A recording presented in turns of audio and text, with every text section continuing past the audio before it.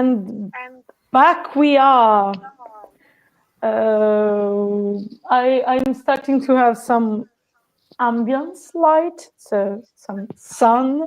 I don't need electric light anymore. It's already that time. Nia, thank you for joining at 8 in the morning. Vesper, you're joining. What time is it there? 11 at night. Nice to meet you. Yeah. Okay. I wanted to apologize for the delay. Like the panel from Nepali Aspects took a little bit more time than expected. I don't want to keep Vesper up, but just keep in mind that you don't have to worry about any delays because you have a free slot after you, so you don't have to rush. Because if you had to rush, I would have rushed Nepali Aspects more, but like we fucked it up. So as I understand, you're gonna do this, and I'm gonna disappear again. Do you need to like share the screen because we had some issues with it before, but I think we shouldn't have problems now because Nia, you have admin rights Yes, I on do. the stream, right?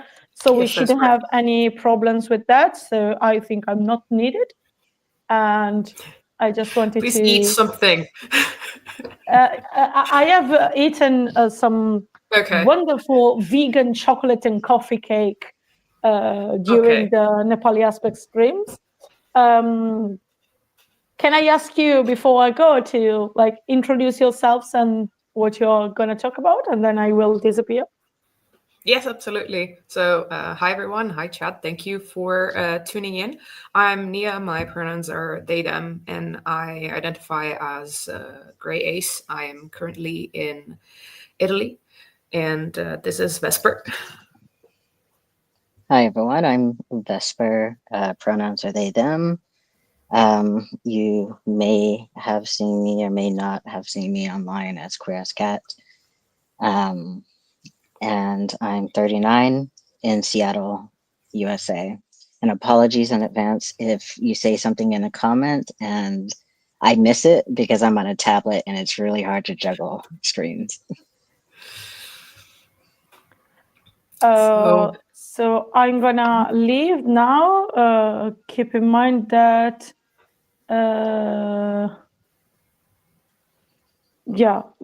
we may have a problem that like you have no technical support behind because we are both taking a break, Erwin and me.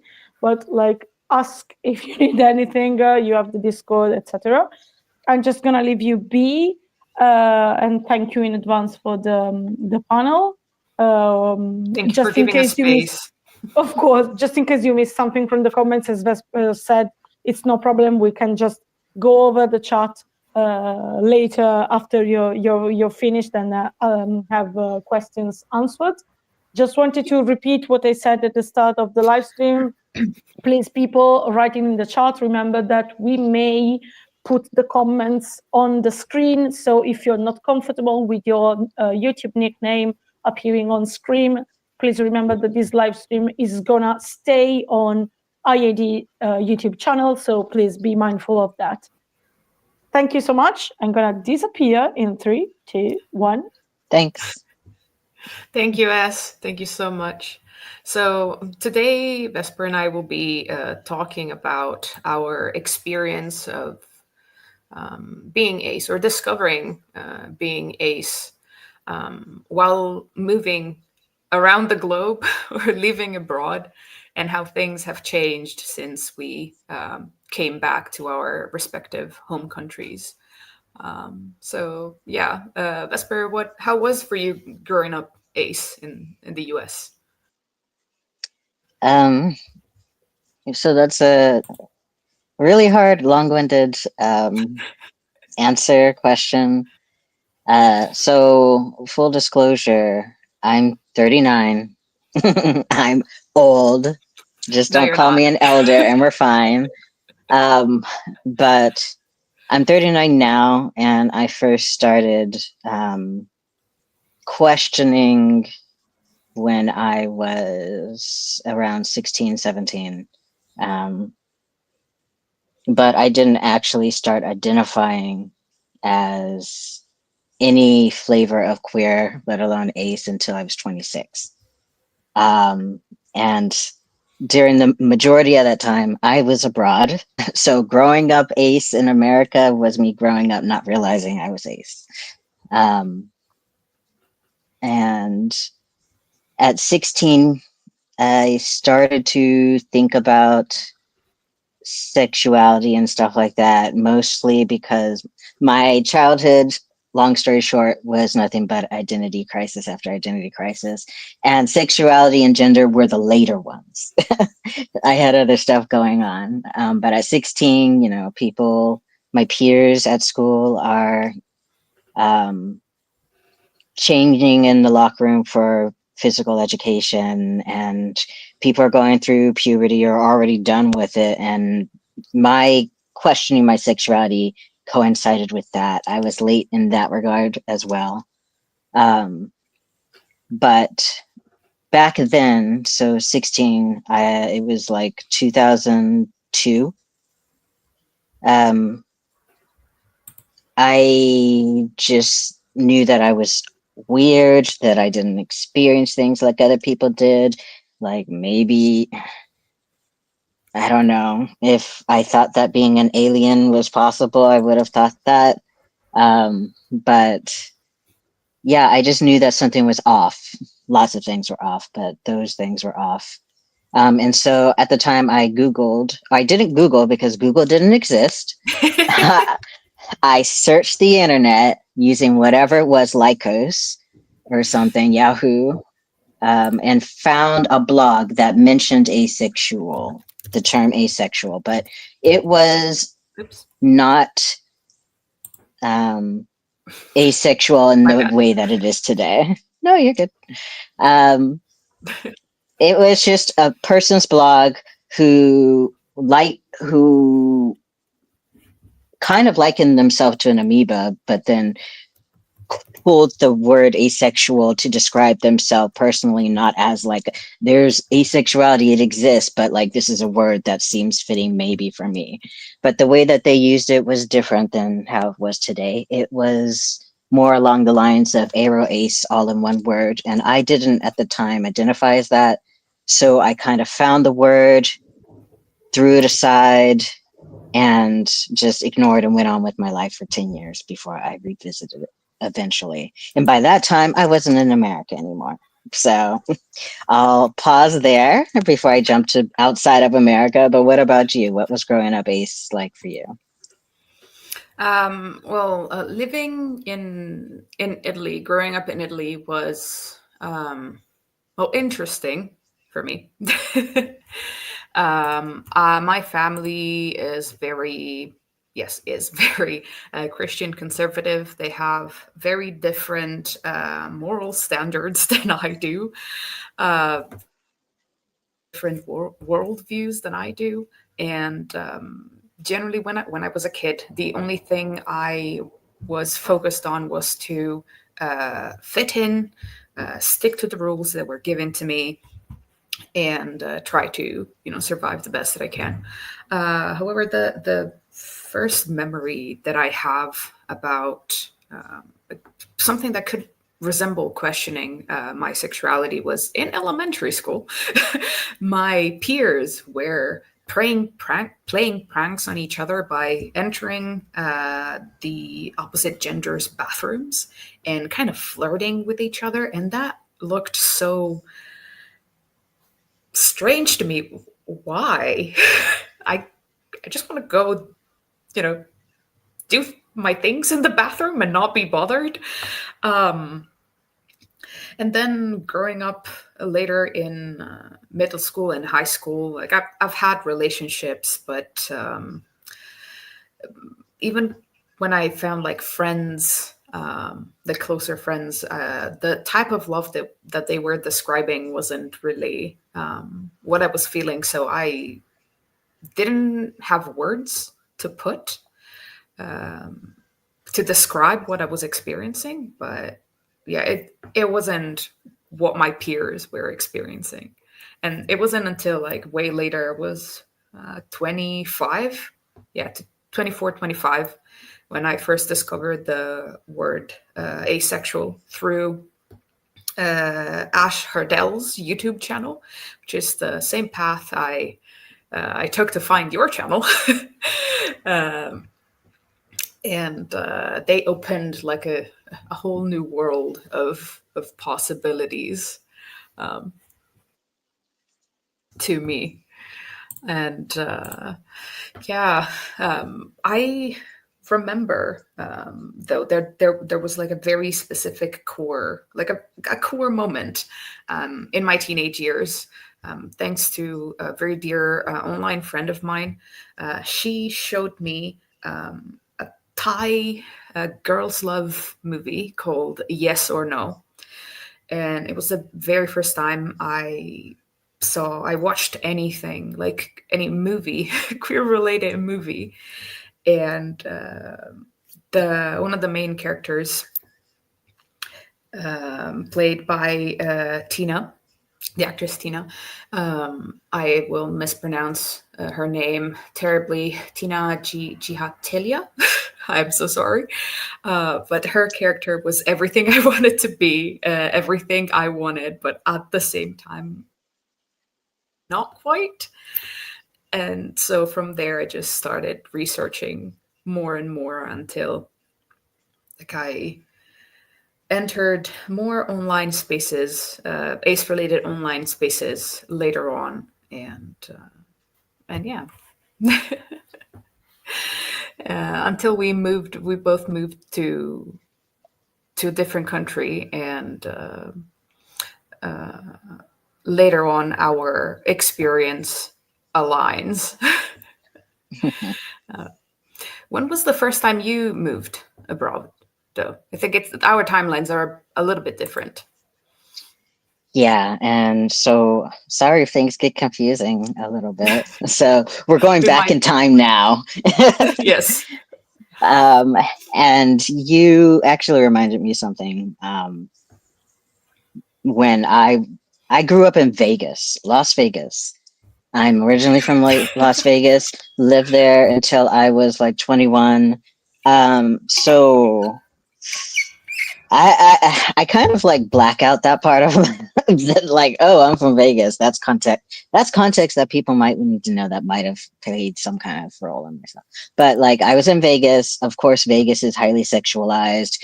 You can be a little 8-year-old riding in the back of a car seat and see like half naked women on billboards on the side of the road everywhere.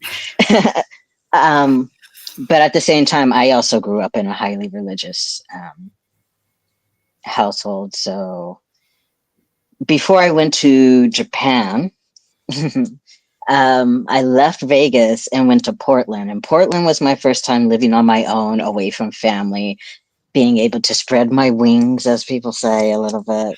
But then I graduated in the summer of 2007. And directly after that, I went to Japan. Graduated with a degree in linguistics and minor in Japanese, and went to the middle of nowhere countryside.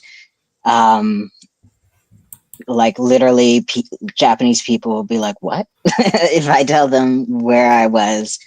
And this is 2007. I was there for 3 years, and I still wasn't out to myself at that point.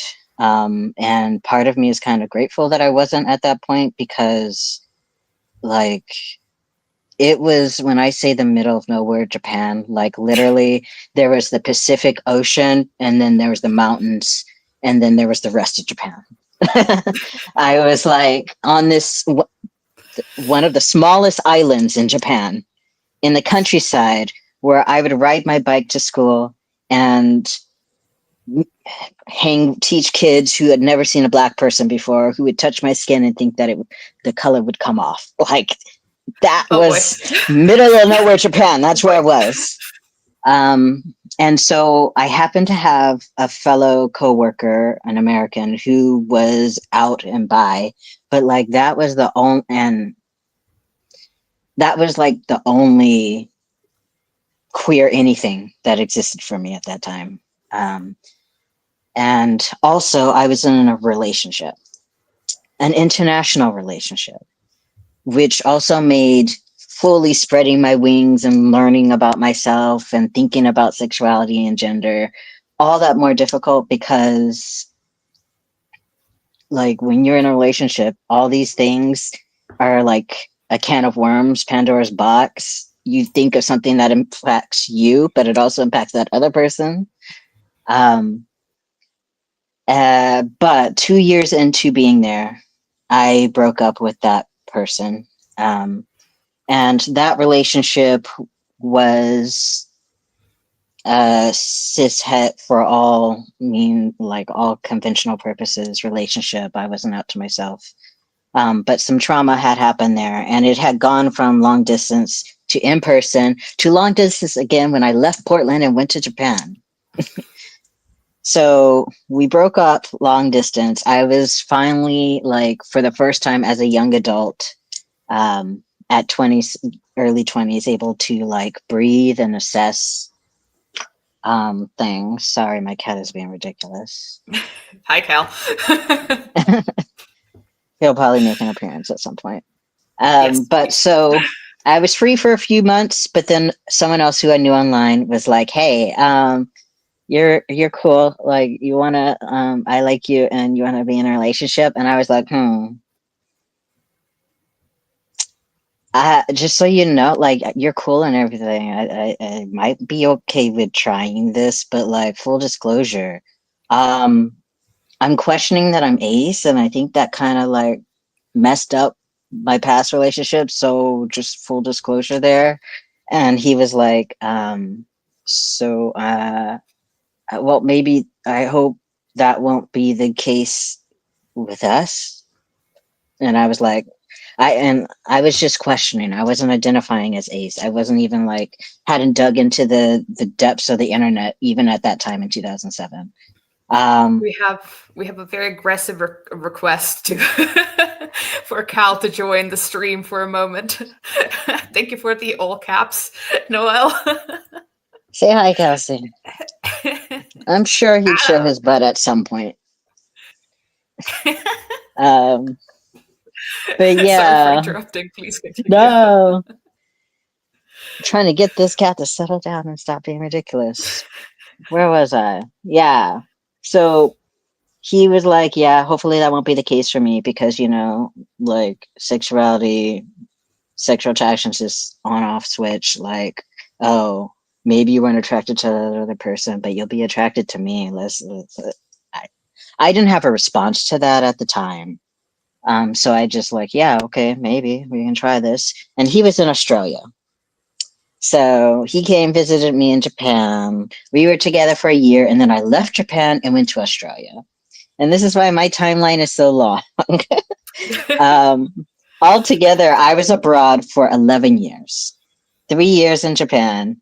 Then I went to Australia for another 3 years. And during that 3 years, I was living with my partner, again, cis het by all intents and purposes relationship.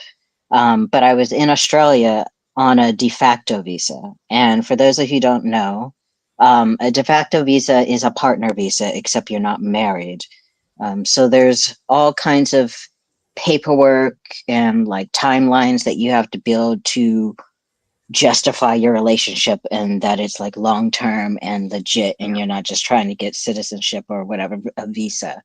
So that was a whole thing. And it wasn't while I was in Australia, I started my YouTube channel. And I started my YouTube channel because I started questioning things, as much of a minefield as that was at that time. At first, I came out to myself as bi, and then I identified as demi. But all the while, I'm cognizant of what questioning my sexuality and gender would mean for literally my life in that country. Because if I were to come out and like my partner was like, no, then I'd literally have to drop everything and leave the country. So it was really, really hard. But eventually I did get there, to identifying as ace. This is now me at 26. So I think it was 2012. And I did go to some ACE meetups in Brisbane, Queensland, for those of you watching in Australia. Yeah, I love Brisbane. I'll always love Brisbane. But yeah, I went to, I think, one Pride and a march in Brisbane. But that's the extent of my like out to myself and stepping foot into the queer community that happened in Australia, because I came out to my partner soon after. It was, the relationship imploded. I was given a month to leave Australia.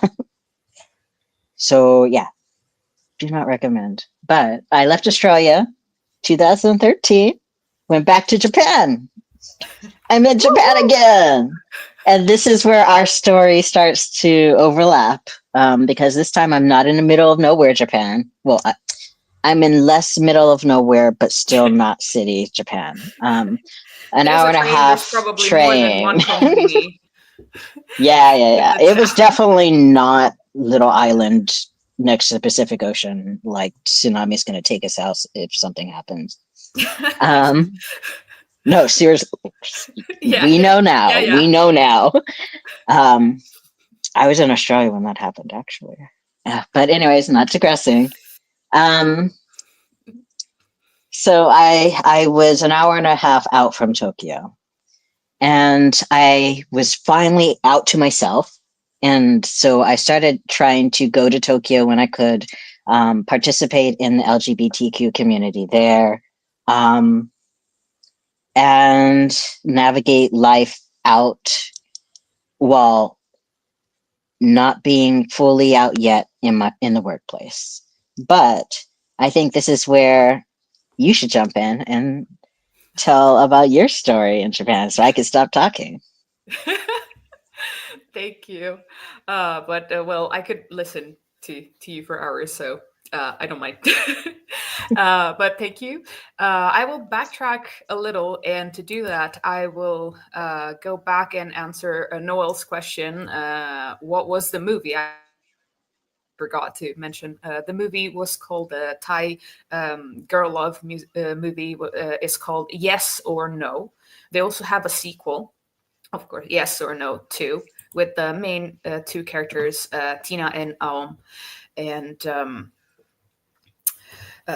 in the sequel, they explore more what it means having a relationship long distance and growing apart, let's say, in a relationship.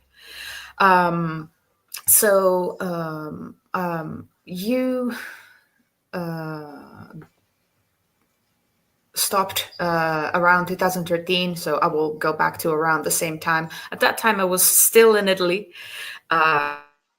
I was not in a great shape mentally. I had ended couple years prior, no, a year prior, I think.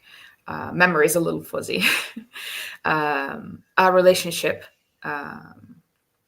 with a person, and the situation which destroyed the dynamic of the group of friends I had at the time. It was quite tough for me. I found myself feeling very isolated, especially because those people were my chosen family at the time. I've been bullied since my childhood, and I kind of went and hid into Japanese culture. Started reading Japanese manga, watching anime. I've always loved animation. That's also why I've studied art my whole life.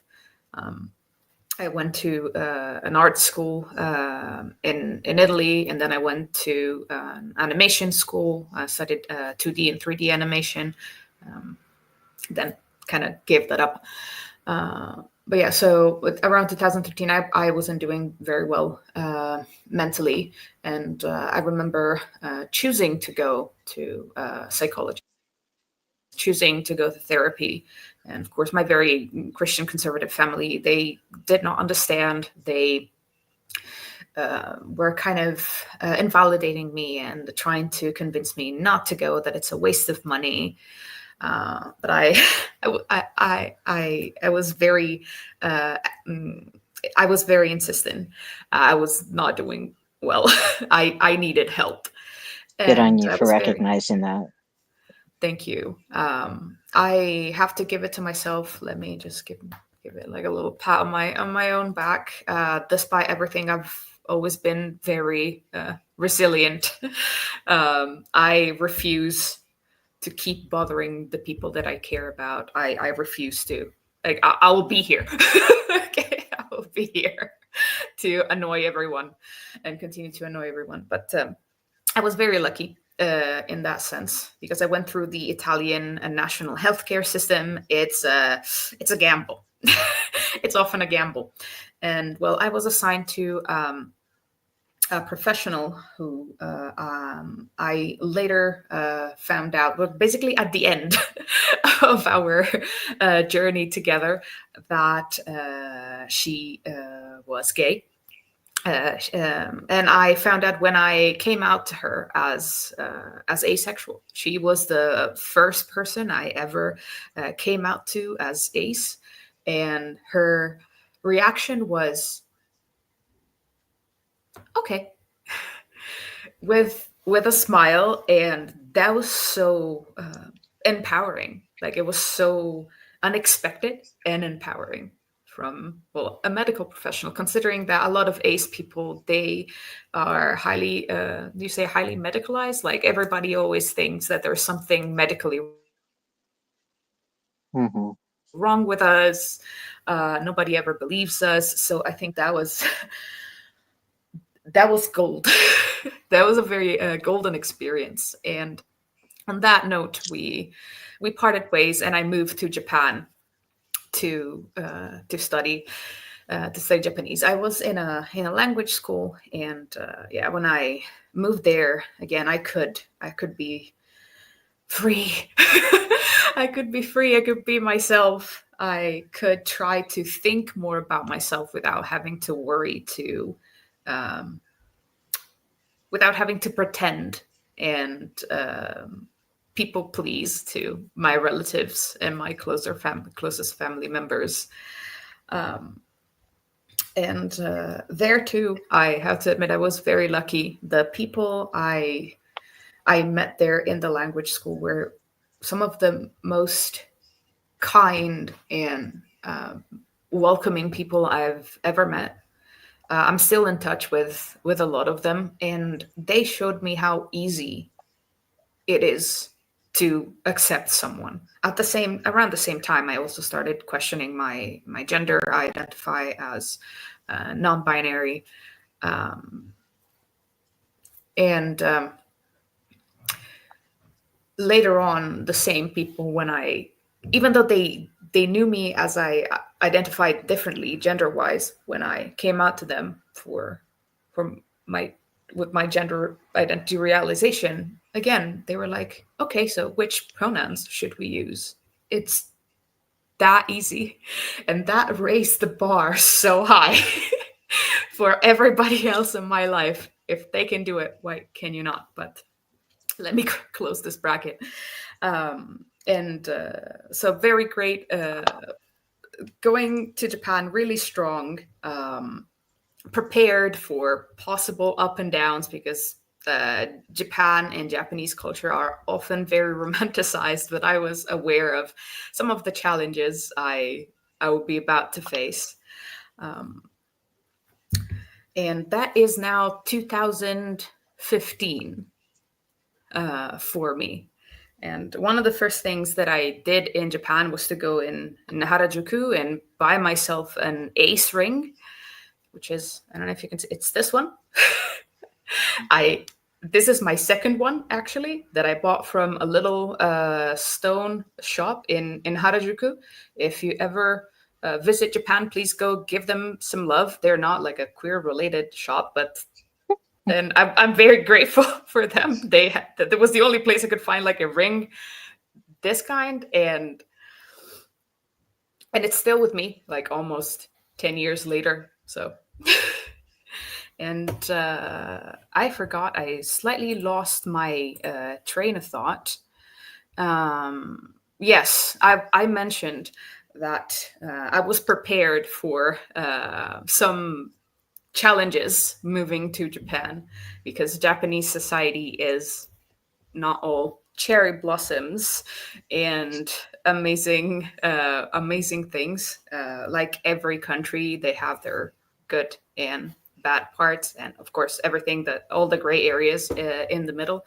So before I continue rambling, I would like to know your experience, first, Vesper, with like moving now closer to Tokyo, and how was that change, and the cultural differences between countryside and can we call it mainland Japan? It was mainland Japan, yeah. Right? Sometimes English not Englishing, so it. No. I mean, there were a lot of differences, but the biggest difference for me was navigating my own identity, I guess. Because after having finally gone through everything and come out to myself, like it's like you can't put the genie back in the bottle. But Yeah. in You can, Japan, but but in Japan, like, so now I was navigating. So to set a little bit more context, when I was in the countryside, I was employed by the city and I was teaching English in public schools, elementary, middle school, kindergartens. But now, the second instance in Japan, I was at a private little family run, family run, Eikaiwa is what they call it, English conversation school. So it's like people would come after work, or kids would come after their actual school to come and learn English. And it was a family owned company in a small town in Ibaraki. So when I say small town, it was not small compared to where I was, but it was small compared to like Tokyo. But I say that to say that I was determined to be out, but it was mostly in the context of I get on a train, I go to Tokyo, bam, I'm out. I get on the train, come back to the where I am, and now I'm in the little city in the context of like where everybody might be my student, and something might make it like be seen even at the shopping mall. A student, an adult student, a kid student might see me, say something to my employers, yada yada. So like it was very, I was walking a line, a double-edged life kind of, or whatever. yeah. But I did try to go to like what queer bars I could find in town. And I had some queer friends, but they were gay or lesbian. There was no ace anything. At that time, I didn't see asexuality awareness in LGBT queer spaces in Japan at all. And even in the English speaking. So that's one thing I should point out is that I need to fix this thing. Okay. That's one thing, because I talk with my hands a lot. That's one thing I should point out is that like all of my experiences that I'm having as an ace in Japan is from the vantage point of a foreigner who is ace in Japan, or a foreigner who is queer, or a non-binary, ex-gender, as they say in Japanese in Japan. Because my first being out and proud was to interact with the LGBTQ scene in Japan, the local scene. And then I connected with the English speaking scene. But these scenes are two different scenes. Yeah. Like there are some English speakers who can speak Japanese and who may be in Japanese spaces. But the Japanese people often were not in the English speaking spaces because this is a huge generalization, but I think it's a safe one to make. Japanese people, especially older people, are very self-conscious, and especially with all the lingo and jargon and abbreviations and stuff in the queer English speaking queer community.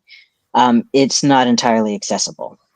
And there are instances where the English speaking community did try to make it accessible to Japanese speakers, but like that had to be a conscious effort and vice versa. So I was navigating two different scenes in two different places and two different work and outside of work like situations. It was complicated. All the while I'm doing my YouTube channel and hoping that nobody sees it. But you know, if anybody saw it, they were English speaking, not in Japan. But then I met you, and somehow you saw my channel. I was like, oh, someone here does see my channel. Oh wow, okay. Well, That was the first time. That was the first time that crossed connected. in real life. No, it was cool. But like when I was out in Japanese spaces, the Japanese queer scene is so very.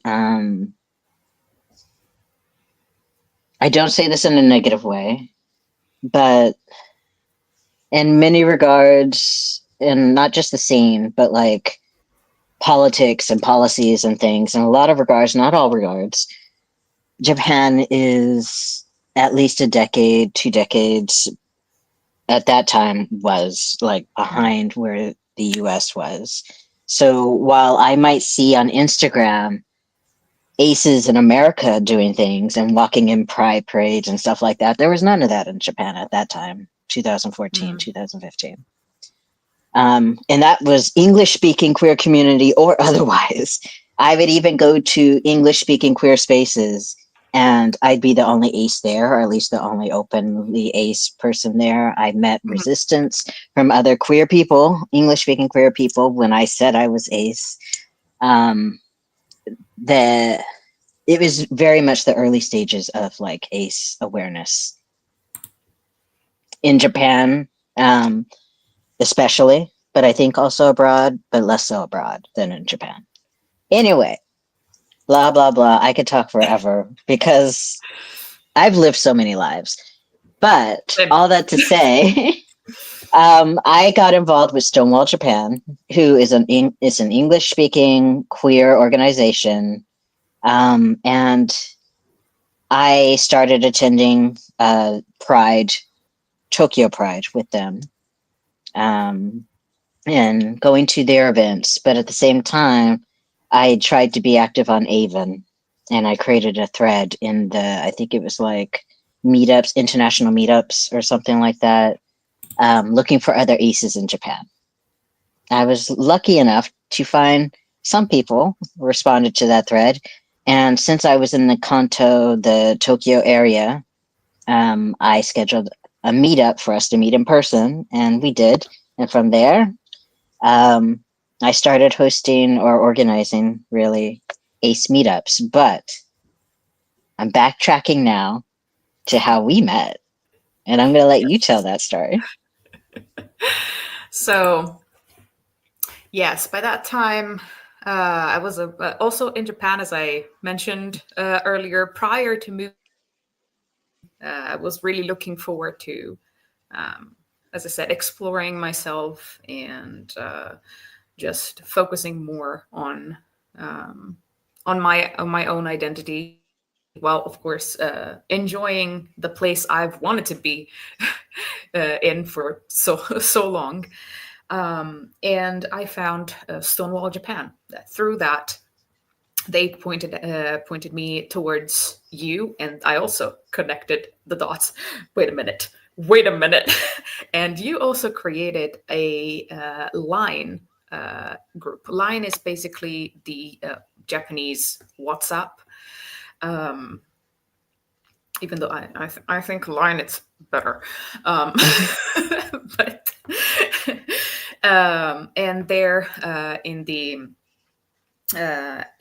chat group, managed to talk with people and take part in meetups. And when we met, I think the very first time we met was at Pride, directly at Pride, or there was a picnic before. My memory right now is a bit fuzzy in the timeline, because I remember there being like a picnic and then another hangout where we went secondhand clothes shopping. I still have that jacket, one of my most loved possessions. I mean, 2,000 yen. No, was 1,000 or 2,000 yen for a Levi's jacket. Where? What? Sorry. You ain't finding that anymore in Japan. No, or anywhere. Yep. But yes, so I interacted with Stonewall Japan as well. Met like a bunch of very nice people. Unfortunately, though, couldn't join as many events because I was mainly working. I needed to work to support myself. My parents were paying for my school because I didn't have enough savings for me to do that. However, the daily expenses I needed to pay for myself, and I ended up working 3 jobs, all in the legality of the visa, but it was different jobs. I was working as I took the Italian card. I was like, hey, I'm Italian. I went to all of the Italian restaurants and I was like, I'm Italian. Do you want me? And I worked there. I also worked at the eikaiwas, cafes. And people were not really perceiving me as ace in general. Some people, they pointed out I looked sometimes more masculine and other times more feminine, and some people showed like appreciation for that. But other than that, I had that privilege of, oh, this person is a foreigner and they don't really fit because they are a foreigner. So whatever different vibe that there's with them, it's because they are a foreigner, not because I was queer. And then joining Pride was wonderful. It was wonderful. I loved the organization. I remember there being like a ticketing system that was mind-blowing to me, coming from a country that has constant train delays, where doctors never stick to their schedule, where nothing works from my experience. Okay, some things work, but in my experience, I do struggle with Italian organizational system. Japan looked fantastic, but then later on, I had to deal with Japanese visa bureaucracy, which is a nightmare. Is a freaking nightmare. But yes, then your work with the Pride events was amazing. I looked up to you quite a lot, and I think it's worth to mention. Going back to also what you said about the communities being separate, that some of the queer Japanese friends that I made, some told me, and because some of them told me, then I started paying more attention when I was hanging out with other people, that they would feel more comfortable opening up to me about their queer identity, about how they were feeling, like feelings in general, that it was very difficult for them to find a Japanese person to talk openly about this. And that specifically encouraged me to date a little bit in Japan. And I dated this very lovely person, but we encountered a little bit of a cultural wall as we met each other. We went to a couple of dates, and then she started saying, I love you, we need to be together forever. I was like, okay, no. So I kind of ran away from that and only focused on the ACE events that were happening. So my experience with the queer community in Japan is a bit mixed. but I am happy I had the chance, especially to participate in Pride. And I relate to the fact that at the time I didn't see much representation.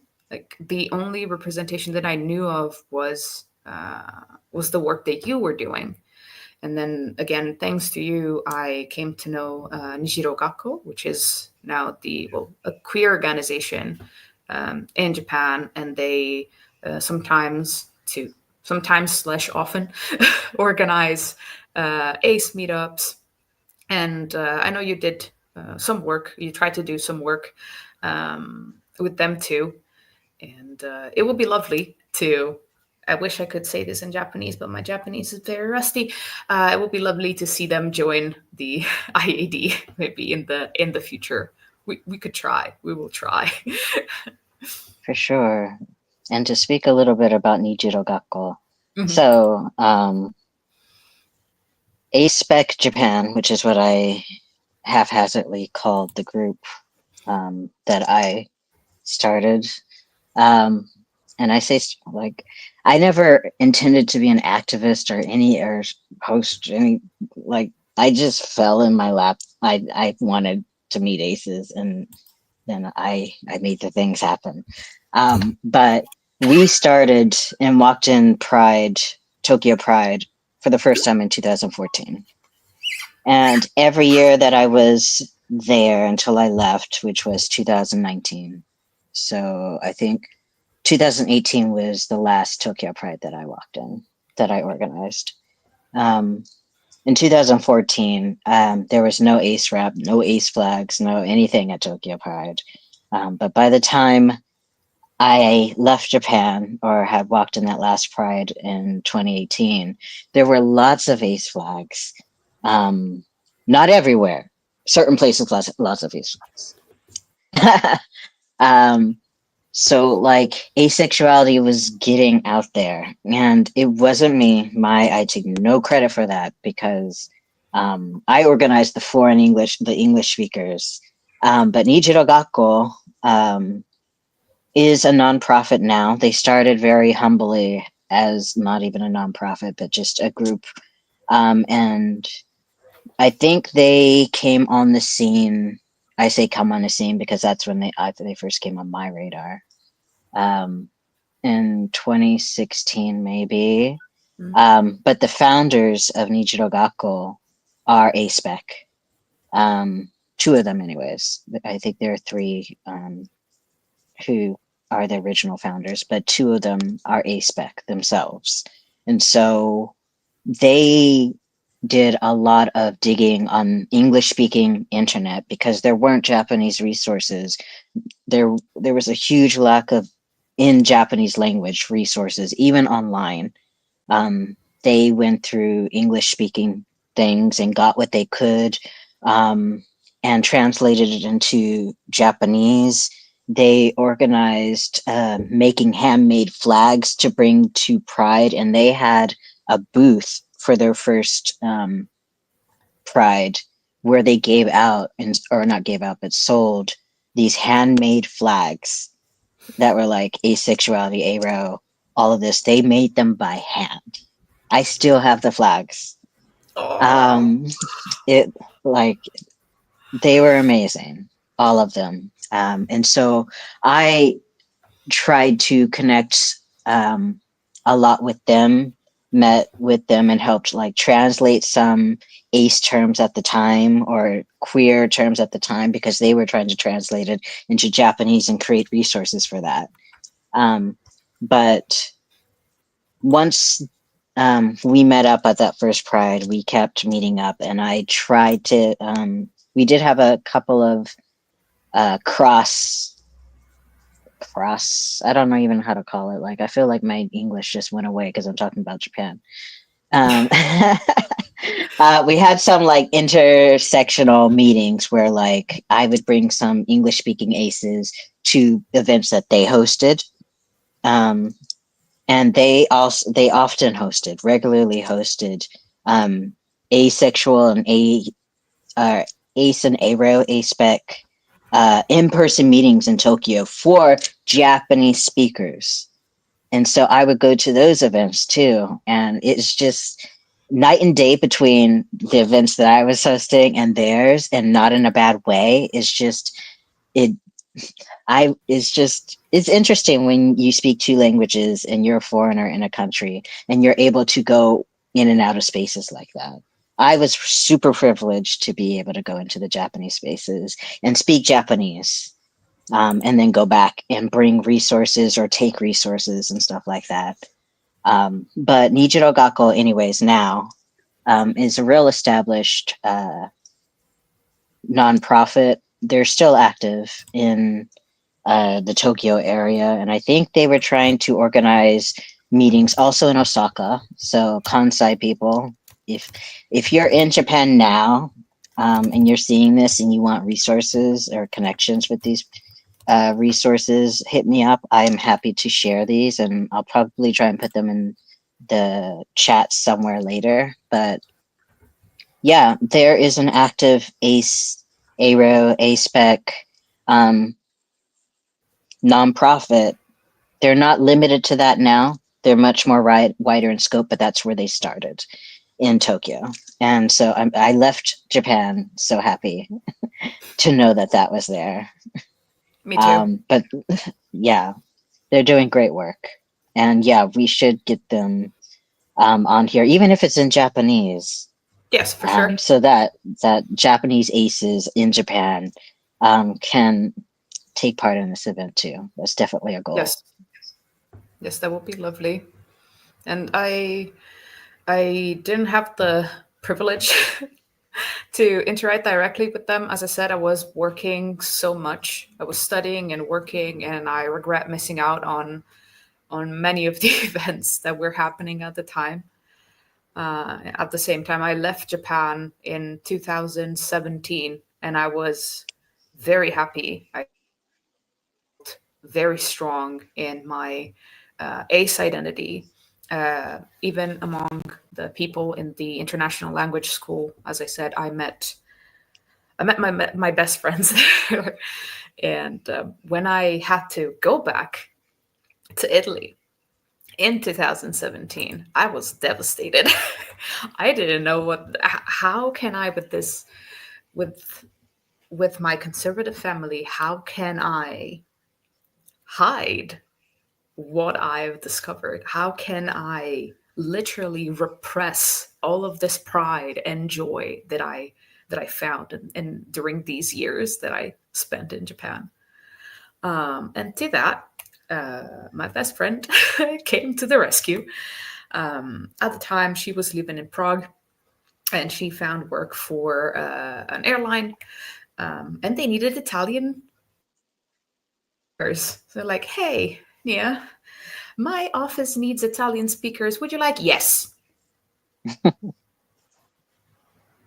So 3 months after, I didn't even have to, let's say, worry about what would happen with my family, because 3 months after I moved back to Italy in 2017, moved back in May. So I managed to enjoy another cherry blossom season.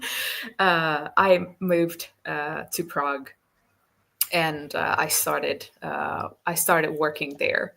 Again, an international company, so the main language was English, and I didn't have to hide so much. Yet I'm a very awkward and kind of reserved person when you first meet me. So it was a bit difficult for me to, let's say, come out to my coworkers. So what I did was to seek refuge in the online spaces again. And around that time, I discovered the wonderful place that is Accord, a fantastic Discord server created by, if I remember the lore correctly, if there's anyone from Accord here who would like to correct me, please do.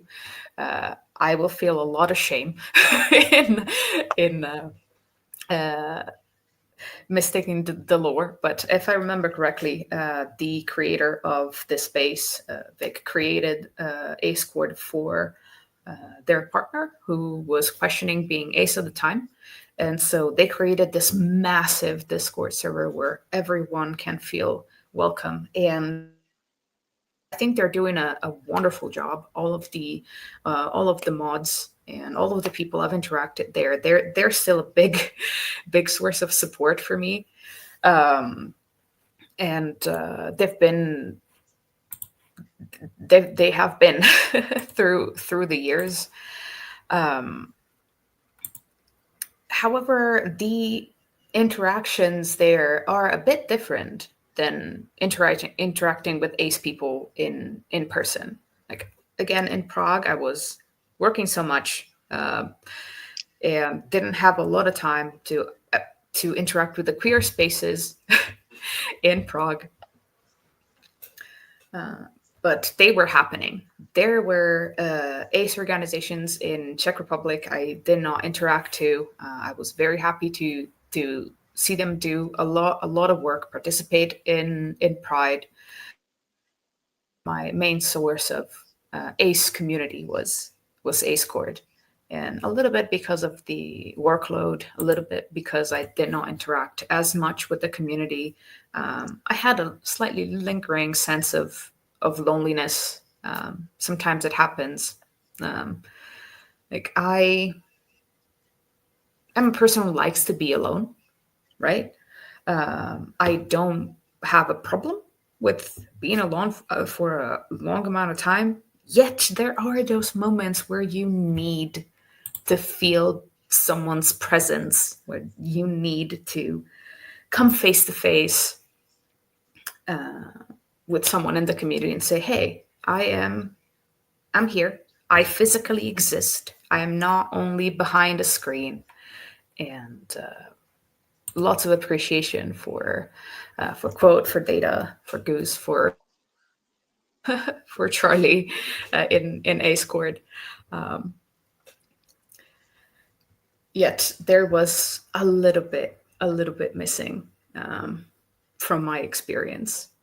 I didn't come back to Italy until 2000, after COVID. Basically, after COVID, was it 2022?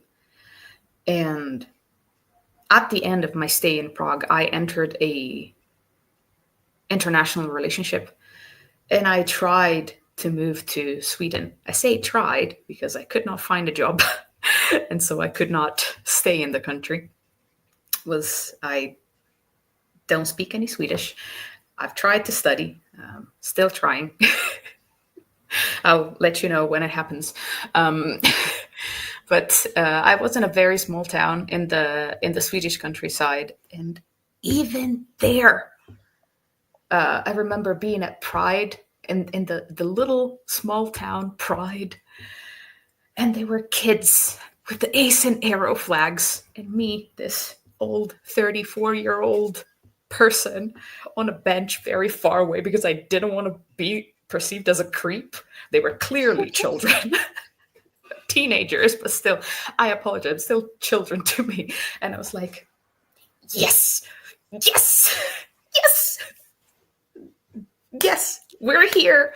We're also here. It was amazing. I just spent the day in the park there was music, people drinking and chatting and having a picnic, and that was lovely.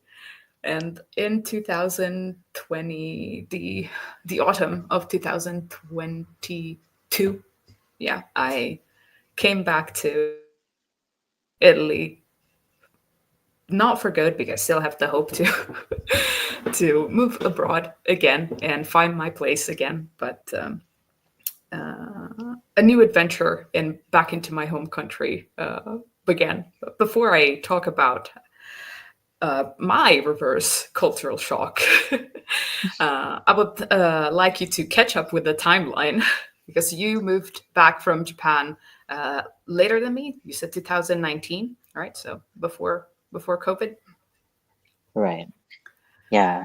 So, um, I think where we last left off with my story, going back in time, 2017, I left the hour and a half train ride into Tokyo and lived in Yokohama. So now Yokohama is a big city that's basically attached at the hip to Tokyo. So now I was living the big life and I could be out all the time. And I was teaching English at an international high school, a private international high school, international. But it was in the name of the high school. So when I left the smaller countries, the less small countryside for the big city life, I was determined to be out 100%, no more like tippy-toeing the line with my employer. And that was the other thing too that I forgot to mention with Tokyo Pride. Always at Tokyo Pride, not just less so for foreigners, but and especially for the native Japanese people walking in Pride. It was a huge, huge deal, not just because, it's Tokyo Pride, but literally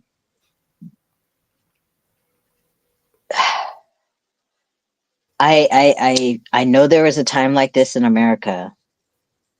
I feel like we're far past it for the most part, but in Japan, people were really, really hesitant, myself included, and some foreigners, but 100% the non-foreigners, the Japanese locals, were hesitant to walk in Tokyo Pride because their face might be captured in a photo, in the newspaper, on the TV, whatever, and they might lose their job. Yeah. Like there was a real fear of that. I felt it, but like not anywhere near what Japanese people felt. But now I'm at this international school in Yokohama, and I'm like, I'm gonna be all ace flags, whatever, in and outside of work, whatever. I'm not hiding anymore. They can try and fire me. You call yourself an international school, blah blah. And it was another thing also that I changed my name socially to Vesper at that time because I was going to a new place. Even though it was still Japan, it was a new place. I wanted everyone to call me by the new name. And so for the first time, I was going by Vesper without the legal name change because I had to go back to the States and do that. And I was being out and proud. And I say all of that to say that I was for the first time fully out, and even as a teacher. And I was in this international school teaching teenagers who I can't label them, but my queerdar or whatever was going off. Like I saw myself in them, in some of them. I saw the bullying that was happening, and I wasn't going to stand for it. And I wanted them to know that like I had to tiptoe a little bit because like they're not identifying as that. So I'm not going to say that you're like, I can't, but like that was a whole different, another experience for me in Japan. And it meant a lot to me. So then when I left Japan and I left these kids, some of whom hadn't yet graduated, but who we were getting closer by this time, it was really sad. But it was great being in the city and being fully out. That was like awesome. But at the same time, you're in Japan, you're an ace non-binary person, or you, when I say you, I mean me. In Japan, watching the media and seeing all these like ace activism in America, and it's still paling in comparison to in Japan. But at the same time, I didn't want to go back to America. I was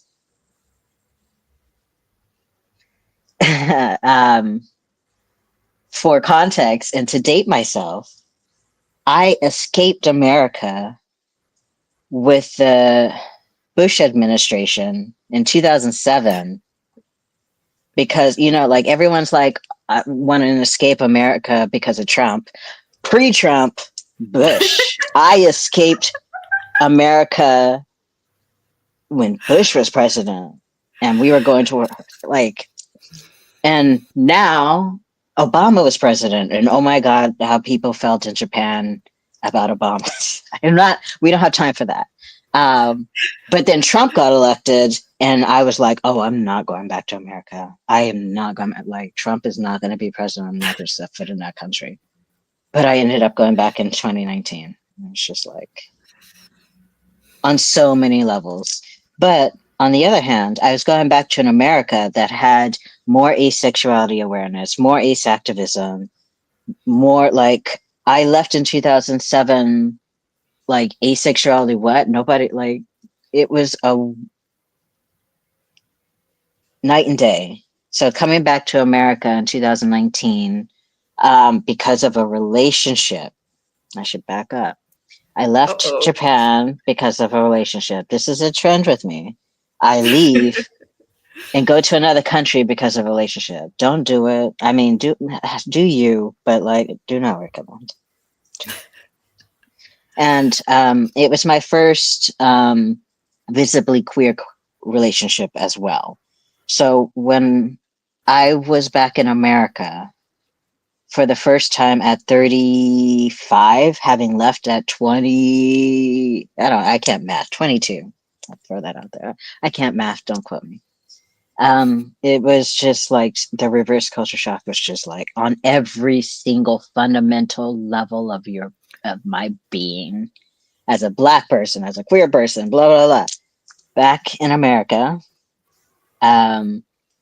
it was amazing to finally to see like the asexual pride and activism that existed in Seattle, because there's an active ace and ARA group in Seattle that I tried to connect with, at least online, because I moved back to America in a little town an hour and a half out of Seattle. So I couldn't go to meetups and stuff. But interacting with that and the increased asexuality awareness, visibility, going to Seattle Pride now, my first really American Pride, having walked in so many Pride parades in Tokyo, but my first American Pride and walking with the aces in Seattle was amazing. But at the same time, finding my place in a new community, in a country, navigating COVID, and then the racial uprising, a reckoning, whatever America decides to title that time. It was a lot. But I think our timelines are more caught up now. 2022, 2020, blah, blah, chaos. Chaos. Internal and external chaos. Yes. Yes. So I'll let you take it from there. Well, I do relate a lot with the reverse cultural shock when I came back to Italy. I think I forgot to mention, despite me not being able to find a job in Sweden, I at the time was also in a relationship, a straight perceived relationship, with a person who at the time he expressed being very open with my gender identity and my sexuality, and then later on things had changed. I feel that the realization how some of the some parts of my existence didn't quite match his expectations of how our relationship would developed hurt their relationship in the end. It is my perception. I don't have any like feedback on this specific part. Of course, there were other problems, but I feel by how things developed that that's one of the major causes that brought the relationship to kind of fall apart. And so me going back to Italy with all that heavy heart, kind of disappointment, So I do like the idea of a relationship. I do like the idea of growing old with someone, doing things together, sharing experiences, sharing meals. Yeah, that is very desirable. Um, and at that time, I thought, yes, ace people can be in a relationship. Yet I was incorrect at that specific time. And so a bit defeated, burned out from my previous job, I come back to Italy. And that's where, again, Ace Cord and my best friend, who was now, well, living abroad, very far away from me, tried to keep me afloat. I basically, this is the situation I'm in, more or less right now. I am better. I am better.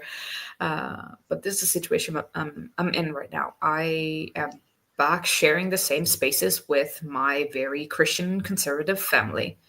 So my queerness is, for them, is non-existent.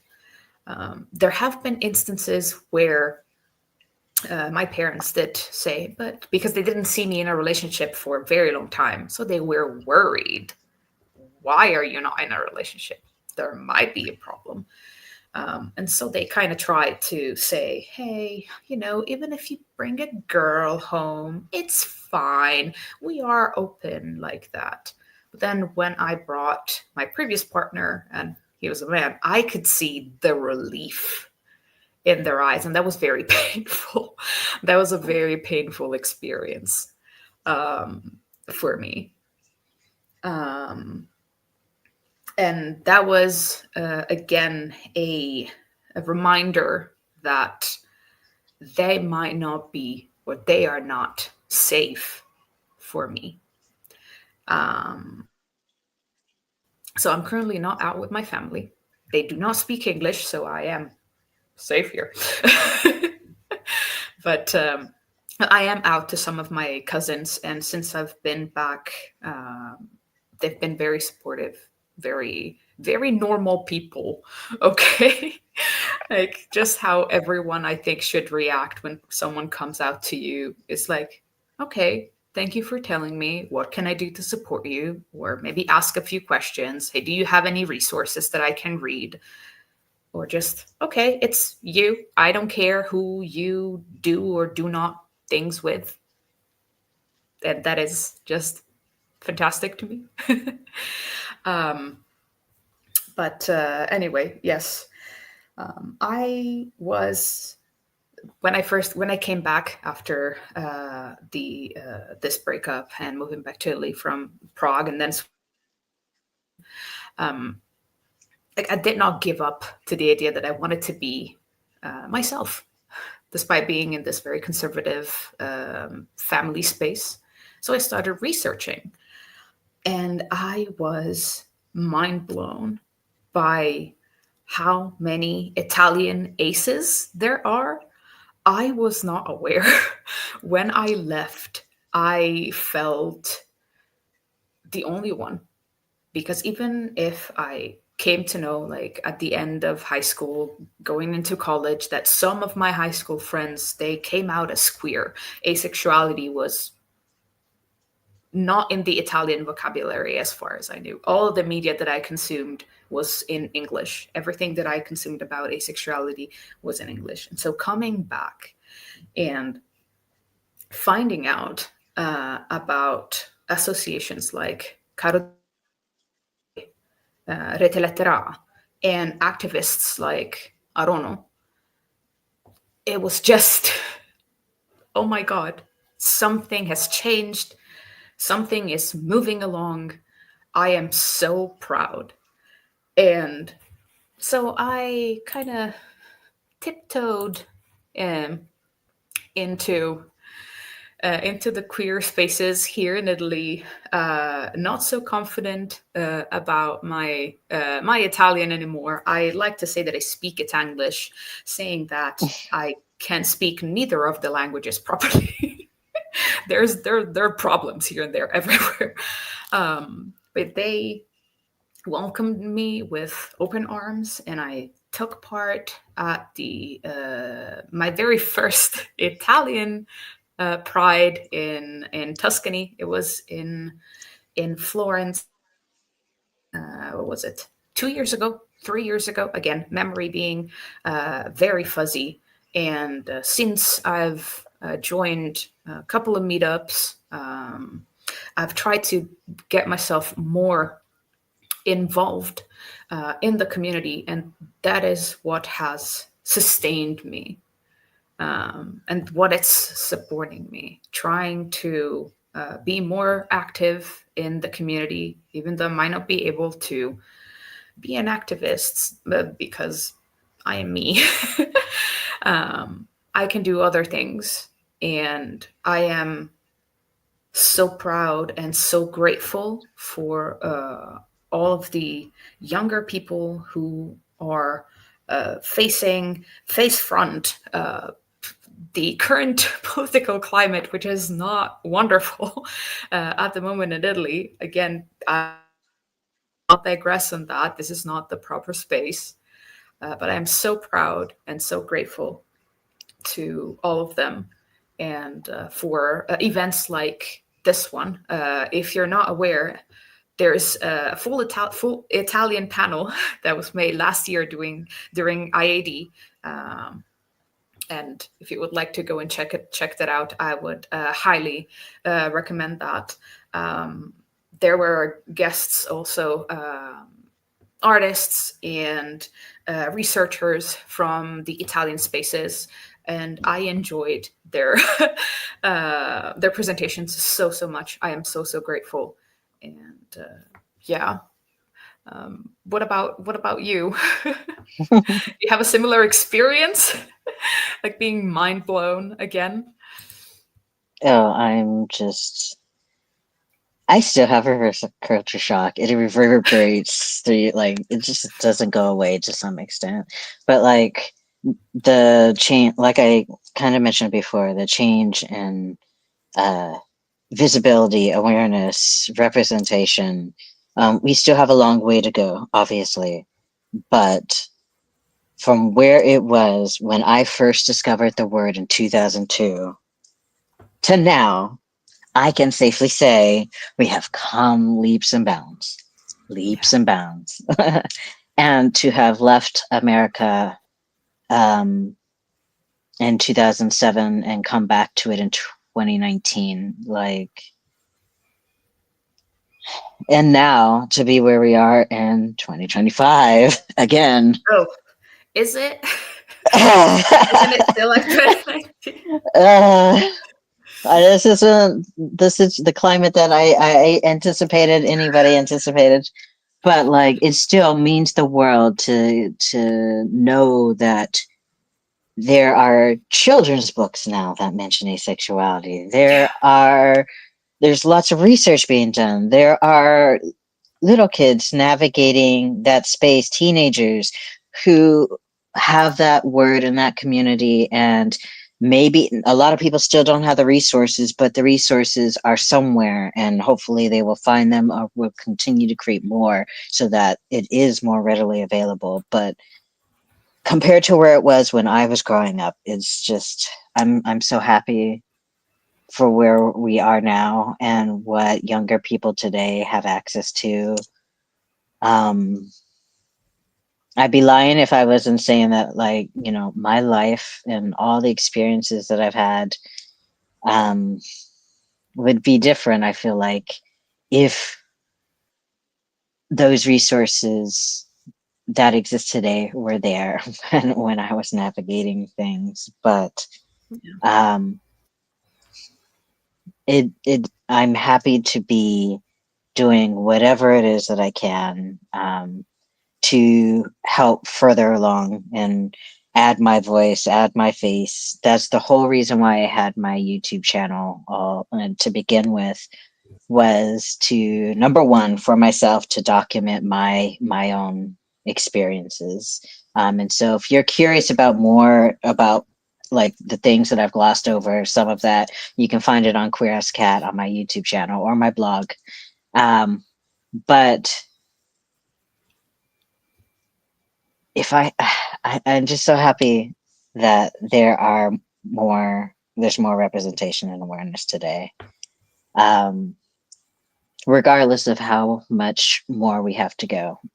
Even events like this are just amazing. And thank you to everyone who behind the scenes did all the work to make this happen. Thank you for inviting me even to this panel. I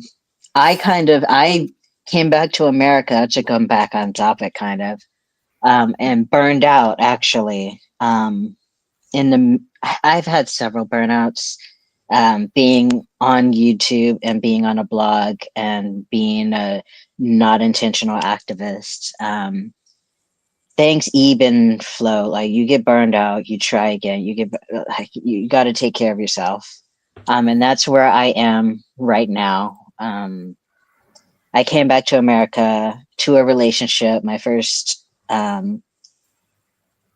like 100% queer, like can't hide in the closet at all. First relationship where I was ace, adamantly, loudly going into it. It was a mixed allo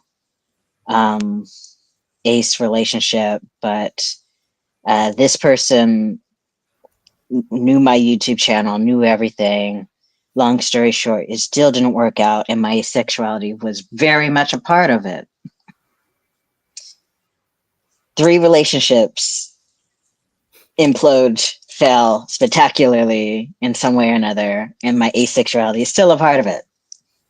I have a lot I can say about that, but I got burned out after that and kind of fell away from YouTube, fell away from activism. I haven't been as active in Seattle as I would like to be. Like what the stuff that I was doing in Japan, I'm not doing any of it in my home country now, which kind of just like pisses me off. But at the same time, I have to give myself grace and be like, I'm trying to stay sane, literally, and trying not to self-combust and navigating what it is having been for a couple of years now, single, ace, non-binary, but also not active on any of these spaces. And I'm hoping that being here on this panel will help like kick me in the butt and get me to be more active again.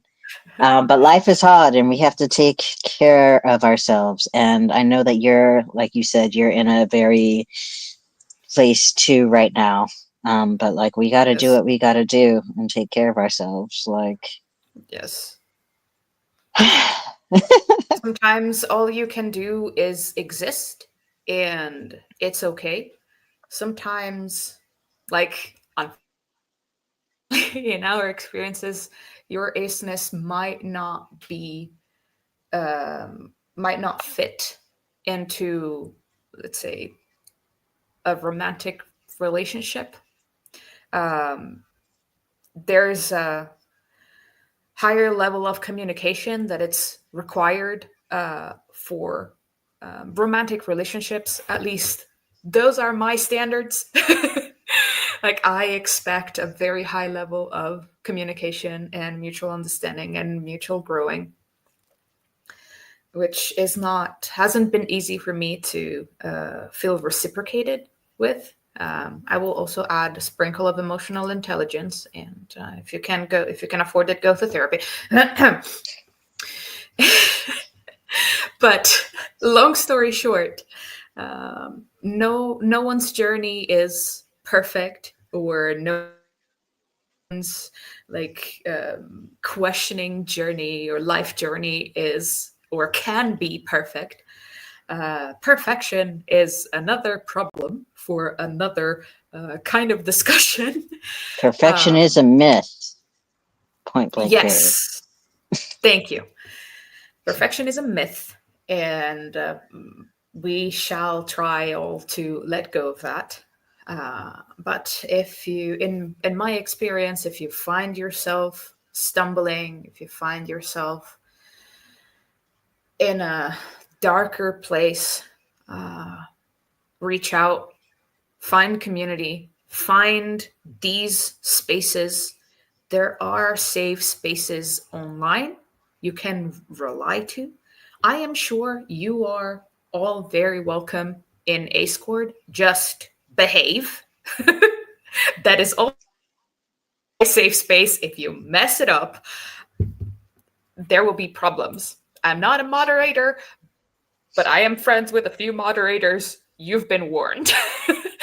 But yes, do find community online and in person. It is very, very, very important. And if you feel like you have the space, try to get involved.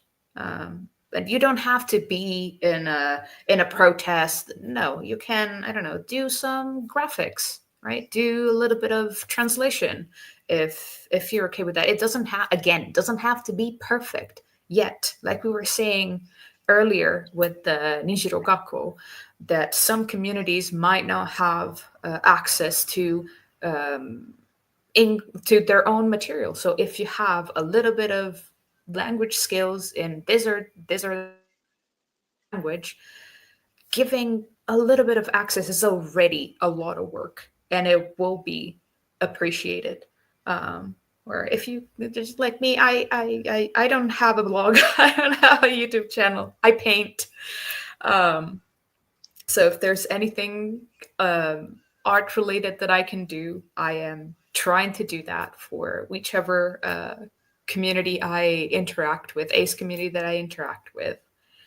And again, it's okay not to be in a parade if you feel that you can't handle it. You will have time. There is time. We are here. We're not going anywhere. We're just getting stronger. And yes. And also, life is a journey that's still ongoing. So even though we're catching up with present day in terms of timelines and this story, we are still evolving. We're always evolving, learning about each other, learning about ourselves, having new experiences, be they in our home countries or not. And that's one thing that I did kind of want to touch on a little bit before we wrap things up, but my last relationship imploded, right? And so I'm now, after having been almost consecutively in long-term relationships back to back, almost back to back to back to back, I'm finally just me, myself, and I living in my truth, not doing anything with it in terms of activism, but living in my truth, and that's okay. But like, I'm still learning things about myself. I'm still navigating things. We talk about romantic relationships, but like, I've never had a drive for romance or relationships. I've never once initiated or sought out a relationship. I've questioned being on the ARO spectrum for forever, quietly to myself. I've even, with my last relationship, dabbled in polyamory and all of this stuff. So like, I'm 39, I'm learning, I'm experiencing new things, I'm growing as a person.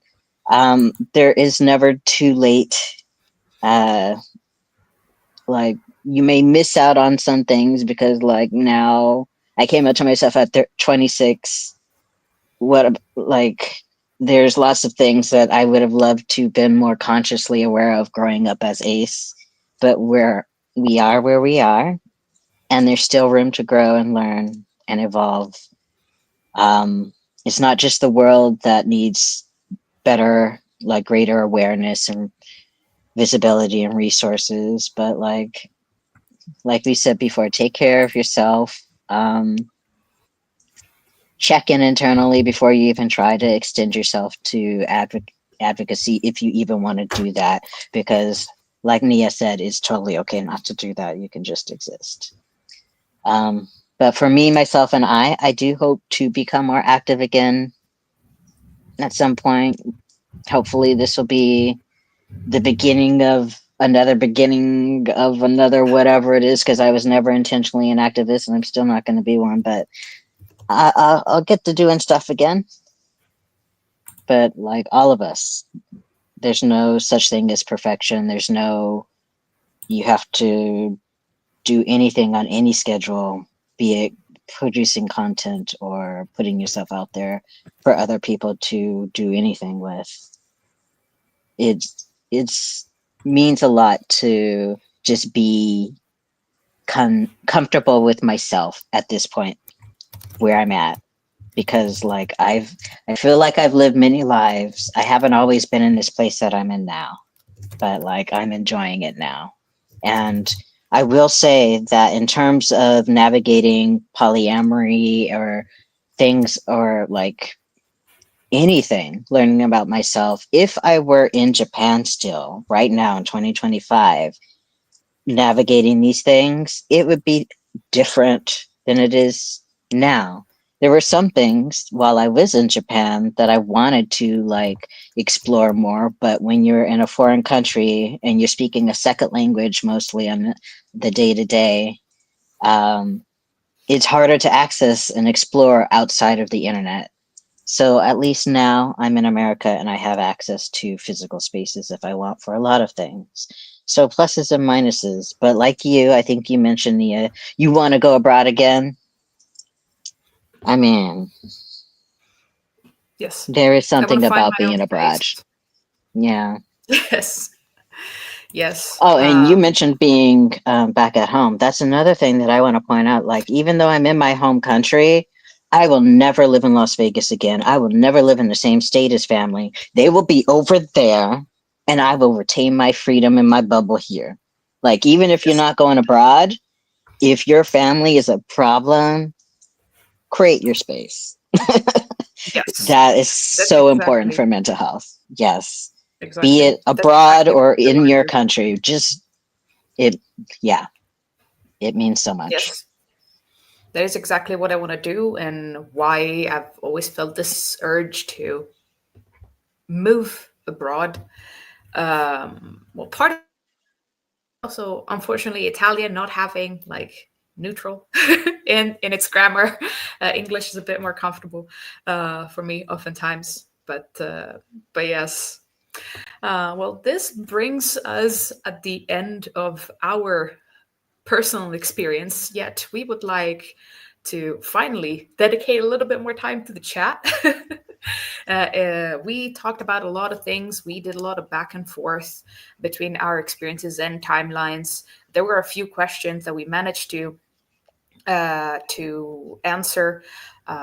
First and foremost, I would like to showcase Vesper's channel, Queer as Cat. If you can, go give him a follow.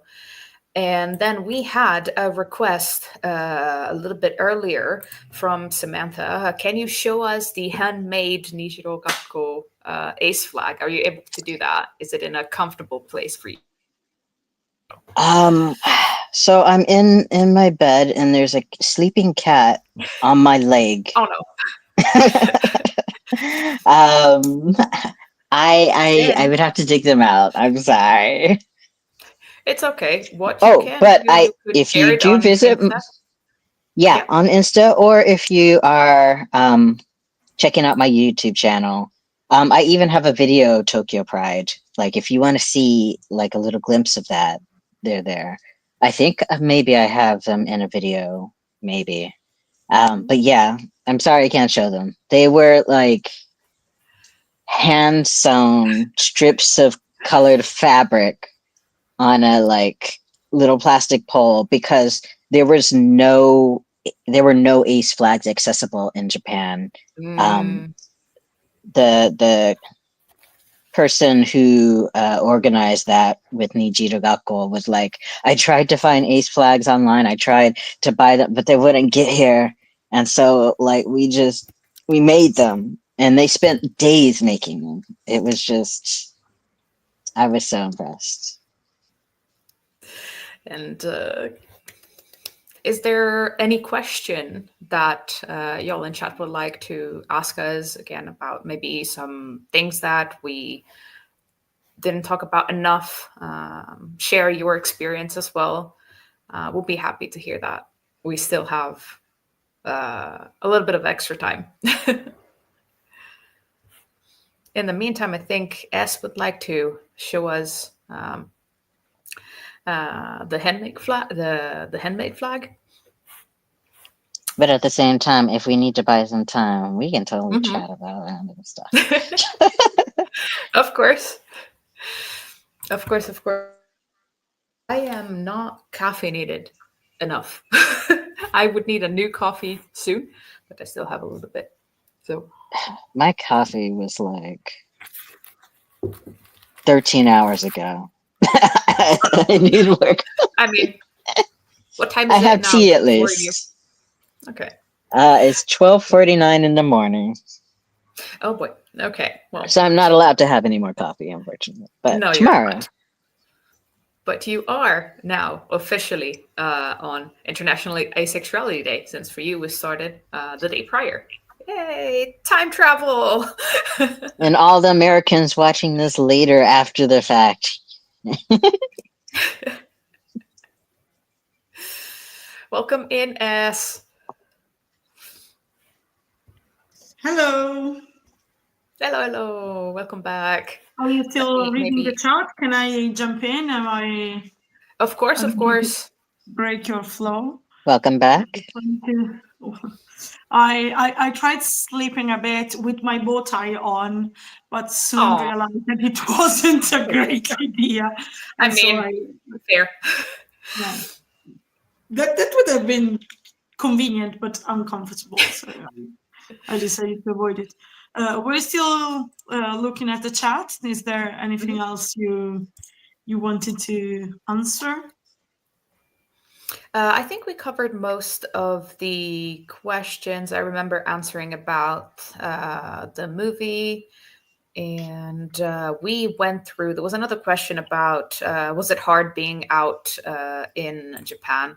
Yeah, we dabbed a little bit in this topic. We talked about our, let's call it gaijin privilege, right? If you want to expand on that a little. Yeah, we could totally expand on that. There's a lot to say about that. But to be okay brief, with us stealing more time. Yeah. You technically have the free slot after you. So if it's okay with you, who are like venturing in the later hours of the night, it's okay with us. You can talk as much as you want. Let's go. Yeah. But like in terms of being out in Japan, like foreigner privilege, being a foreigner is a double-edged sword in Japan, just like everything, the pros and cons.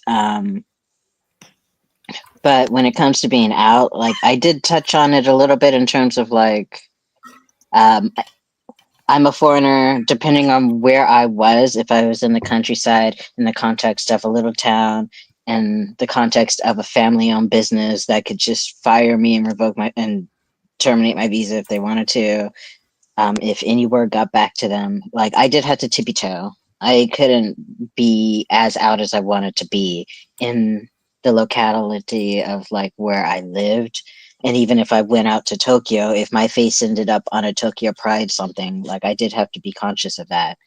But it was night and day. What I had to be, the lines that I had to tiptoe, and how out I could be, thousands and thousands of miles away from home, with none of my family going to see any of it, especially since it was in another language that I know they don't speak. It was completely different watching my Japanese friends have to navigate being out at all, but also like many of them, even if they were in their 20s, because culture is different, some of them may have been living at home with parents still, So however out they were outside of the house isn't necessarily what they brought home. But also like they many people I spoke to, not everyone obviously, but many people that I talked to or that I observed when I was in Japanese places had to be extra cognizant of the work aspect as well, because there was and probably still is a lot of fear of losing your job for being associated with anything LGBTQ in Japan. I've even heard of people losing their job in Japan.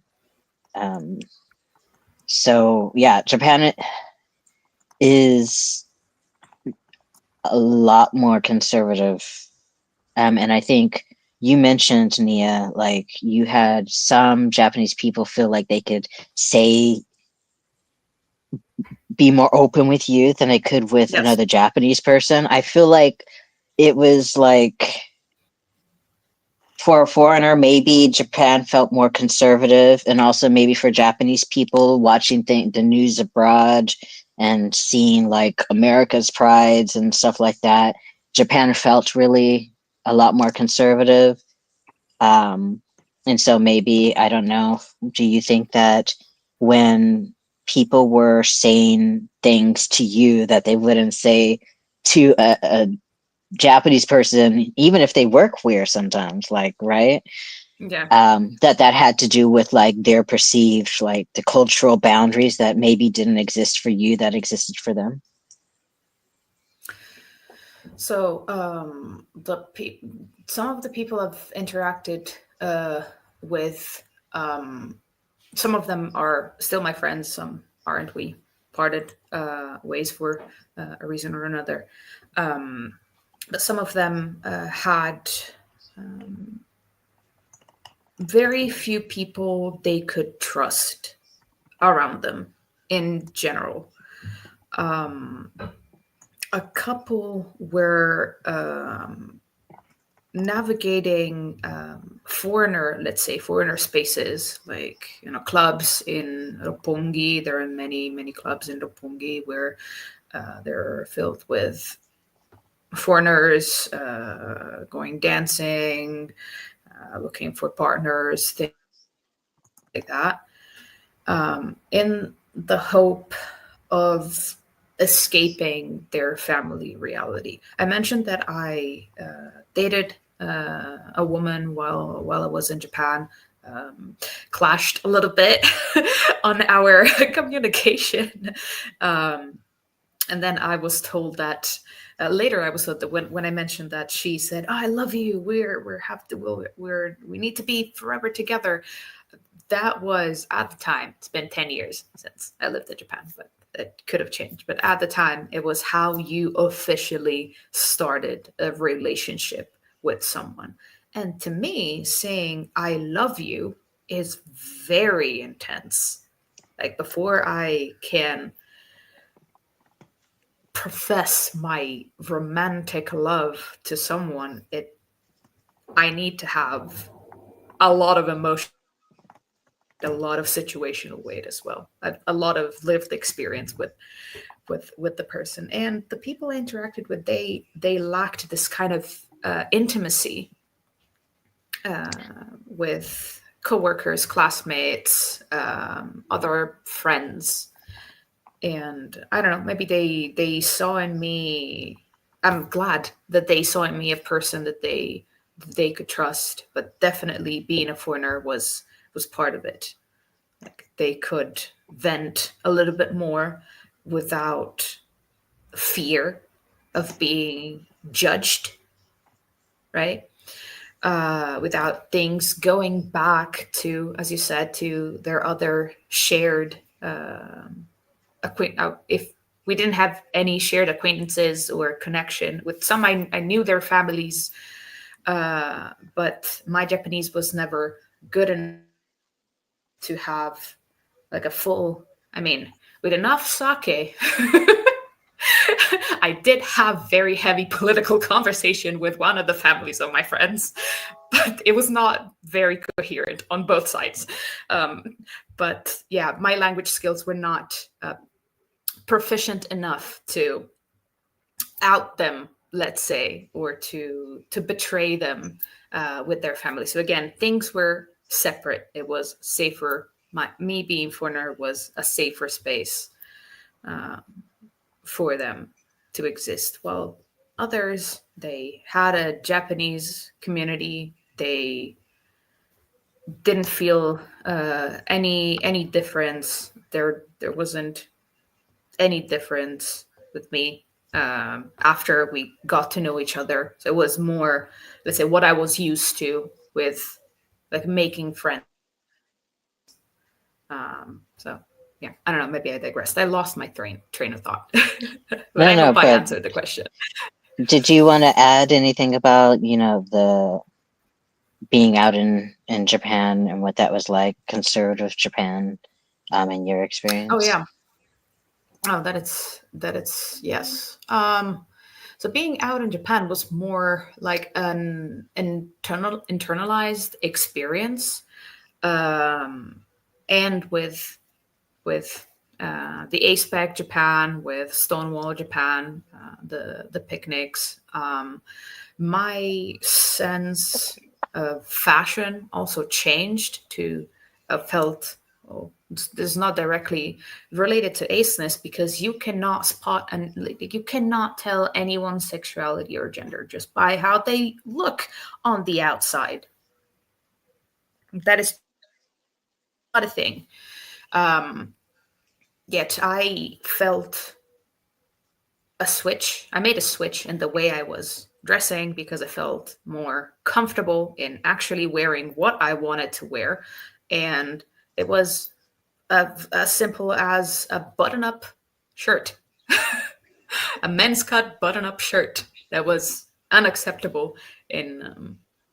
In my family. Now I'm not a teenager anymore. They can't control what I do with my money. But and that was very empowering. Again, I felt a lot of that gaijin privilege for sure. I do have a very nice encounter that it's a very sweet memory for me. After I think it was about maybe coming to a year living in Japan. I was living in a share house in Ikebukuro, and a new housemate comes in, and they're just settling in. I encounter them, like I see them. I greet them. We chat, and then I notice a black ring on the right hand's middle finger. And I'm like, okay, that is not possible. I gotta ask. And so I remember being at the bottom of the staircase, then being at the top of the staircase, and me going like, sorry, I don't mind. I don't want to be like invasive or intrude, but is that an ring? I saw the sparkles. There were sparkles. There were sparkles going into the share house, and it was fantastic. After that, we went grocery shopping together right away. I just started showing them everything around. We shared information and queer spaces, and it was. Is this It was really nice. our mutual acquaintance? Yes, it is. Okay. Yes, it is. Yes. Yes.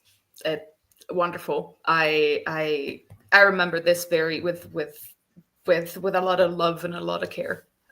One of, yeah, very sweet memory that I have. But other than that, I was very busy trying to survive and trying to work. So mostly I just took the time that I had was to feel comfortable with myself and doing very little things, taking little steps to feel more like me. Yeah. I don't have much. I don't feel that it's. I don't know. maybe it's boring for people after an hour and 50 minutes to hear about internalized experience of acceptance, but I hope it's reassuring.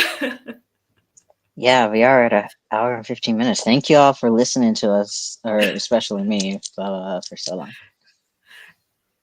We were both doing a lot of talk. That's what we were here for, to talk and share our experience. You really were. Also, I have taken a small break, but like for most of the time I listen to you anyway, and I browse the chat, and from what I can see from the chat and what I heard now, your panel was really heartfelt and loved by all the people who follow you. So I really think that everyone was happy to hear you talk about your experience and what you said. I will for sure listen to the small part of the live stream I haven't heard. Thank you. I just wanted, there's something I wanted to say, like what you just mentioned, like that feeling of seeing a person like sparkles in the eye when you meet another fellow ASPEC in the wild. Yes. We mentioned it already before while in the panel with Luciella. You've probably not heard that because you were probably asleep, because you are. I will catch up. No. You should be asleep at that time. So I have to remember that, like, we are in the same time zone. So technically at 4 a.m. you were asleep. We mentioned that, we talked about that, and at the cost of being corny, I mentioned how every time, even in Italy, where it's easier to meet other ASPEC people, like the feeling of meeting another ASPEC person in the wild and them looking at you and saying, "Whoa, I thought I was the only one." It's kind of a feeling I'm addicted to. I'm probably an if I had to say why I do activism, it's for that specific feeling. For the surprise on the faces of ASPEC people when you create a meetup and so many people turn up, and everyone is surprised and say, I would have never expected that there would be so many people coming. And so yeah, sometimes we just need to have a space where we can meet. And sometimes, at least I'm talking about Italy now, that is like an easier for now setting. It's easier, let's say, to meet queer people, but sometimes we are, as ASPEC, we are made to feel as if we were the only ASPEC people in the world. I think that, like, there's some isolation that's also created by the external. I've just realized that I'm talking without the proper microphone, so But we can hear you, like, We can hear you okay. yeah. Okay, but I respond. So yeah, I also something else that came up to mind and wanted to mention is that you said how it was harder to meet people, to meet ASPEC people. I think Vesper mentioned that in Japan, because it's not the country you may have linguistic barriers and etc. And I just wanted to say that I really hope that projects like IAD can also be helpful in this way, because when you create networks like the one of IAD, then it's also easier for people to move, to change country, and find already someone waiting for you, because you can have context, you can have solidarity that goes across the borders. And so I think that projects like IAD are extremely important, and I hope that we get more and more, we get bigger and bigger and strong, knitted more and more. To add to that, sorry, but I really want to add to that, because, like, especially when I was in Japan, and the complete absence of Japanese language resources. Seeing Japanese people try to sift through, at the time, Tumblr was the big repository of ace discourse and language generation and things like that. Sifting through English language anything, let alone Tumblr, to then try and understand and bring that to their language. It felt like English was the go-to for everything, even though even at that time, ace activism wasn't only limited to English-speaking countries. It was all over the world, but like just Googling asexuality, you wouldn't necessarily know that because it's English, English, and often America, America. So like Sorry, to but create yes. that connection, to create that connection that like asexuality isn't limited to English speakers, it isn't American, is really important. I 100% agree with Yeah, that. thank you. I think there's nothing on planet Earth I agree with more than this. Like, yeah, the need to challenge an excessively Anglo-centric view on and perspective on asexuality and romanticism. So I don't know if there's something. When aces and arrows meet in Vienna, even For a tourists picnic. join us. Yes. It's Oh, fantastic. It's great to Wow. share that experience and to show to see people just feeling comfortable to find a safe place in a place where they're visiting. So That's yes, cool. great job with that. Yes. so we are now in the free time. Yes. So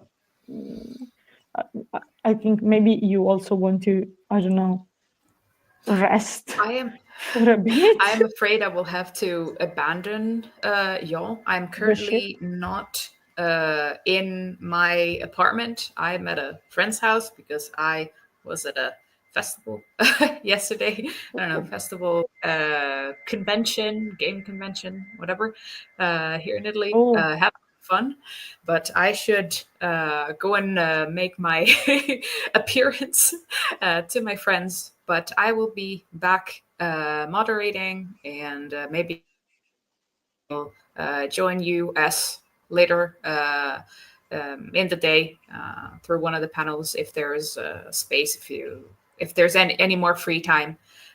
But yes, so this is where I say goodbye. If I can, if anyone wants to follow me on social media, if you have any more questions, or if you relate it to, I don't know, my experience.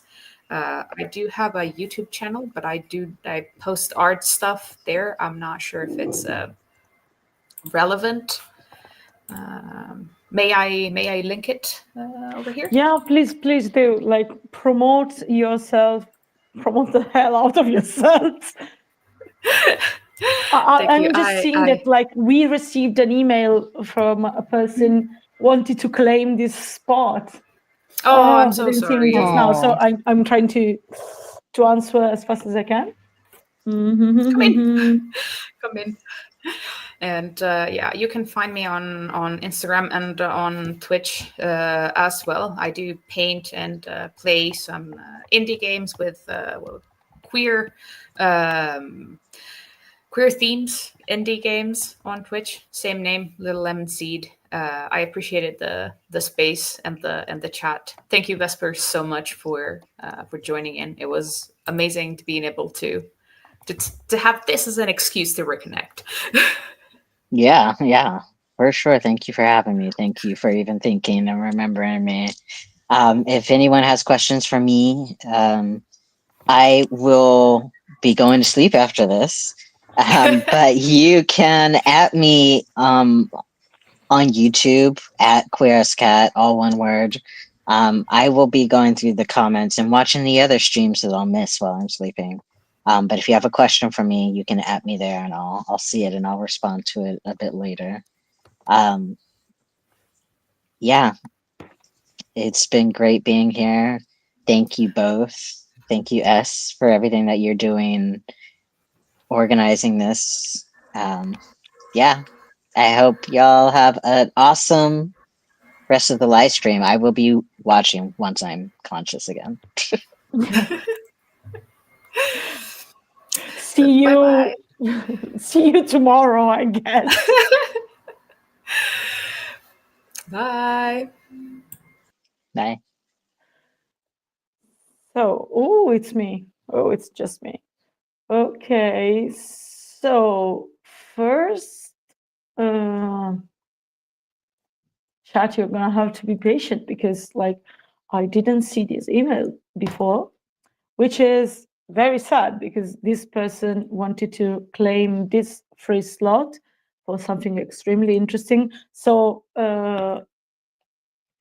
Isabel, if you're watching the live stream now, know that I'm answering your email right now and I'm sending you the link to barge in with no need to say anything else as soon as you want.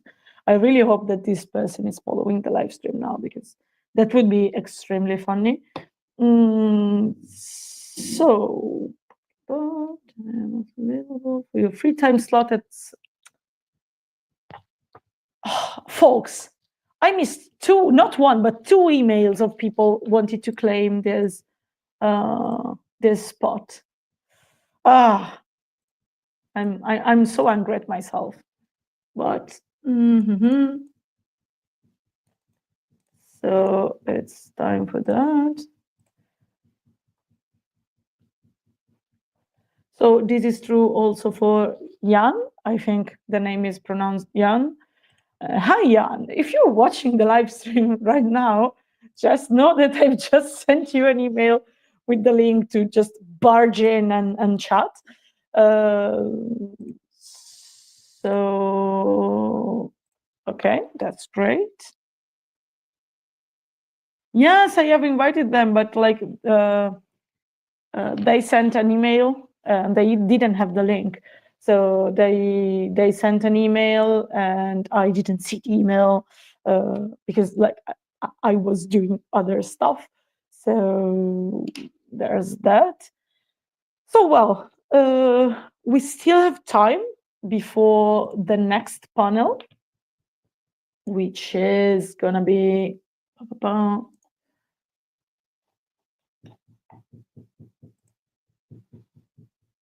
okay. The next panel is going to be the spotlight on Singapore. Just wanted to mention once again, chat, if you want to join in, if any one of you wants to join the chat now because we have some free time, you can do that. I'm not gonna like go on a break for like 50 minutes because that would be against the rules. It wouldn't be a 24-hour continuative live stream. So small breaks are okay, but we can't leave the castle for too long. So we are gonna stay here. I invite each and every one of you to like ask and join. I'm looking at the Instagram. I'm looking at the DMs for the IAD socials, and I'm looking at the email right now. So if you want to contact us to receive the link to join, there's no problem. Okay.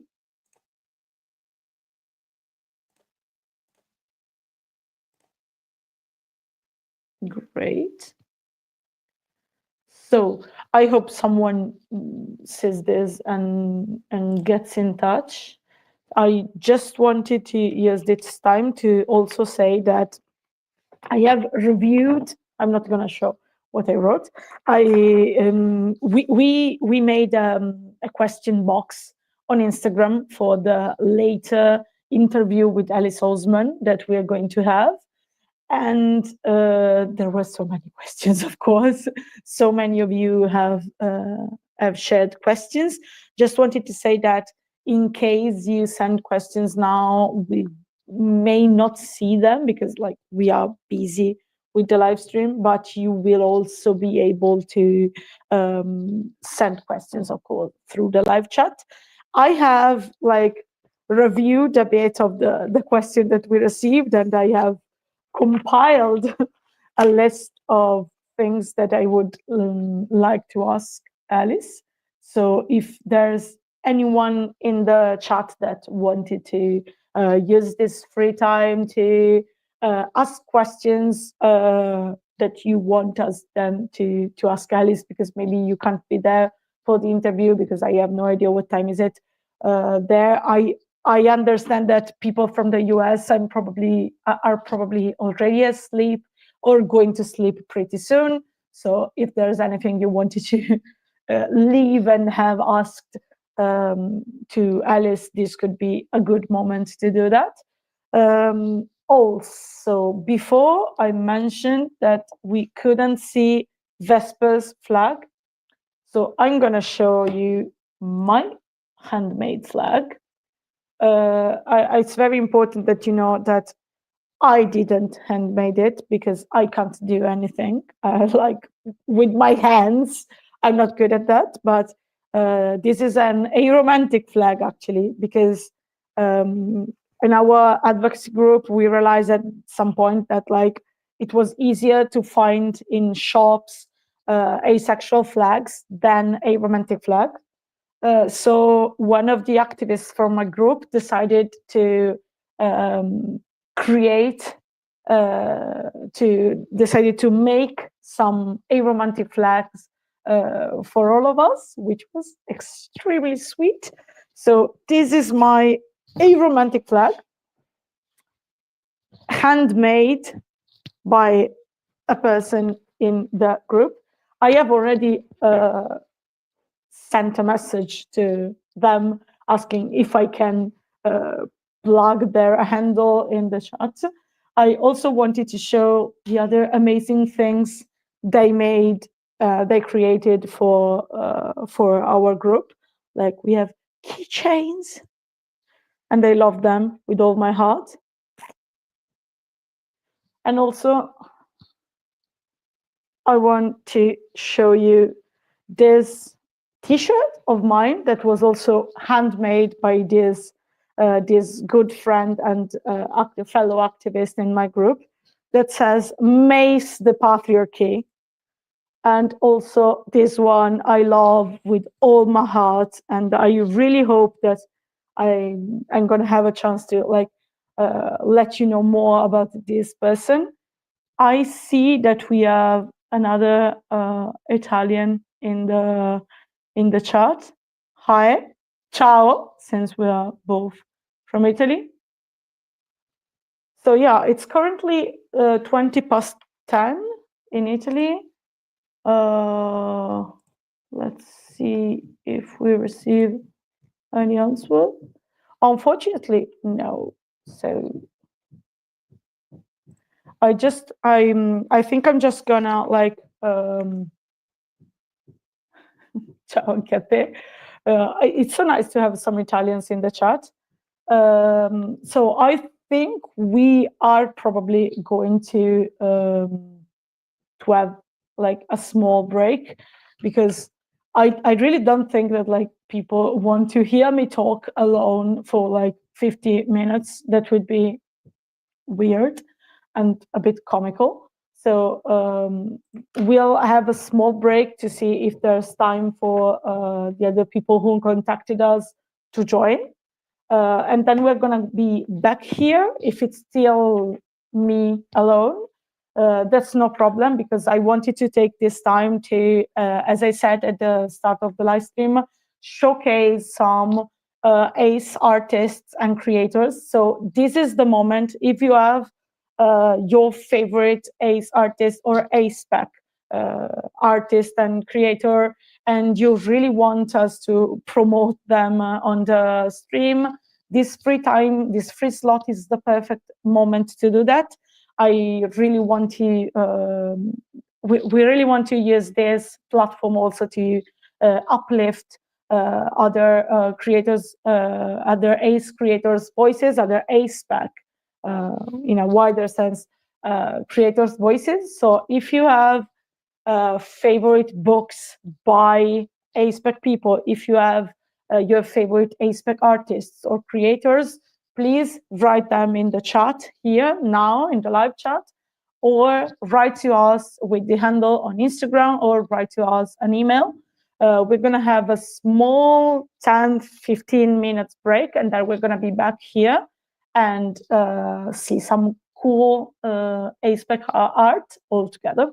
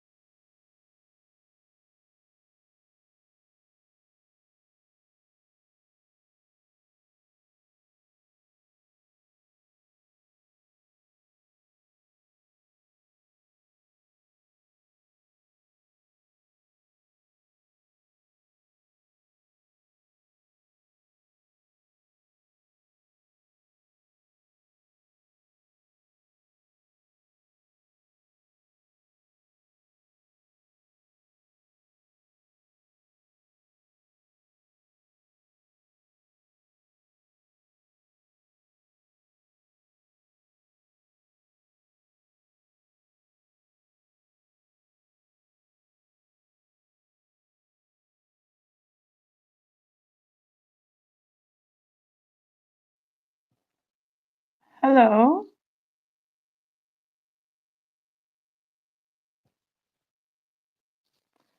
I have just realized back after the break, and I was saying if we're receiving some art to showcase, and like while we were at it, I was like, well, there are some artists that they will be heavily Italian, because if I choose the art, I'm gonna choose like people that I know sometimes personally. And I was like in the background selecting some pictures to show. And then I realized that we actually don't have that much time left before the next panel, which is going to be the spotlight on Singapore. I'm not even sure I'm pronouncing Singapore as it's intended to be pronounced in English, but I think that in the spirit of IAD, it's also okay if we have accents and if we can pronounce words in English. So I will just refrain from caring. I just wanted to get in with my other, my technical account and see if I can show you some things, keeping in mind that there's not as much time as I thought. So back I am. Oh, so now I'm seeing myself from two screens, which is kind of weird, I will admit. Can't do this good.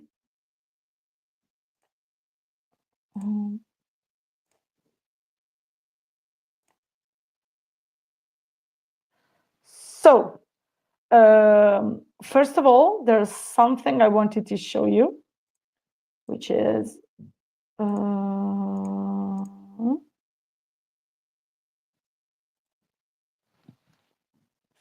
guests, check us. Okay, up to stage. Okay, seeing me from two screen is nightmarish. I just wanted to show you people this. Also, I see that Erwin is in the background. Erwin, if you want, feel free to jump in whenever. We still have like 20 minutes left before the next panel. I wanted to show you this. This year, we started making a map of all the activities that are around for International Sexuality Day. Here you can see some of them. It's not all of them, because like people forgot to send the entry for the map. But I just wanted to show you that there's a lot of things happening today, yesterday, and also there are so many demonstrations and cool things all around the world. You can see here something in the Philippines, Argentina, and yeah, like we also have Italy. This is not related to that. There's a lot of, there were more things in Italy. I know that there were some initiatives in Italy. There's some here in the Netherlands. So this year we didn't have much time to like go to people and say, please, can you put a pin on the map about the activities you're doing? But I really wanted to showcase this during the live stream as well, because next year we'd really like to devote, as I said at the start of the live stream, we're all volunteers. We do what we can because we believe in this project and the values of International Sexuality Day, but we're still volunteers and we have so many things to do in our lives. But if I had to say what I want to do better next year, I really want this map to be full of all the amazing things that I know are happening today and happened yesterday all around the world, because I think it's going to be great in some years to look past and see all the amazing things that we did all around the world. So this is the first thing I wanted to show you. Erwin, did you organize anything for IAD that is not on this map? No, but we have a game night on Tuesday in Vienna. So if you are near Vienna or come to Vienna, we are at the Guck. That's the home of the homosexual initiative in Vienna, who also does the Vienna Pride. So if you are a tourist or the ASPAC or an ally or something, come to our game night. I don't think I will be able to come to Vienna this Tuesday because I work on Tuesday. Like, you are here, just to show people. You are here and I'm around here. I'm not actually in Vienna. I'm in this town left of it. I know that Europe looks small to all the people outside of Europe, and it looks like we are all neighbors, but the green we're not with exactly. The green markers is St. Pölten. That's 60 kilometers west of Vienna, but the bullet train, it takes 20 minutes to go to Vienna. It's no problem. Okay, well, I'll try. Next year, I hope we're going to have something from Austrian asexuals on the map as well. Then something else. The camera is I wanted to show something. Ooh. We have a graphics designer at our club, and she made so nope design. I got it, but it's backwards in this camera. I see it correctly. It's a very cool shirt, I'll admit. Another Ace shirt. I got this shirt and a sweater and a long arm shirt and a mug and all. Since we are showing shirts, I'm gonna show another one. I showed the one made by a friend, but I'm also very happy about this shirt because this shirt is in itself like a historical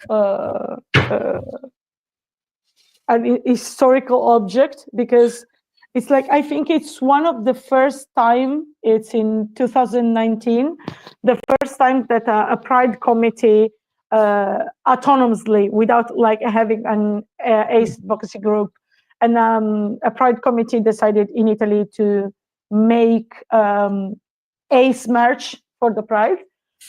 The reality is they were left with a lot of these t-shirts, so I bought some of them because I was like, I would be extremely interested in having a bunch of these, so please give them to me.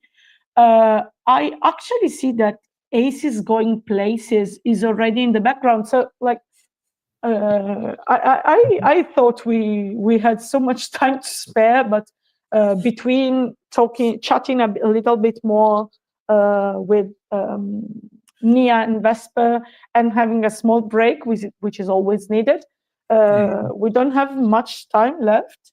I will wait because I'm not sure that like ACE is going places. Yeah, they are in the background, but I'm not sure they are ready to come on stream. So I will take some time to show you something.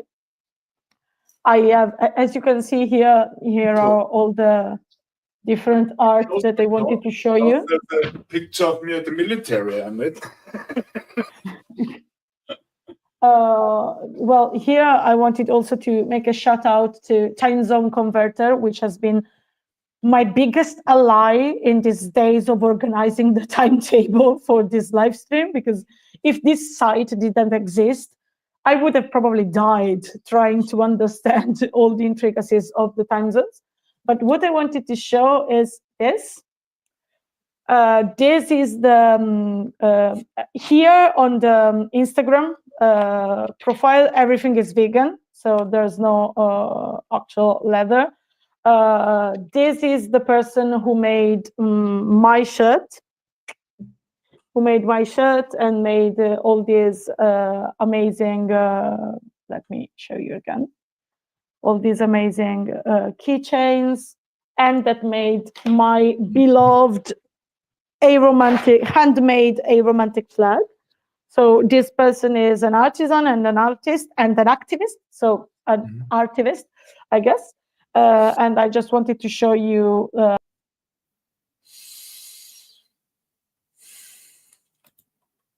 I removed myself from stage by mistake. I just wanted to show you their profile, and I now remove them. I can't see this anymore. Wait, guests. So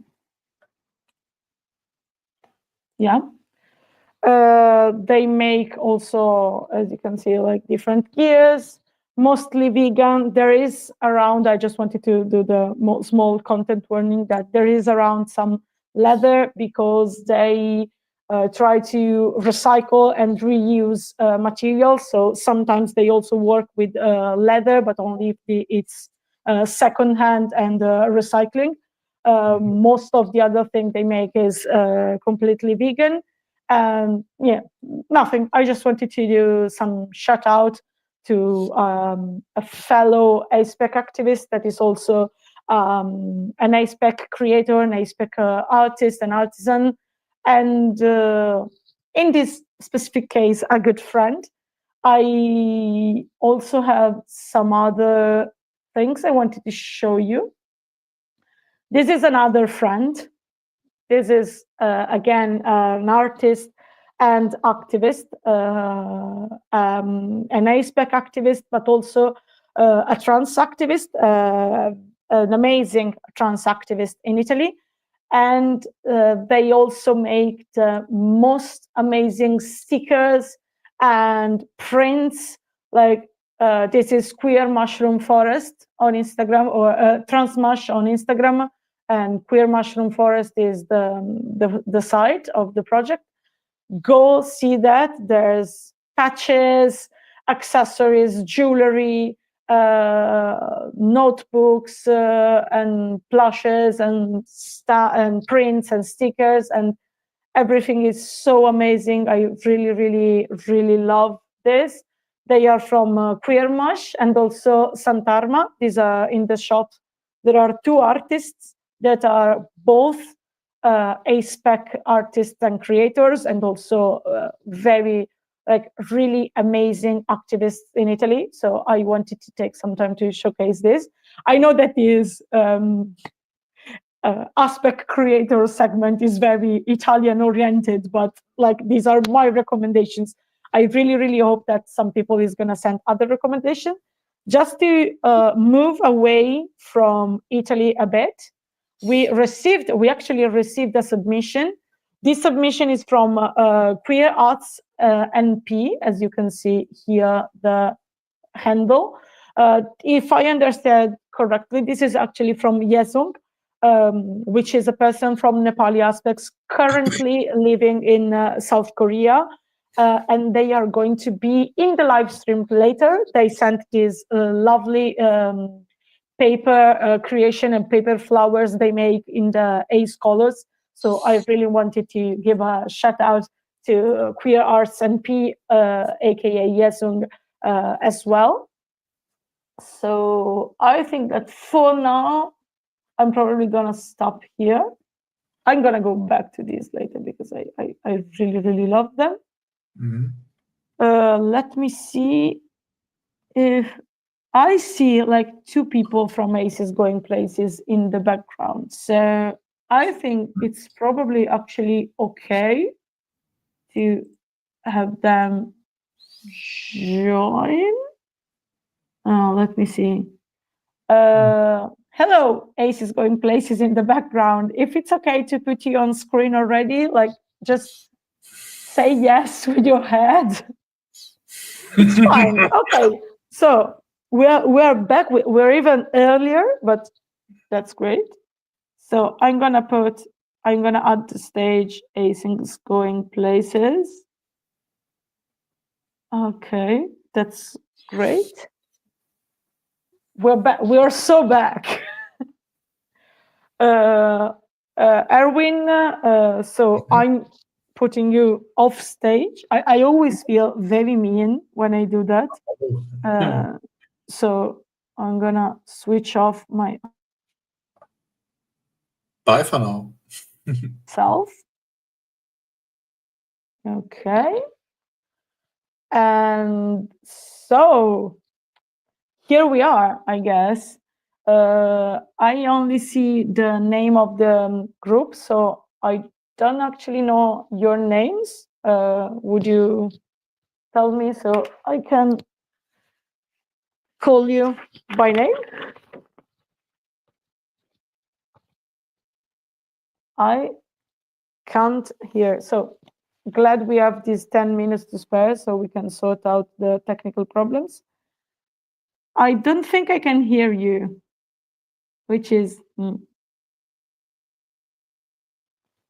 see.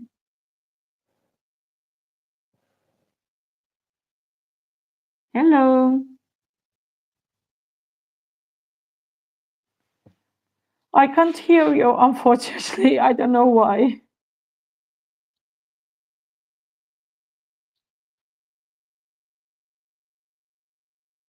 Technical problems time. I love your outfit, by the way. I don't know if they hear me. Hi. I can't hear you. Oh.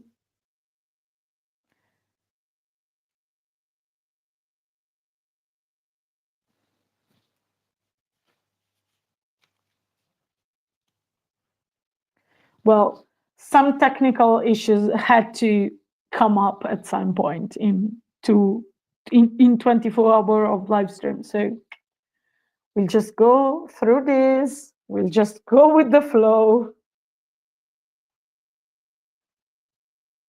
and wait for them to. We're trying to solve some technical issues regarding the audio. Okay.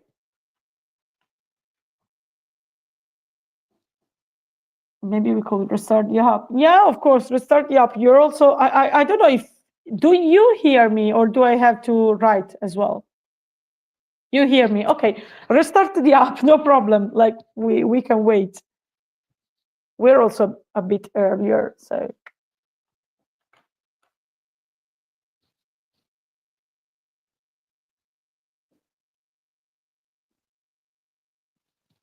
Well, it's back to me and you, chat. You sent so many. I'm rereading your lovely messages that you left during Nia and Vespers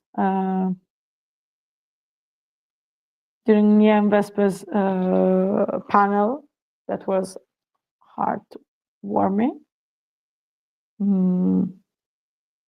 Hope they managed to. Okay, so we have them back. Please, please, please work. Hi. No. I still can't hear you. I also see you split in 2 accounts. Is that normal?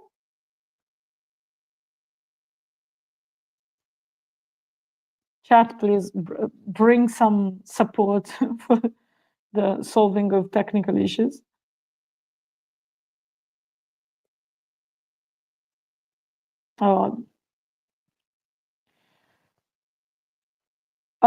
May I suggest, if it's okay, to use another device? Like if you, personally, I am using my phone and StreamYard doesn't need to download any app. You can just open the link and try from a phone.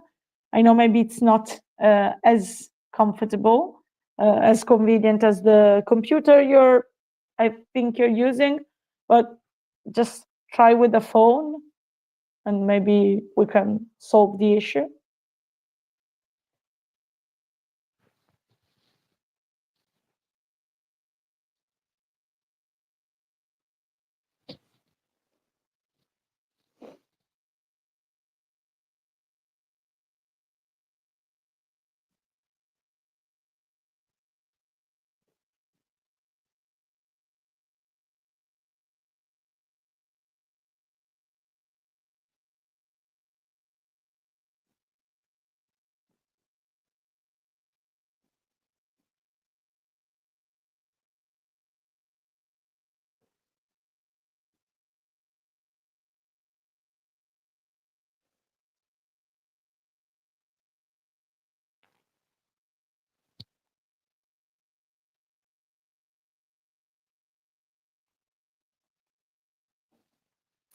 updates for the chat. We are currently trying to switch to phone for aces going places from Singapore. So fingers crossed.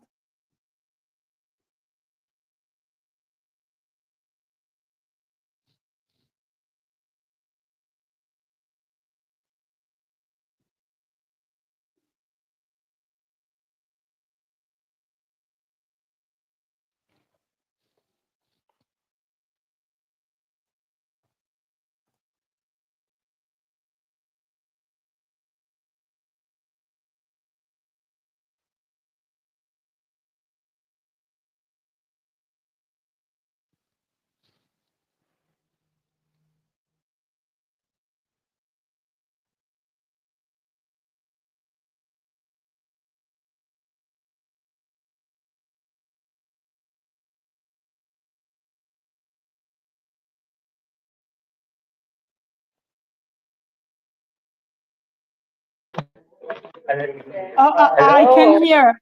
Yes. Oh, okay. Yes. Woohoo! Okay,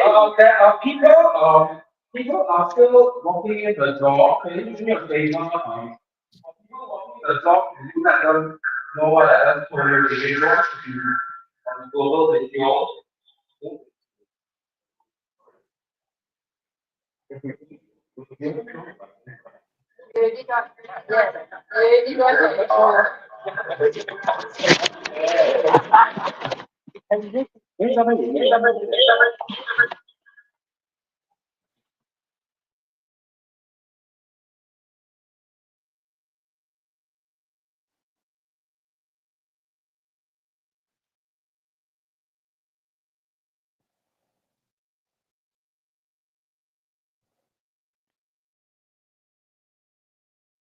We can't say we didn't try.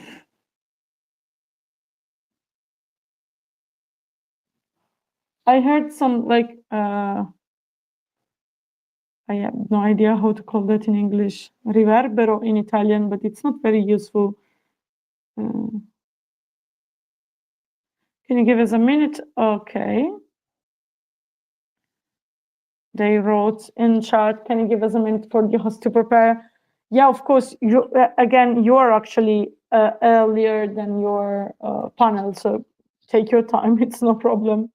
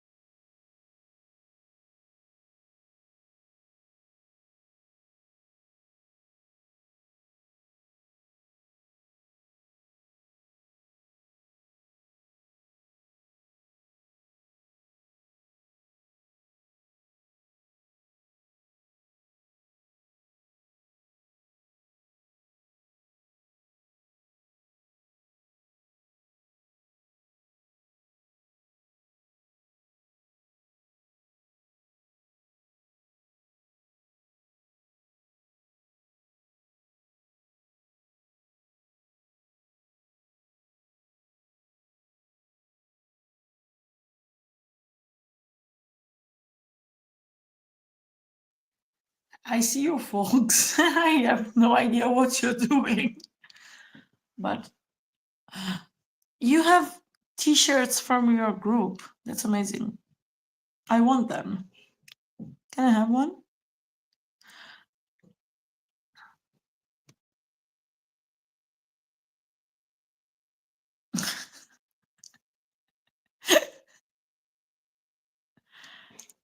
You look perfect. Don't worry. We're not hearing you now. Hello. Hi. Hello. Yes, I was just trying to cut my hair. Hi. Hello, my name is Yong Hei. Who is in here? Hi. Hello, hello. Who am I talking to? Sorry. Okay. Hello. So, we did it. Is everything working? Oh, no, I can hear you. Yes, unfortunately, you are like, yeah, you are horizontal. Oh, you want to? No. Yeah, This way. Hi. Hello. Hello. Who am I talking to? Can I have your names? I'm Yong Hei. I'm Wayne. I'm the other way. I'm Lyndon. Hi, and we have those are what those who just introduced themselves.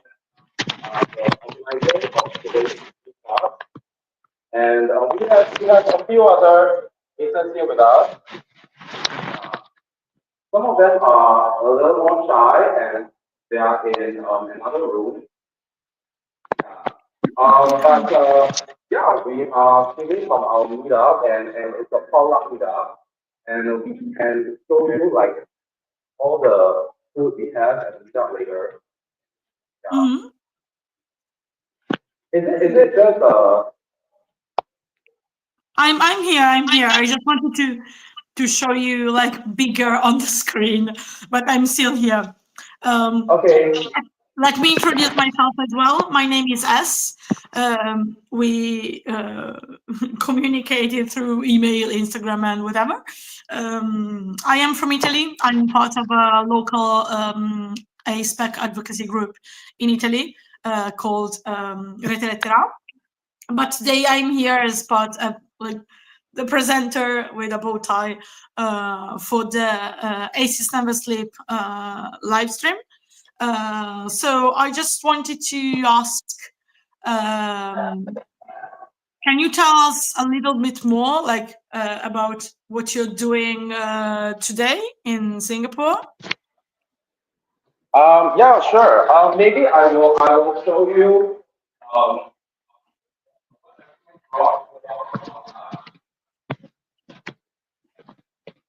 Okay, so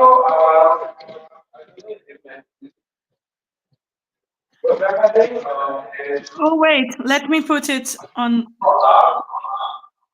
we're having an IAD potluck, and we asked everyone to bring food that was in one of the colors of any asexual flag. And What's the so purple one?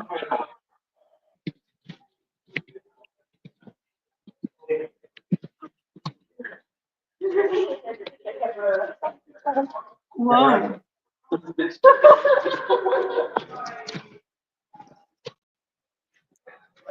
So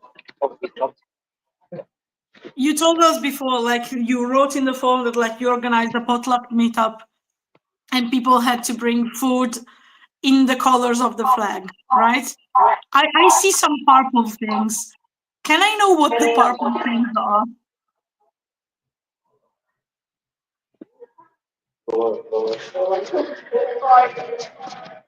This is some kind of purple colored punch. Yeah. Okay, show them the damages.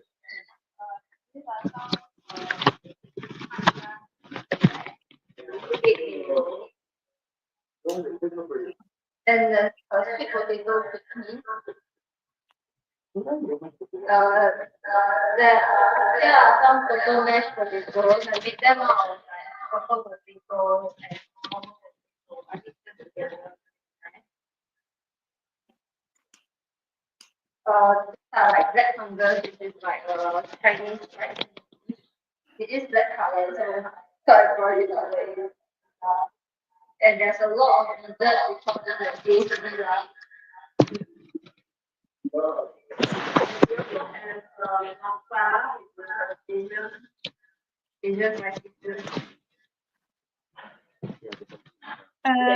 Sorry, can I ask you something? Do you have any other devices that are connected to the stream? Because I hear your audio doubled and it's sometimes.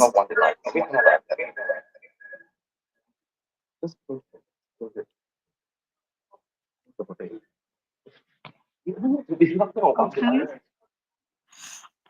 I think I definitely hear you better now.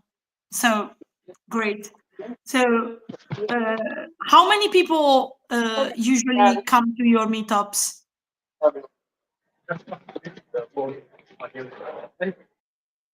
We're having some technical issues, I think.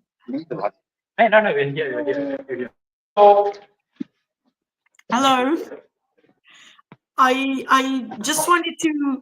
I don't want to like steal you from your meetup. I just wanted to ask you a bit more about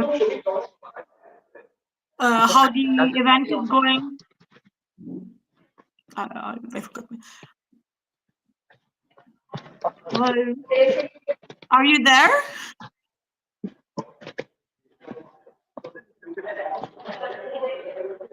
You there? Hi, can you hear us? Yes, I can hear you. Can you hear me? Okay, I'll try something else.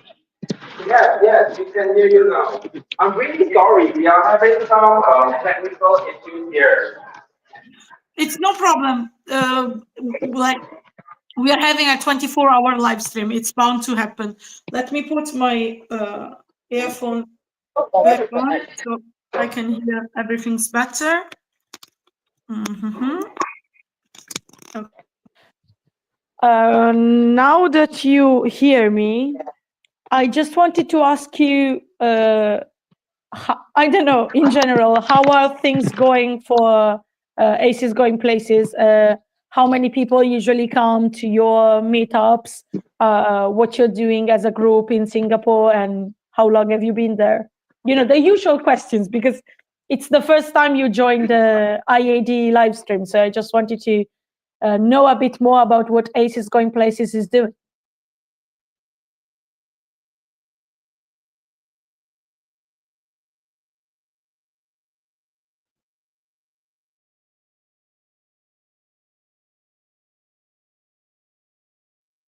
Keep in mind you closed your microphone though.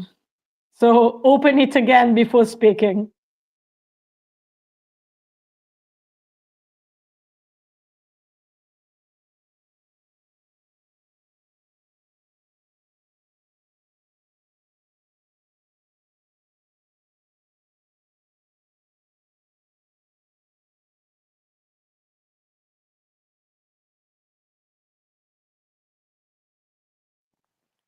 You're still on mute. You're on mute. I don't understand if they hear me. If I... Yes, you've been on mute. No problem. Okay, you were saying. Can you hear me now?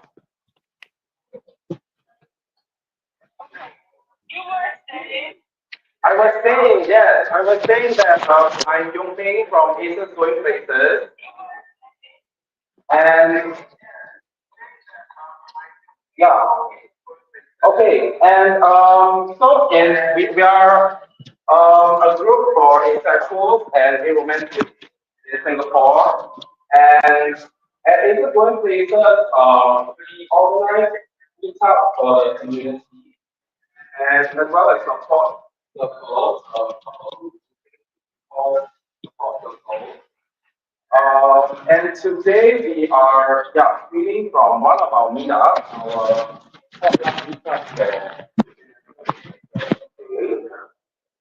and we have a lot of food we just showed you, and we also have an open mic for today. We're not sure, we're not sure who might want to talk on our open mic.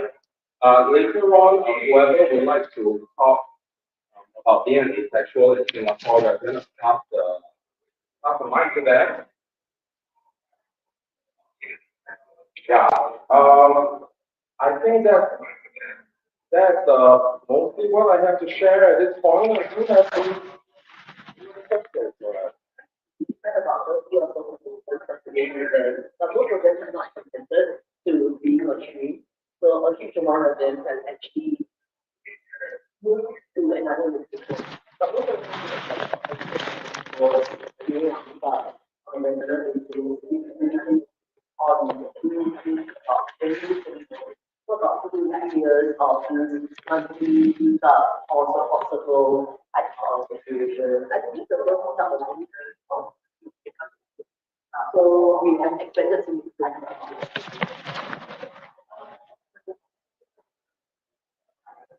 Yeah. Does anyone want to talk on the open mic?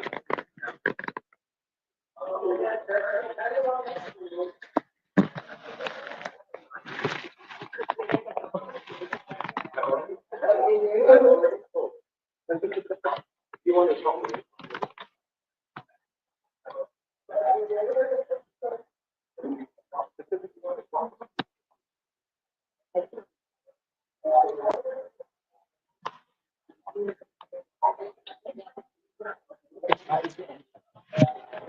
Sorry, people here are kind of shy. They don't really know. We have no takers for our open mic. It's no problem. It's no problem if they're shy. We're moving to India soon, so don't worry. No. We're moving to India soon. I hear, yeah, thank you for closing the mic because I heard my voice back. Also, I think we are having also some technical difficulties because we have an enormous lag. Like I talk and you hear me after like 5 seconds, unfortunately. That doesn't help. These things are bound to happen, but I'm so happy that you were able to join at least for a bit the stream. I just wanted to ask if there's like something. I will then leave you to the open mic because I'm sure that like without the international live stream going on, maybe people will be allowed to be a bit less shy because personally, I don't know if I would want to do an open mic in front of like the whole internet. So I completely understand that.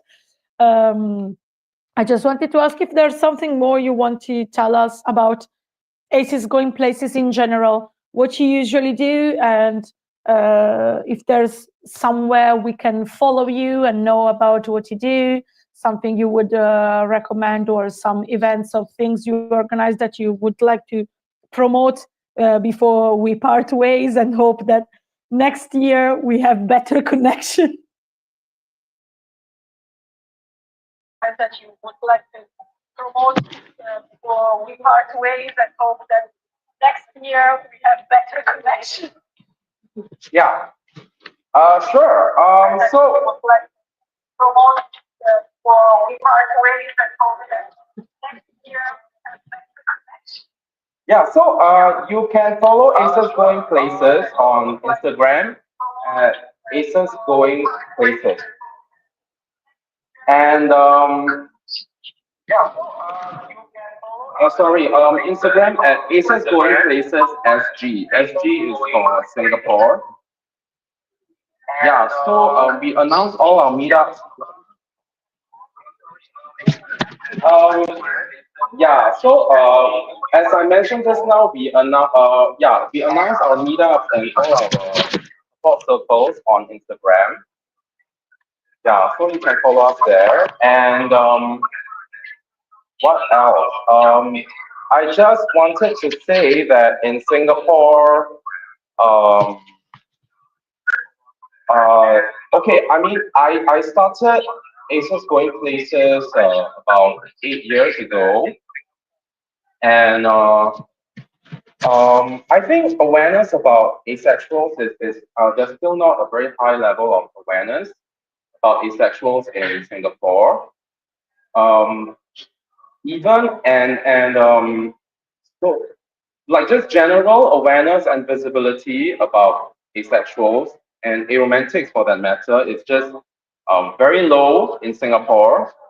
But what we want to do here at ASOS Going Places is to kind of just bring our community together and strengthen our community. And then so we don't really do much like public advocacy. I mean, obviously we have our social media platforms, but we would not say at this point that we are politically a very active group politically, in the sense that, I mean, we try to put out educational content on our social media to educate people about asexuals and aromantics. But our focus now is really for our own community to see each other, to meet each other at meetups, and just to get to know each other. And yeah, at some point, when we have a strong enough community, then we may participate more in public and political advocacy.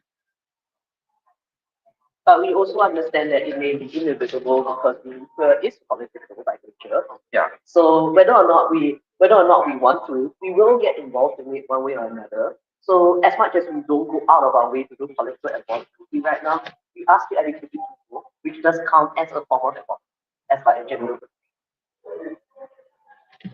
And also, yeah, maybe I'll say a bit more about our support circles. Besides our meetups are pretty much casual social gatherings where we we ask people to bring food and then we eat and we maybe play board games. There is a lot of eating involved and a lot of food involved. We always have too much food. Yeah. As it should be, right? Yeah. We always have too much food at our meetups, as you just saw. So those are meetups. Meetups are just casual meetings where our community can get to know each other. But we also have support circles, which I mentioned, and support circle meetings are more intimate, private, closed door sessions where smaller groups might discuss issues that might be more sensitive and discuss the challenges that they face as asexuals or aromantic people in Singapore. And we talk about dealing with aphobia and acephobia. Like we talk about dating as asexuals or aromantics. Yeah. So we kind of have these two kinds of meetings. Meetups being more casual and support circles being more geared towards addressing more sensitive, private issues of concern to our community. I don't know if the quality of the audio and connection is incredibly improved now that we are in the last part of this. I wanted to thank you. It was very interesting to know a bit about what you do. I also think that like creating meetups for people from the ASPEC community to meet is extremely important. Also, I don't know if you've seen, but you have a fan in the chat. someone wrote, I've been to AGP events before, they're really fun. You get to mix with other aces and play games or just kind of chill and eat the food that people bring. So the food is always key to the mix. I just wanted to ask you one last question, and then I think we can part ways. I want to take the chance, since it seems that now the connections works better. I wanted to ask if you are in contact with other ASPEC or ACE or ARO groups from other countries, if you've ever worked with them, or if you are in contact with them or not. I was interested in this.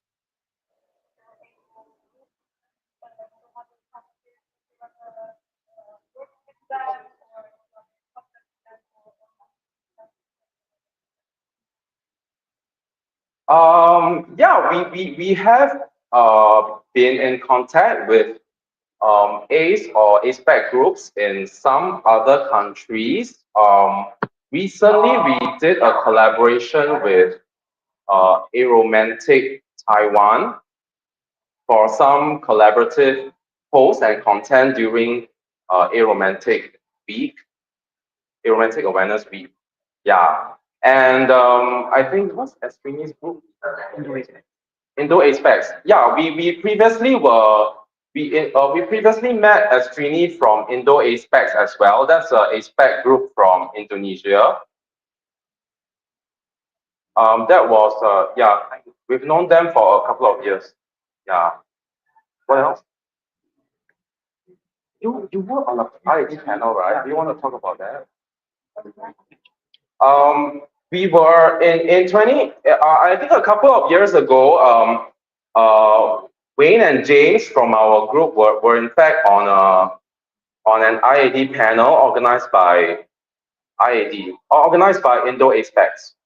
Yeah. Well, that's great. Thank you so much. I don't know if there are any questions from the chat. I just wanted to show your Instagram handle again. Can I just? Yeah, of course.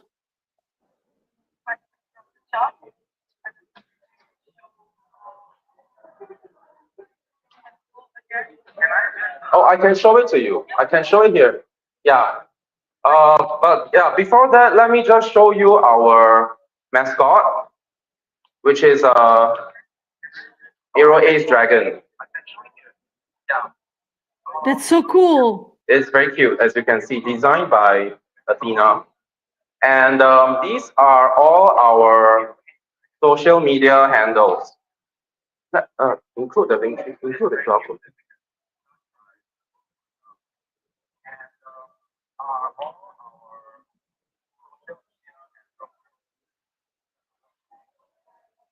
Thank you. That's amazing. And like what we have, so we are on Instagram, ASUS Going Places SG. We're on Facebook. The Facebook group is a private group, ASUS Going Places. We are on the Meetup app.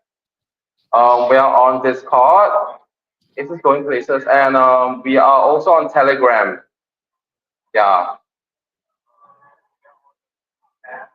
You are basically everywhere. And this is our link tree. The link tree contains links to all these platforms. Okay. Kind of, yeah.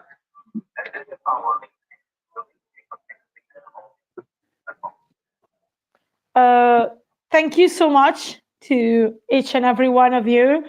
I know that like we are trying to find a name for our mascot. We still haven't named her. Yeah. Okay, that's great. Sorry, I think we are talking above each other because there's a bit of lag, so it's a bit difficult. But thank you for telling us about the mascot and the name. So if any ideas come up during the live stream, we will tell you. I wanted to thank each and every one of you for joining this. I really hope, like you said, I think that this group that ACES Going Places has existed for 8 years. And so like, I really hope that we can work together and do something together next year for IAD. Nothing, that's it. I just wanted to thank you and hope we have less technical issues next time. And thank you so much. Thank you for showing all the delicious food. I'm very hungry now. So goodbye.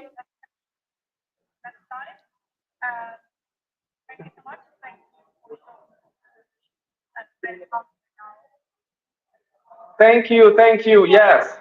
Yes, we hope to join you next year, and we hope to iron out the technical issues next year, for sure. Thank you so much. Thank you.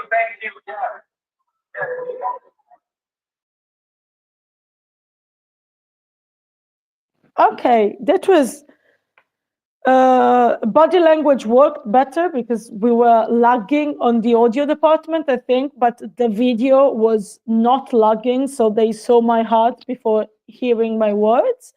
I'm so happy that we kind of sorted things out. Okay.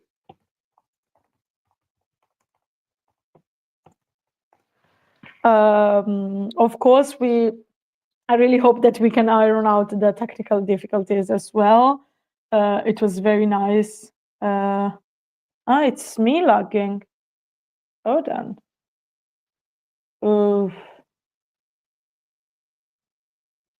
I was told that it's me. I'm the problem. So, okay.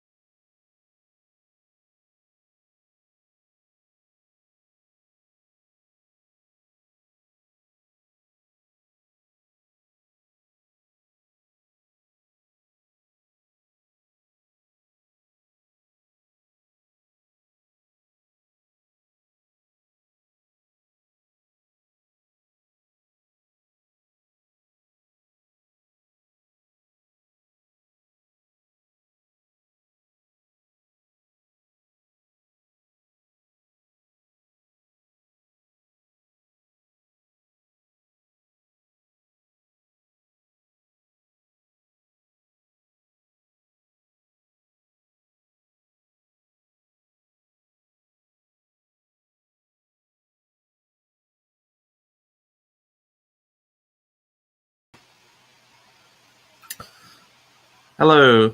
As you can see, S was having some technical difficulties. Hopefully they'll be back with you shortly.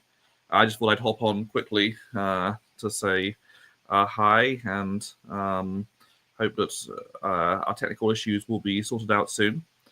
yeah, just since I don't have any plan for while I wait, anybody want to say in the comments all the cool things you've been doing for IAD so far? Can give us shout outs to maybe activities or even just small things, like if you said waved an ace banner at work or something, or came out to a family member, add it to the comments. I'd be glad to put it on the screen. So yeah, what have you all been doing to celebrate IAD?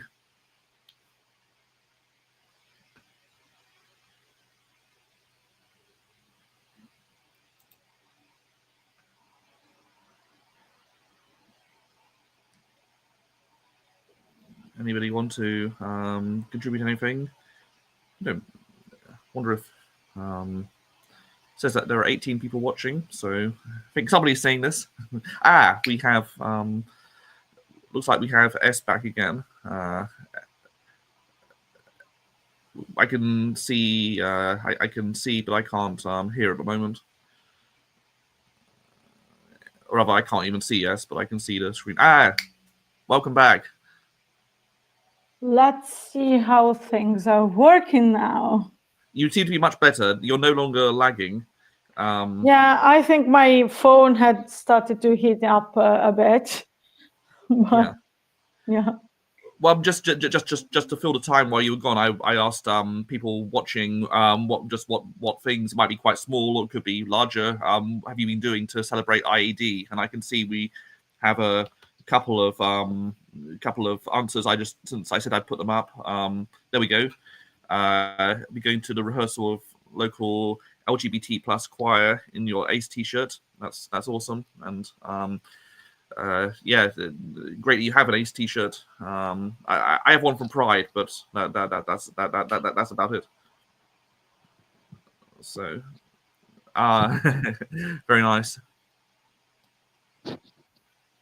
This was made for me by a friend. I talked about it before. Also, I'm not ACE myself, but I'm here to support the community. One of my best friends is ACE. Great, you are a good friend then. So just to Mick, it's so great to see you back. Did you have a nice sleep? Did you sleep? I did sleep. Actually, I slept a bit before and a bit after being on last time. So yeah, okay. But I'm still not completely awake. So as you can see, Okay. I hastily dressed. I have slept 40 minutes at some point. So I have to admit that I did sleep 40 minutes. I noticed that there was a period where you were actually not on, not here, but that's good. I applaud amazing. we want to preserve you, because otherwise, if you burn yourself out, who will do this next year? That's okay. That's the only reason. No, it's not the only reason. But... Thanks. I actually see that Indian Aces is up, so I will maybe add them.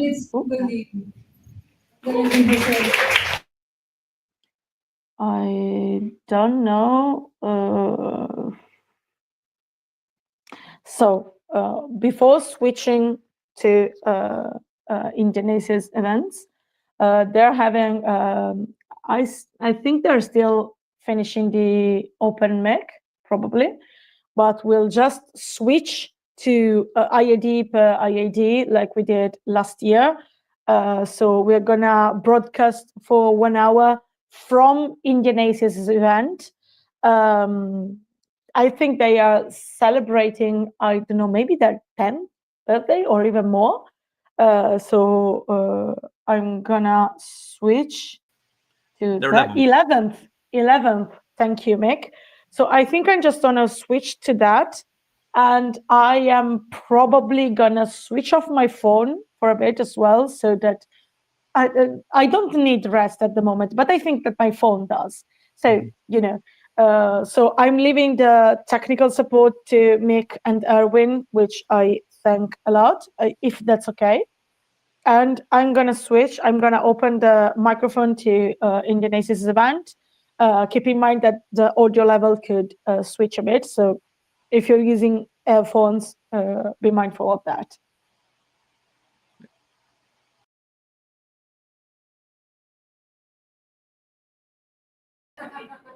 Her works have been published globally, and yet she is currently struggling to actually write her book, Asexual Lives, despite having completed all its research work weeks ago. See, I told you stop procrastinating, just cast.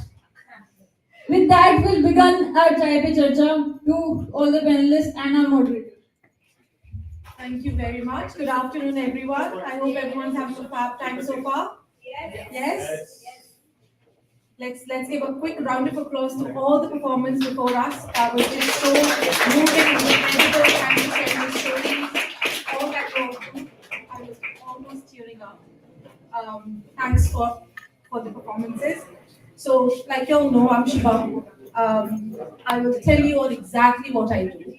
I run 50 Shades of Grey, and our job is we're in the intersection of advocacy and industry. Our main job is to get people from the community, queer-owned businesses, out in the forefront. People from the community, their voices should be heard, their stories should be heard, they should be heard in the right way, they should not be misinterpreted by media, brands, companies. We work with brands to push forward the agenda of the community in India and Asia Pacific, and that's what 50 Shades of Grey does today, right? We're helping queer businesses to kind of make more money, get funding, get in the forefront. So anybody who has an idea or runs a business, speak to me after this. I would happily get you guys whatever, connections, put in the door wherever we need to. So that's what I do. We have an incredible panelists here. All these guys, I'm sure you guys know a little bit about them. I have done a lot of research and I have the opportunity to be asking them questions. I'm honored to be doing that. So thank you for having me to do this. Thank you, Pragati. It's been just seeing I was speaking to her earlier on, just seeing what she's done in the last decade or more it's incredible, it's inspiring, I was telling her, aspirational. It's honestly aspirational. So round of applause for you, and thanks for making this space for all of us. Ellie, just hearing you talk, tell us your story, was honestly so moving. I was tearing up. I had questions. I had a lot of questions, but I just couldn't speak. So I will be asking those questions now too. So thanks for sharing your story, and thanks for coming all this way for all of us to hear, your side of the story, and hopefully feel relevant to it. Superstar, I have this woman marketing. So I'm into marketing, as you can tell. I have been working with brands a lot, and when I came to know that she will be one of the panelists, I went on Instagram. I stalked her. And then within 30 seconds of me following her on Instagram, she has already followed me back on LinkedIn. And she's sending me requests. So I'm like, who is she? Who is she? And she does a lot of things. 14 plus years of doing what you do. I don't think I can tell you. I think it's going to take us a few hours if we get into what all she does. But she creates safe spaces for the community, and I think that's the biggest thing that she's doing. So thank you for what you do. Quick round of applause for all of them. You are a good moderator, by the way. Oh, I hope so. Thanks very much. I have a lot of interesting facts I have found about each of you. So Dr. Pragati, she presented the first formal Indian research on asexuality at World Association for Sexual Health Congress in Prague. Is that right? Yeah. Wow, and when was this? This was in 2017. So tell us a little bit more about this, and how did you get into academia? Why did you think asexuality as a topic, especially in a country where nobody talks about this? So tell us a little bit more about that.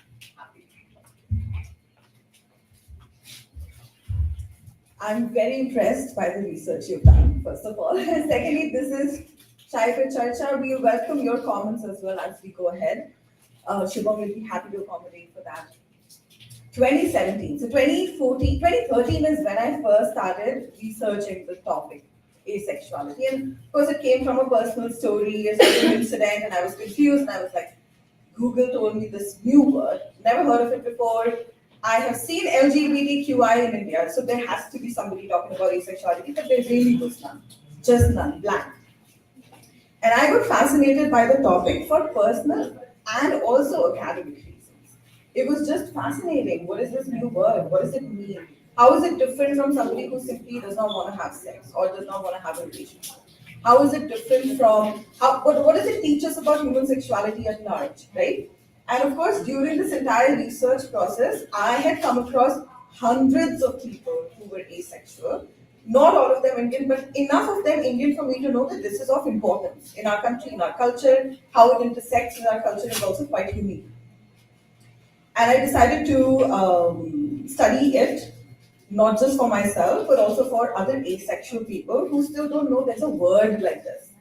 So sometimes you can be gay for your entire life and not know there's a word called gay. It's the same thing.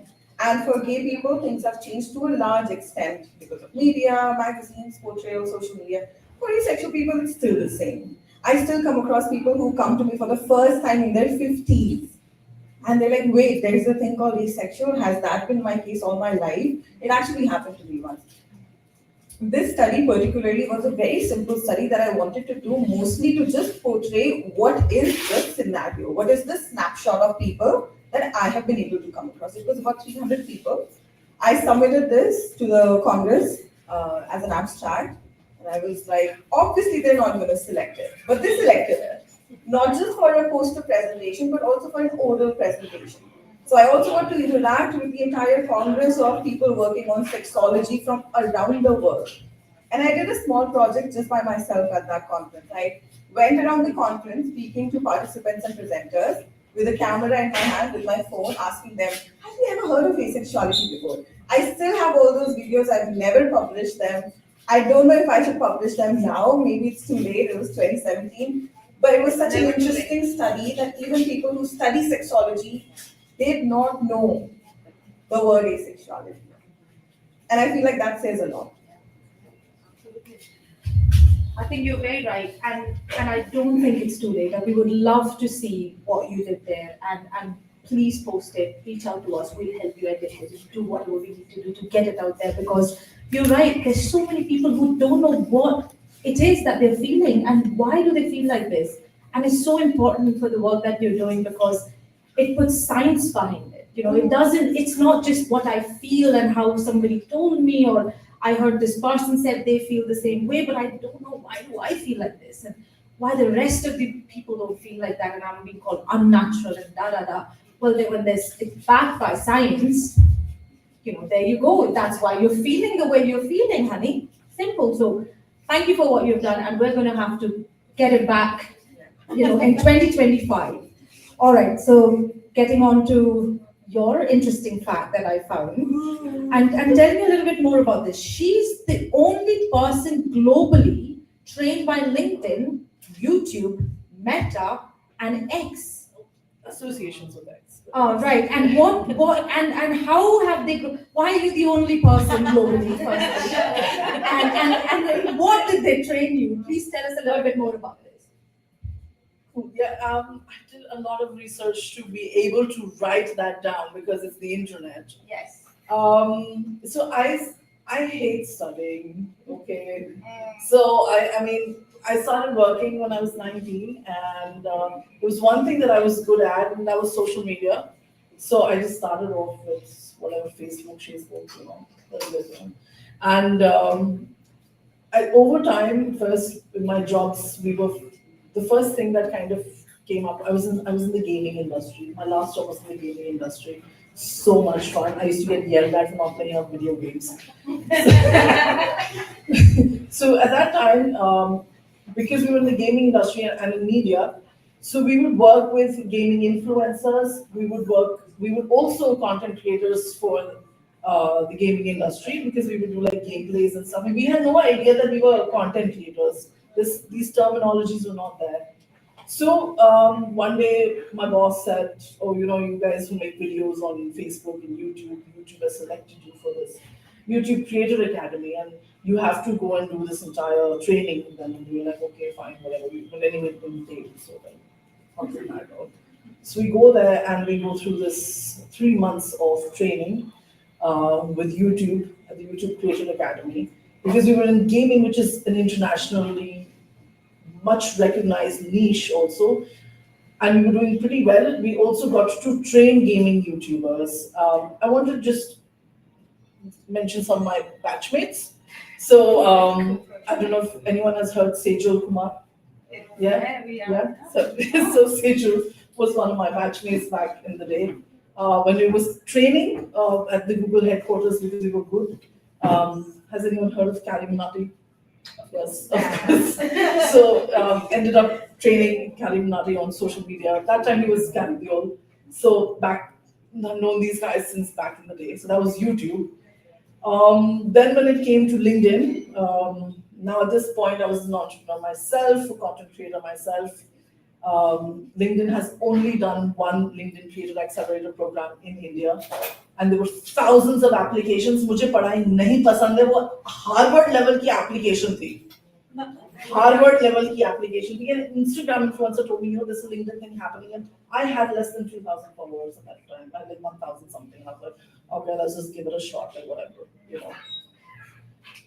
And I was selected among the 200 officially. So that was a lot of training. We got training from the likes of Messiah. We had Radhika. We just had so many trainers, like some these level of trainers. So LinkedIn officially trained us, and they had their own trainings, like their own team trainings and stuff. And yes, I still do get some insights from LinkedIn, which people don't.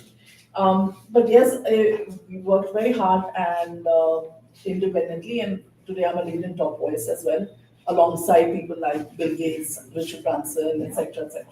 That's an earned thing. It's also the highest thing that you can get in the industry. When it came to Meta, of course, born on Instagram, I was part of it, and मुझे समझ ही नहीं आया यार, उसमें कोई training नहीं दे रहा था ऐसे, मतलब वो बस डाल दिया. So I was like, okay, I'm part of Born on Instagram, now what do I do? But I wasn't feeling the Meta vibe. So actually, I'd like to say that Meta is something that I received from Delhi QS Spaces. And the person who got us connected came for our events. And he was like, hey, I work in Meta. I'm like, that's pretty cool. Like inside, I was like jumping because I was social media. So I was like, wow, Meta person. No expectations at all. He reached out and he says, you know what? We want to do an event. We want you to create the event, and we also want to do a training. So here I was also getting trained with Meta. No, we didn't just do Instagram. We talked about WhatsApp and every aspect of how to do that. So hence got trained by Meta for the other. Because Facebook is kind of like And when it came to X, now this is a very interesting story. Back in the day when it was Twitter. So listen. I was also a college kid. मेरे को 5,000 रुपए मिलते थे घर से, ठीक है? And this is like this 5,000 रुपए मिलते थे महीने के घर से. और free events के लिए मैं जाती थी weekend में, ठीक है? वही poetry slams में वो free events ही होते थे. So and I used to dress up my best, yeah. Like I used to be like whatever best clothes I have, I'll wear those and go. So youth के बाद used to do a lot of events back in the day. There were a lot of free events that used to happen, and then they started doing events with Twitter. And the first Twitter event that I went for was actually a poetry slam at social, anti-social hota tha us time pe. Yeah. And now me being me, my Nanaji back in the day when I was like 4-5 taught me questions zarur puchna. So I implore you guys also to ask a lot of questions. So I started asking intelligent questions. And then because I was an introvert, the only thing I used to feel safe with was my phone. So whatever they would say, I would report it on my Twitter and everything. And they liked the fact that they were getting reach, and I was asking intelligent questions. So now it was no longer about free events. They would tell me, Youth Kewaz would tell me that we're having more and more events. And then the Twitter head started purposefully saying, Paul Gurnur. And I think one of the biggest events that I did, like multiple events or like meetings or small of these interactions that I did with them was when Jack Dorsey came for his maiden voyage there it's the only time that he came. And apart from the IITs that were invited, there was a select guest list that was given out of the extras, and I was one of them. And I think that was an amazing event. And yeah, so that's my association. And I researched. I said, listen, there has to be somebody who's got so many more. Right? No. No. बड़ी हिम्मत लगी थी मुझे। I'm sure. And listen, this is it's an example. What you've done is, if you have passion, you mix passion, purpose, Yes. and showing up every day. Yeah. You know, like even if it is for free events and just meeting the community, volunteering, doing your bit, you will get rewarded. I cannot say that enough. I've done this one doing for the last 10 years, right? We're all of us in this room, we're all doing this because we have a purpose behind it. I promise you the universe will at some point come back and thank you for all of it. So listen, don't stop. And thanks for sharing that story. She's one of the top boys on LinkedIn. Do you know how many asexuals are top boys on? I'm not asexual. Oh, you're not. I'm so sorry. I'm You're not asexual. I'm more flexible. more flexible. That's another marginalized one. We're gonna talk about that a lot, because that's exactly what is about misrepresentation. Yes. Right? My thought of where we are, and I would probably say it the way I would say it. And if there's not that many people who understand that, they wouldn't know how to refer to you, right? So we're gonna get into that. But to have a top voice from just the community in India, doing what you're doing, you have 18,000 plus followers on LinkedIn. Yeah. So Yeah. And the kind of content you do, the kind of work that you do, I would tell you there's a lot of people in corporates who've not reached that place. So congratulations, kudos to you. Ellie, moving on to you, the interesting fact that I have is that their research centers are on visibility and emotional realities. Is that right? Are you doing research on that? Or have I found, is that a wrong? Oops. Oopsie. All right, so let's get into the other thing I know. So you have been very open about your sexuality online, yeah? And you talk about it on your social media a lot. You're aero ace, am I right? Can you tell everybody what is an aero ace? How is it different? And of course, we've heard about how you came to know about slowly but surely where you are on the spectrum. But tell us now, how do you think you are? You know exactly who you are, or do you think we can still evolve? Do we evolve as we grow older?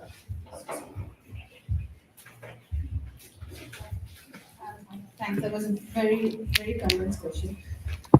No, we don't stop evolving at all. To think that we have finally come to a stage where we're done and that's all there is to it, I think it just leads to stagnation, and stagnation attracts nothing but flies, bacteria, those kind of things. So no, we never stop growing, we never stop learning, and we never stop evolving. And as an aero ace person, it is just a condensed term for aromantic asexual.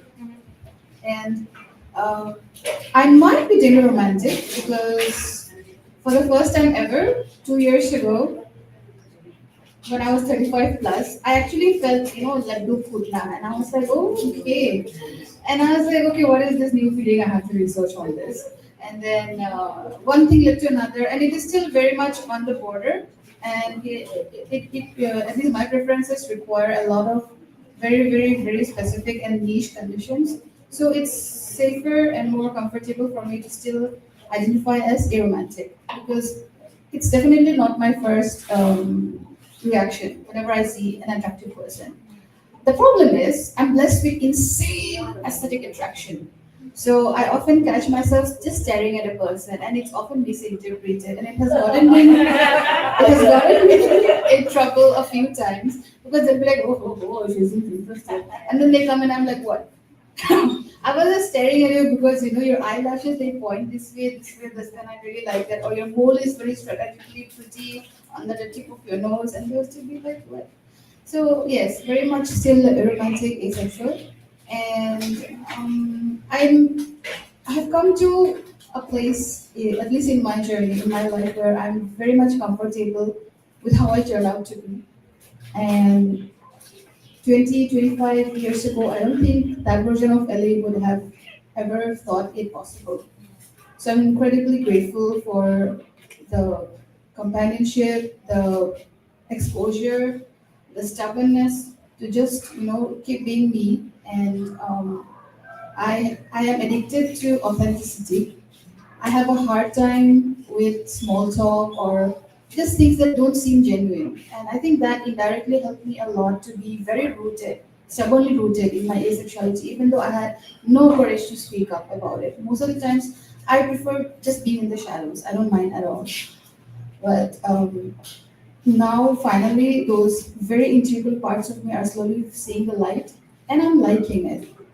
And still very introverted, still don't mind being behind the scenes, but the occasional time that the light does shed on my being, um, I'm very comfortable and I'm very grateful for it. And I just love being me today.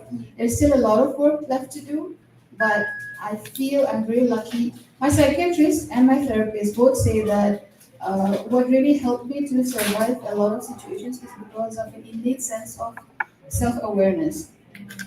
And I think I was like, okay, that's something you don't hear every day, and I'm thankful. And I didn't understand it, but as I get older and older, and many things, there are many paradigm shifts and stuff, and I'm like, okay, it's not a bad place to be. It's not a bad person to be, and I think that itself is an achievement because along this journey to get to here, there were many times I wanted to stop living, stop existing, and I think everyone in this room at least has felt that at least once.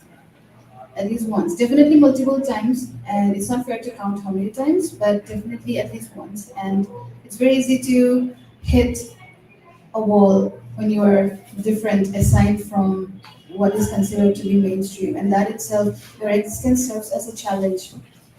And anything that does not conform is immediately attacked. And it takes insane courage to just be. And you may not always have the courage to speak out, to say your truth, but still to be silently stubborn, it speaks for a lot because it means you survive to continue the fight another day. So, yeah. It's so interesting what you've just talked about is self-awareness, and there's so much mental health issues that we all go through, right? Trying to understand where we are, why we are the way we are. Do you think what do you think is the solution to this, right? And this question is far bigger than all of us, and we can't solve it in our lifetime perhaps. But I personally feel sex education, if we actually have sex education in this country, and of course then we get into will that even have, will they talk about asexuality, and you tell us a little bit more about that. But in fact, this question is to you, Pragati. How do you think India or these mindsets of Indians can change towards the community, and then further down within the community, there are people who are misunderstood, and that's all of us sitting here today, right? There's people who say LGBT plus, and I was watching one of Pragati's reels, which said, the least you can do is say LGBTQIA plus. Yeah. So talk to us a little bit more about that. How will having maybe a more, a program or something around sex education in schools change the way we see people from the community, and also how people from the community feel about themselves? We might have more awareness about ourselves. We will probably not go through so much dilemma in our minds. Yeah, I'll just say two things because I know that there's no end to this question or this answer. Yeah. But two things that I'll say is that one, when I speak to somebody who's typically a little more close-minded to any diversity, including asexuality, but also otherwise, I give them examples which are relatable. Like, for example, how accepting we seem to be of people's height differences, or how accepting we are of different hair textures, right? Because a lot of people have a problem with thinking that this could be something that you might just be born with. But we accept that we can be born with different skin colors and not just black and white, but the entire spectrum and a combination somewhere in the middle, all sorts of things like that, right? And then when you say that, it sometimes strikes a chord with people that, okay, wait, if naturally there can be some variation in height, in skin color, in food preferences, and in how you speak, etc., then how about gender? How about sexuality? How about asexuality? And kind of starts to make sense that if everything else in human beings can have, like, let's say 1% people who are born this way or that way, then why not when it comes to our sexuality? It kind of makes sense to people, right? It's a good place to start. And the second thing, when you asked how do people become more comfortable with their own sexuality, so in our communities, typically there's a lot of people. Okay, I'll wait for them to do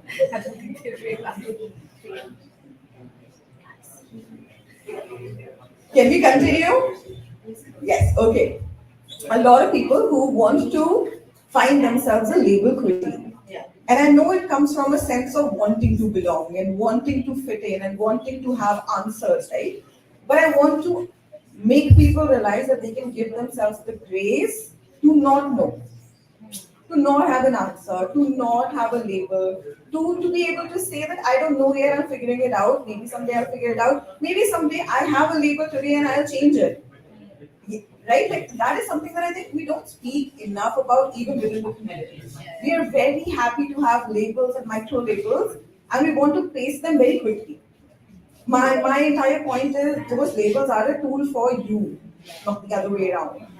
Right? And so for us to be able to advocate and create space for that confusion, to be on your own journey and figure it out as you go, and maybe never figure it out as well, is all right.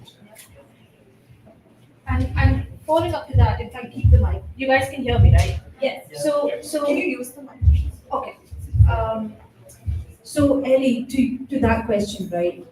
Pronouns. Let's talk about pronouns. It's you identified very late in your journey that you were non-binary and you started understanding why you felt like this and that felt good, and then you said this is how I want to be called, and then there are people around you that don't get it, right? They find there's one thing of I want to say the right pronouns and I might muck it up, and do you see that as offensive? Do you see that they are not treating me well or with respect because I am to them and the society is to them especially? How do you see that? How do you see these pronouns thing? How does that help you in your journey? And how do you make people around you comfortable with it? You can make mistakes, and do you think it's okay to make mistakes, or or how does it go and play in your mind when people perhaps use the wrong pronouns with you, right? What happens? Because I think as you will tell your story, we want to empathize with it, right? If we say it wrong, I think that will help us kind of know what you feel. So perhaps we're more conscious of the way we use pronouns going forward after this panel session. I think as long as it's an honest mistake, Yeah. there is some scope of forgiveness and moving on. But when people outrightly mislabel someone and they do it intentionally, not necessarily because it was an honest mistake, but because they didn't care enough to learn that about you, at the at the least, it's very disrespectful. You are denying a person of the very existence that they're trying to let the world know, and the world doesn't care. And now with social media being easily accessible to even 7, 8 year olds, the audience which we face is very inconsiderate. There's a lot of hurt going around, and I think the hurt just brings out the cruel, and it's like a reflection of what you see in a mirror. It's very easy to reflect hate. Sorry. So I think at the very least, respecting someone's pronouns is difficult, especially if a person comes late in their life. A person realizes what the pronouns they're actually comfortable with. Or if they realize it late, it gets hard for the people who have known them their entire lives to keep remembering it. But it's okay to muck up the pronouns because those are not from a place of malicious intent. I I have been very fortunate to finally have a friend who's actually intersex. And I'm constantly calling them he, they, she, and like I think of them as a sister, but they think of themselves as agender. And then I keep apologizing, and they're like, no, it's fine, it's cool. So I find myself on the side of the people, on that side where I come under the people who use wrong pronouns, and at the same time, I'm on the side where I have more than one pronoun. And none of the people who know me, let's say my default set of people, the default set of people I've grown up with, none of them have made the attempt to refer to me as they. I'm always going to be a she. And to be honest, the realization of being non-binary has been incredibly moving for me because even to this day, even when I put on this kurta today, I feel as though I'm getting ready for a drag show. I don't relate to female clothes at all. And every time I put a little bit of makeup and I'm and like I don't know what colors to. I don't understand how to contour. I don't know how to do anything. And yeah, and that's fine. And it's getting to be more aware and more comfortable about anything that's not inherently heterosexual. It creates a lot of room for understanding, forgiveness, self-forgiveness, and tolerance. The last of which I'm still learning to grow because I'm very quick to temper, unfortunately. And my inner spirit animal is Babura Galbatra update from Hirakini. So I'm very sarcastic, very mean, but I try not to let that person come out so much. And ultimately, I think misgendering pronouns or saying the correct pronouns, whatever, the intent matters. That's all. Whether the intent is spoken or not spoken or anything, verbalized or not, it's the intent that matters. One time I went to the terrace and I was putting on my bed sheets, and there was this someone's domestic help, and I was wearing shorts and a very loose t-shirt. You couldn't see that I had boobs. So they were like in Bengali. They just stared at me and I was like, oh god, here comes the question. And then they were like, are you a brother or a sister? And they don't know all these labels, micro labels, this culture, they don't know. And I teased her, saying, what do you think? And then they looked and they said, you are a sister. You're definitely a sister. And I found it so cute. Yeah. Because they had no problem. And I think even if they thought I was a brother, they would still be cool with it. We often think of people who are less educated or less exposed to be more mean and condescending and cruel. But that's not it. Not it at all. It's the exact opposite of it. And I don't think if all this information, all these identities, all this plethora of very definite and very real existence of the human side, which so many people are still dying to erase because it just makes them so uncomfortable and they're very lazy to do Google research at the least, and they have no excuse for it. I'm going to rant, sorry. But Google is available in several languages. You have absolutely no excuse left in Google. So good. Go on. I'm standing here looking at you. And so yeah, I think it's just people who are lazy. It all comes down to laziness. I'm sorry. But yeah, you are lazy. You have so many resources just in the palm of your hand. How can you not want to know at least the definition? There was this guy I went to college with. He was he was very rough to me, like, "Pata na boyfriend hai ki nahi, pata na boyfriend hai." Why should I tell you? Kyun batao? And then he was like, I sent him a couple of definitions. What asexuality means, what aromatic means. Nothing tough. It was not rocket science or I don't know, calculus? Yeah, it was nothing like that. And he was like, "Padha to samajh nahi aaya." And I was like, how did you do BSc biotechnology then? And then he was like, okay, take. And then he left me alone after that. And then yeah, it's usually my interactions with people who we consider, I don't know, less educated or marginalized. They have a less problem getting along with me than such show called fancy and high class or high five people. And I think that is so wrong. Why should they represent the majority? We are the most populous country in the world, and our country is running because of middle class and lower middle class people. And we never get to hear their voices because they're busy trying to survive. But they're so much more accommodating and understanding. Yeah, at the least, we are all irritated because there's so much of us and there's a scarcity of resources. Obviously, you have to fight for survival every day. But there is still an unspoken existence of kindness. And I don't think we give enough credit for that. I'm very sure if we go now to any place at all, which we consider how do we say, down market, they will be much more open and accepting to it. And that is just so sad. Because that is the true face of India. And I don't know, it just breaks my heart sometimes. Yeah. Thank you. You're right. It's the intention of everything, right? You can make mistakes. There's nothing wrong if somebody, said something which might not align with how you live your life. But it's the intention of it. And you're right. You see that with you will have people from the from a society that we really don't look up to, and they are the kindest of all of them. And then you aspire to be like certain people, and then when you get to know at their core, they are not who you thought they were. And it's a lot of people in power, unfortunately, and making decisions for all of us sitting here, how we live our lives, what access we get to policies, etc. Right? So you have created a space, a safe space for people in the community to come together. You were talking a little bit about having these poetry sessions where we come together. We feel at home in so many ways, and also meet people from the community.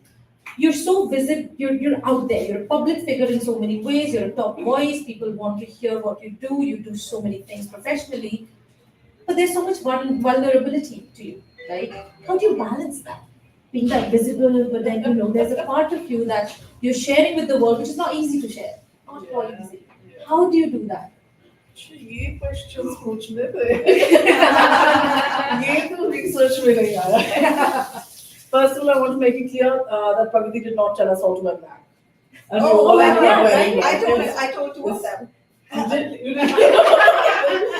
Okay. I did listen. Whenever I go on panels, I like do my research. I talk to people, and I'm not asexual. So yeah, I want to make that clear. In this room today, we have people from the asexual spectrum, people who are still questioning if they might be, people who are from the queer community at large, and also a lot of allies who just here to learn. Exactly. Yeah. So, but I am homo flexible, which is not a marginalized. It does not even come in the LGBTQIA plus, like it comes like plus. So I feel you. I feel you all. At my heart, I am an egalitarian, and that comes from the fact, very simply, I'm surrounded by brothers, and I've just been like, I've seen them grow up, and I've just seen how it's not always that like hamesha, like we are victimized and stuff. I've seen how my brothers have also been bullied. One of my brothers came out as gay. He actually thought that I was the last person you should tell, because like you, I also have a inside. Okay. मतलब inside ही मेरा ज़्यादा outside भी है. My team knows. How has it been being me? How do I balance it? First, definitely, I think Ayushi, my partner, would know that.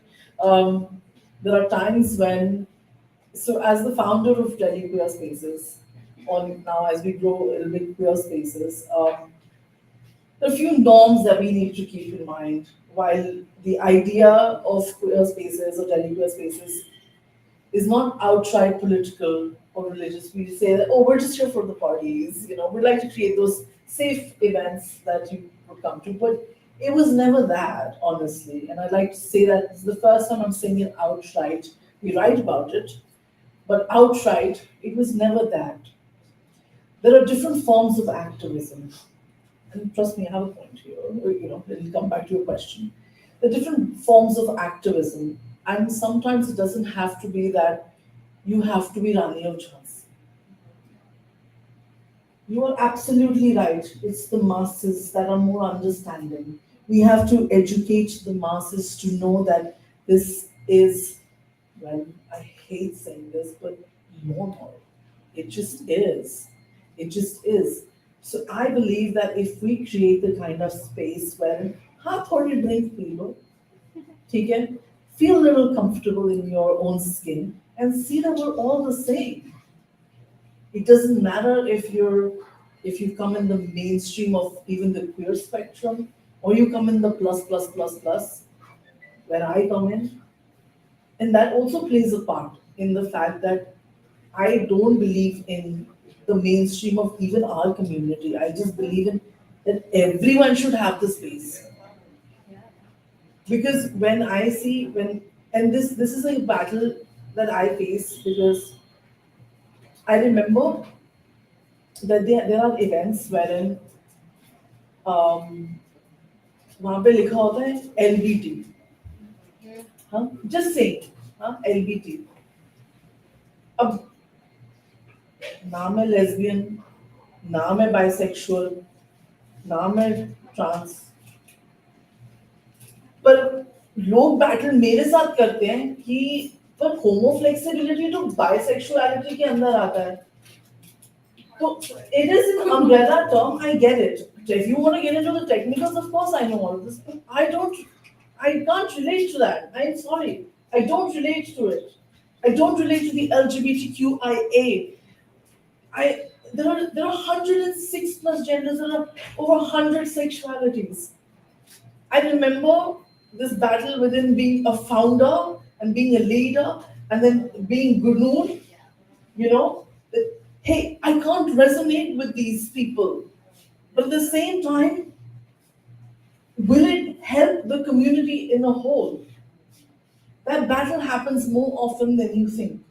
That battle happens when you have to be Gunur Korbeher founder, or you just have to be Gunur.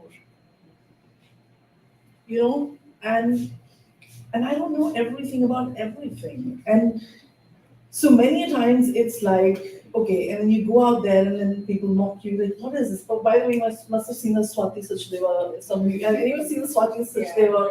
Yeah. That was us. That was us, homoflexible. Oh my God. That was us, yeah. Yes, that was us. And we had gone, because of course I love her. And a lot of my friends were like, "Baby, आवाज़ है ना?"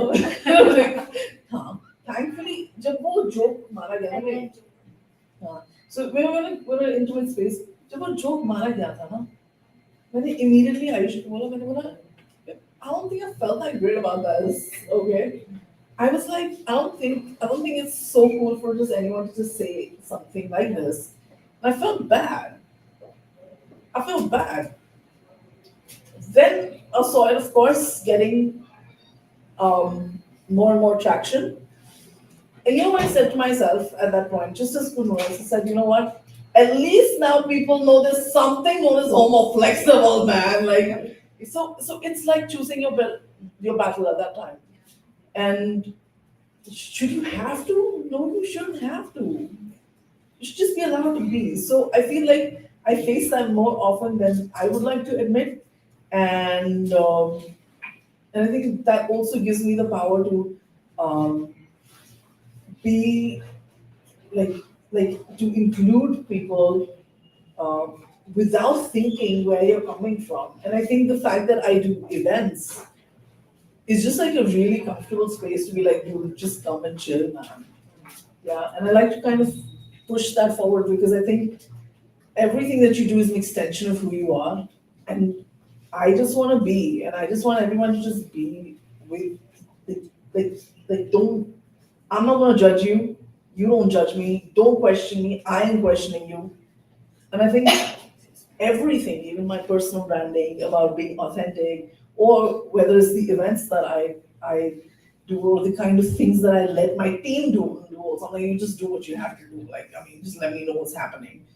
The whole way that I function just comes from the fact that isn't it just easier if we just let things be and let people be? So yeah, I think there's always a battle, and there's a lot of trolling that happens. And there are days and times when people say shitty ass things. I remember this is one time somebody said something really and by the way on LinkedIn also. There's a lot of LinkedIn trolling.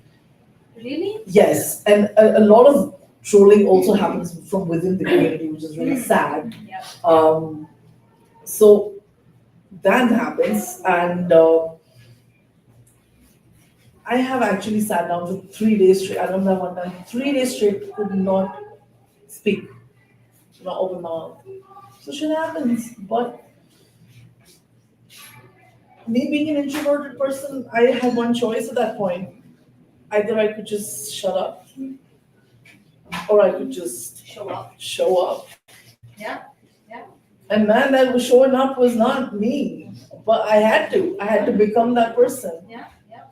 So you gotta become, you gotta evolve. You gotta be okay with the life. You gotta be okay with it. Because if you're not okay with it, nobody's showing up for you as a person. And वो तो हम by chance ऐसे public figure बन जाते हैं, but that's just it. Yeah. And by chance, I don't think. I mean, she's been very humble with it. But listen, it's a lot of hard work. Showing up is a lot of hard work. Every day waking up and just saying, listen, I'm going to do this, and I'm going to do this with every ounce of everything that I have. I'll give it everything. Takes a lot of hard work, a lot of determination. But what we all should really do is honestly show up. I know there's times where you feel you're in this really dark place in your mind and you don't want to get out of bed, you don't want to get to anywhere. It could be anything, it could be a free event for that matter, listening to other poets and talk about their lives. But listen, showing up will have such a positive effect in the way you see the world and your mental health. It's tremendous. And the way you're doing what you're doing is honestly something we can all take away from. So go follow her journey on the internet and see what she's doing. And hopefully all of us can take a little bit from that and do it ourselves. So thanks for what you're doing. Now getting into something very important that you said, which is bullying online, right? The internet is a very, very harsh place. You don't need to be a public figure. You just need to be a little bit different. That's all. That's it. That's all. So you don't need to have thousands of followers. You can have 300 people, 30 people following you, and you can really be trolled so badly. Bullying is real for all of us sitting here. So to all of you, right? You all do some big things. You manage not just your own personal pages and branding, but you all have organizations that are helping in so many different ways. Tell me, what is it for each of you? How has the internet been? I never thought LinkedIn would be a place where you would see bullying. I cannot believe that, honestly, because I thought there were a lot more serious people who were a bit more educated, worked in big organizations, taking big paychecks home. The least you can do is be inclusive and accommodating to other thoughts and ways of living, right?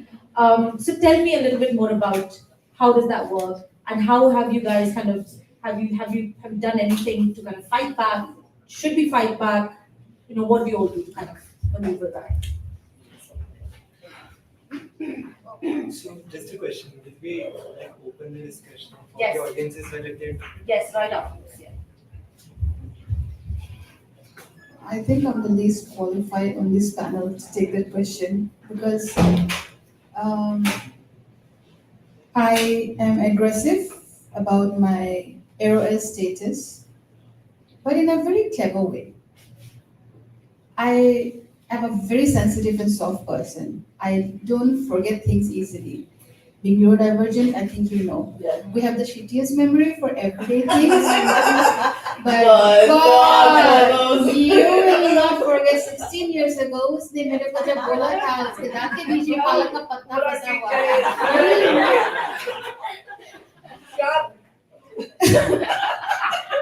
So it's the tiny things that linger really hard for me, and then I learned one thing. It's completely fair and okay to choose the battles you engage in. So I just don't respond. I have friends who are like, they should, like, why are you wasting your peace?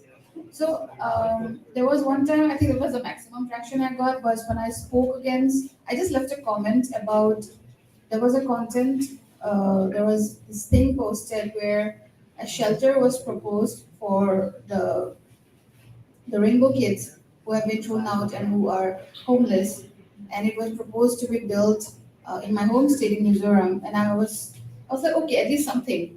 It's a very homophobic society. I'm very sad to say, it's a very homophobic, and if it's homophobic, all the other phobics come in by default, and they do not allow the shelter to be made. I don't know what they thought, and yes, we exist in India, even they slammed it, and then I just left a comment saying, of course, the heterosexuals think they know everything. That's all I said. And they were like, oh, you cannot be a real Christian. I started replying, and then I was like, well, it's beneath me to engage in something with people who are not willing to learn, who are not willing to change their stance, and who are just going to add to the poison. So I started being more vocal in spaces where my presence is not cannot be denied. But at the same time, the audience is not very lively about interacting with me, which is my relative circle. I get Facebook requests, I get Instagram follow. I don't accept those requests.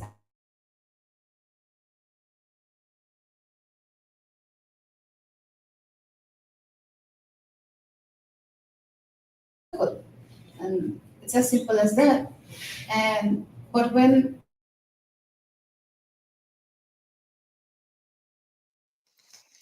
Hello, everyone. We unfortunately have to cut the stream for a moment. You can see we are now moving to the third link for the interview with Alice Osman. You can see the link in the chat and you can see the link on the screen. We really don't want to cut Indian ACES event this way. So we've decided for a bit to leave this. We are trying to see if we can leave this streaming up. So if you want to keep hearing from Indian ACES, you can stay in this link for a bit more, and you're going to be hearing the broadcast from IAD per IAD by Indian ACES. If you meant to switch to Alice Osman's interview, you have to go to the third link that you can see on screen, that you can see in the live chat. We are trying to see with the technical support if we can leave this this up. So we are gonna just write here.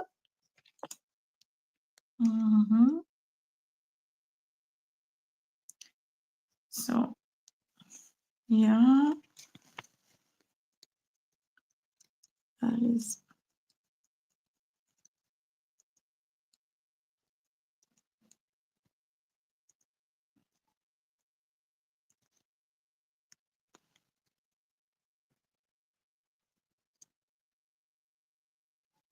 So let's leave this on screen and we can move there if at least someone stays here. I'm going to move to the other link because I really have to be there. And I hope that we can sort out someone from the tech support to stay here. So in case you want to keep hearing from the Indian ACES candid chat, you can stay here or you can move to the next link for the Alice Osman interview. We are very sorry about this interruption, but we had some overlap in time.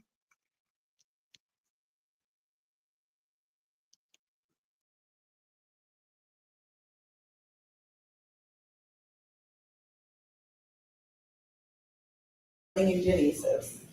Because I'm doing this advocacy work and this activism work, if I also don't say anything, who is going to? So, of course, it's been a balancing act, and of course, I've learned on the way. But at the same time, I'm always cognizant of this that, wait a second, should I be doing something? And of course, you know, there's been a lot of points where I've realized I can't be carrying this much burden by myself. I'm burning out, and so I would back down a little. But at the same time, I would constantly remind myself that, wait a second, can I afford to do this right now? And if I can, maybe I should. Right? That's been my approach so far. What I would also say is that at the end of the day, I have X amount of energy, right? If I let myself get dragged into those arguments and debates online with people who might be very resistant, who's going to do all of this? You know? Yeah. And so I have to be strategic, even in my advocacy work and in my activism work. If I have X amount of energy, where am I going to put it? Is something that I have to think about constantly. You know, like even expressing your anger is a privilege that not everybody has access to. Like if you don't have the resources, energy, a support system, something to fall back on, a good psychosocial bandwidth in that moment, you don't have access to that privilege. You can't afford to be angry. So you will have to be the one who takes the punches sometimes because you can't afford to punch back in that moment because you're saving that energy to do something else. Maybe you're saving that energy to pull somebody else from somewhere else, right? Because again, X amount of energy, very finite. How do you want to use it? It's like picking your battles, like what she also said in that way, right? It's prioritizing. So yes, yes, and so because my entire life, my career has been about social media. That's why I also wanted to take this one last. And then, of course, doing the kind of activism we do with events wherein we want to change the ideologies of the masses so that the masses are vote banks. So this through alcohol. My entire thing, it comes, whatever I'm going to say, comes from my expertise as a social media strategist and the fact that I'm queer. And we have, of course, I said the other four shades of diversity that are there. First of all, and if anyone's listening to this, of course, if you get bullied or you get trolled online, it's not easy no matter what, no matter how many years you've been online. You do need to pick your battles. I would always recommend, what I do is that I take some time for myself, depending upon, of course, उस इंसान ने क्या बोला है. LinkedIn is a place where you don't expect it, but it happens. It's also really scary कि LinkedIn पे ऐसे मतलब लोग बोल कैसे सकते हैं. मतलब आपकी reputation नहीं है वहाँ पे. Instagram is like, listen, people just like to say things. I think over time what I've realized is that it's so much easier to talk on text, right? Or behind the screen, right? So if you are talking crap, and most of these people don't have DPs, so like please, I just like, I mean, you're nothing. You're literally nothing. Like your online presence is also nothing. So who are you? And I, at that time, many times when it does matter to me, कि उसने बोल कैसे दिया, I ask myself, is this what I think of myself? Like, is this my self-worth? Ki I can let this nothing DP affect me. Now, I'll give you a very practical strategy if you are bullied online. Okay. First of all, absorb, feel your emotions, but respond, not react. How do you respond? Okay, listen to this. I say thank you for your views. Then they get irritated because I didn't do anything to poke them. Then they'll say something more, and they do. This is when you say thank you for the engagement. And that's how maybe a lot of my top voice came out. No, I'm kidding. Not the trolling. But I genuinely do tell people that thank you for your perspective. And if they continue doing that, I genuinely tell them that thank you for the engagement. And that's the point when they actually shut up because they don't want to give me bow. And they've been giving me bow. And a lot more people know about all the good work that I'm doing. Yeah. So please don't let nobody with no DP bother you. And if it does bother you, and it will bother you, it's okay. Take some time, even if it's 3 days.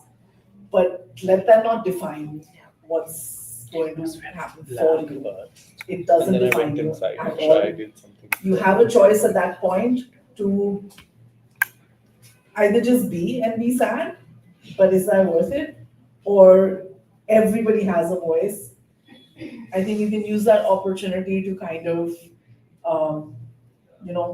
be like, hey, somebody heard me, somebody got triggered.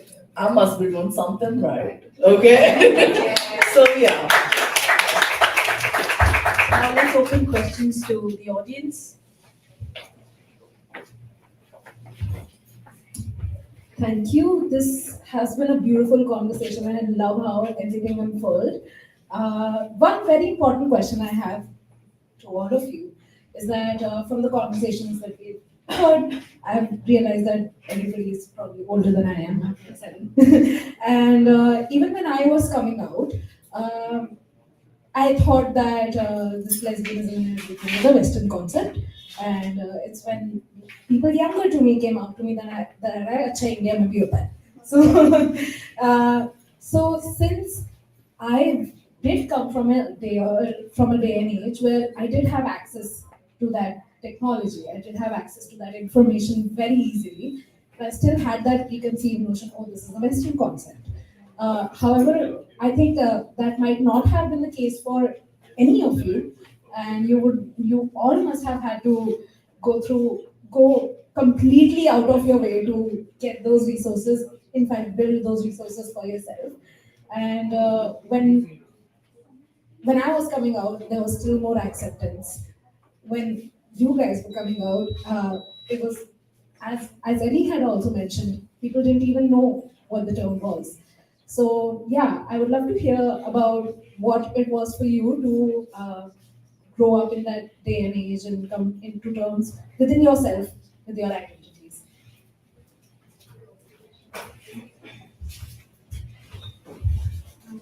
The first thing I felt was tremendous relief because it gets exhausting. It gets more exhausting to fight something inside your head, no matter how bad it gets outside, because your inner monologue, your inner voice is the last thing you hear before you go to sleep and the first thing you hear when you wake up.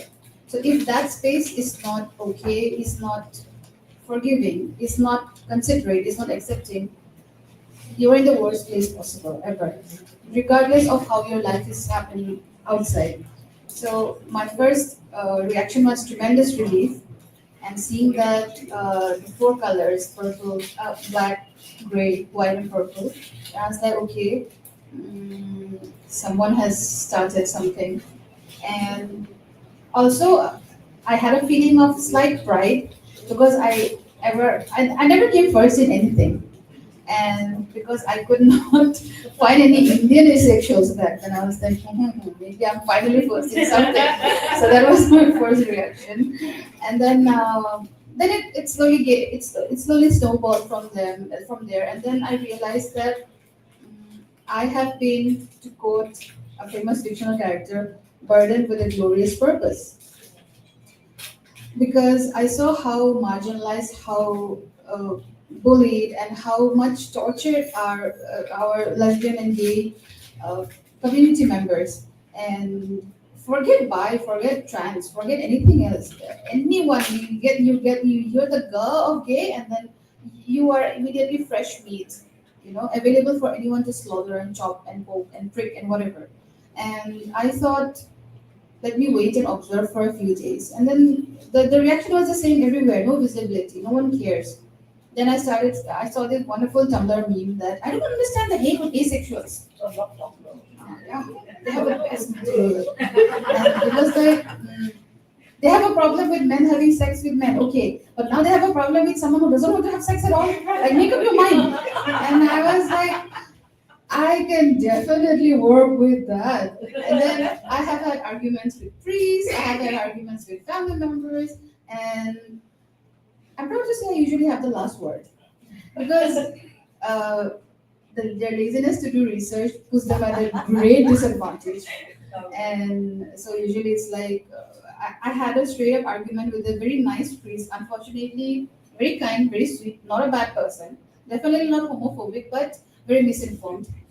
So, as usual, my age came up, and then they asked like, "Any boyfriend?" I said, "No, none, never, nada, no bueno." And then they were like, "So you never?" I was like, "Oh, there was a point when I actually considered being a nun because I thought that was the only pathway I had." In catechism class, you were like, "You're either married and you fulfill God's purpose of go forth and multiply," which I don't understand how is sustainable in this day and age in this economy. It does not make sense. Second was you enter priesthood or you become a nun. That is a religious vocation. And the third one is you go half-teens. You neither marry and you neither go full religious.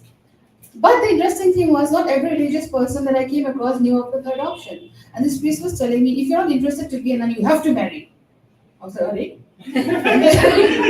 And I was like, I don't want to, but you have to. It's either a religious vocation or you have to be married. I was like, Father, with due respect, you have no idea what I want to do with my life, and I don't think that agrees. Like, we can have different opinions, and I don't think it's fair for you to simply like proclaim what my life should be like. And I have never seen a priest shut up. It was the first time I saw, and I thought, oh God, will God strike me down now? Because I was and then I was like, and then he was like, I was like, oh, okay, no striking, no spiking. And then it went on and on. And then recently I came to know that no matter how much you think you have progressed, no matter how much you think you have sort of created a safe space and a safe nest, there's always a chance of something backfiring. So it's best not to get fully 100% comfortable. I had a very heartbreaking conversation with someone I'm very close to. They knew I'm coming to this place. They knew it's such an important event to me. And they said to me, I prayed to God for your healing. And I was like, oh God. And then I was like, what do you mean? They said, no, I watched a video on YouTube on a transgender person, male to female transition. Somehow something did not work out for them and they detransitioned. And somehow that gave them the idea that main na ghar ki hu, na khat ki hu, so I need healing. And I was like, that is so not what you think is going on with me. And it took a lot of courage, not courage, patience to just forgive them in that moment. Because I know it is coming from a place with good intentions, but they don't know how hurtful it is, how dismissive it is. And I was like, it's a conversation for another day. I have a big day tomorrow, choosing a battle. And we'll talk about this another day. And I'm not looking forward to the conversation, but yeah, preparing for it. And let's see how it goes. So I think the best answer you can give to someone is to just exist. Something about the truth of your existence will irritate them. You don't have to engage. If you can't engage, there's nothing they can. You give them nothing. They have nothing to fight with. So you just be you. And I know it's not easy to just be you when your authenticity is ridiculed and laughed at and constantly judged. And they hurt you in ways they find ways to pick you apart in ways that is inconceivable. Not even psychopaths will cry that they could think of such a thing. And so you be silent, just try to survive through that. Gather your strength, strike some other day, fight some other day. But for that time, it's okay. Oh, and one more thing I forgot to mention before. If the space you're in, no matter whether it's your blood relatives, your friends, or who you thought were friends, if you feel unsafe or if you feel that something is amiss, it's okay to hide. I think this community is the only one which will forgive you to pretend to be straight if your safety and your sanity is at risk. So there is absolutely no shame to use that little bit of what's that word? That secret weapon thing? Yeah, okay, let's call it a secret weapon. So yeah, safety, sanity first. Everything else can wait. It does not matter. It does not matter. At the end of the day, 5 years, 10 years from now, they are not going to be in your circle. They're not going to be people you favor. You're going to make it. You're going to make it, and you have to be here to see the change happen. Because you are going to be the change, unconsciously. Your very existence is a challenge. Yeah.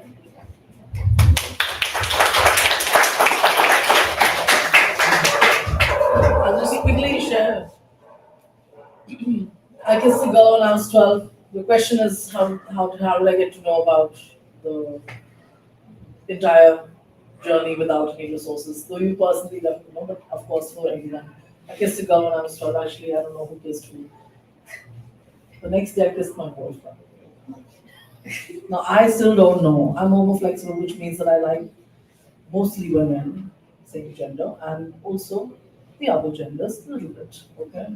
Now I don't know if it was the woman, the girl, or it was a really bad kiss the next day. I don't know. But it led me on a journey which made me believe कि wow, ठीक है कुछ तो अनोखा है मेरे बारे में. I think understanding. So of course, I know I'm in a space with asexuals, but understanding sexuality is the question.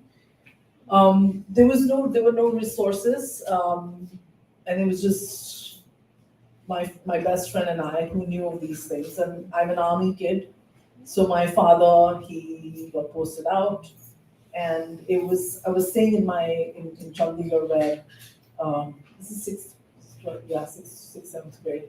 So I was every summer break I used to come back to my grandparents' place. Chandigarh is my grandparents' place. So I remember coming back after the posting summer break, and I leaned in to kiss her because We don't know. oh, actually, I'm looking at those few people who I don't may know. Yeah. Yeah, well, I was. You got me there. So, but she slapped me, and she was the only person who knew.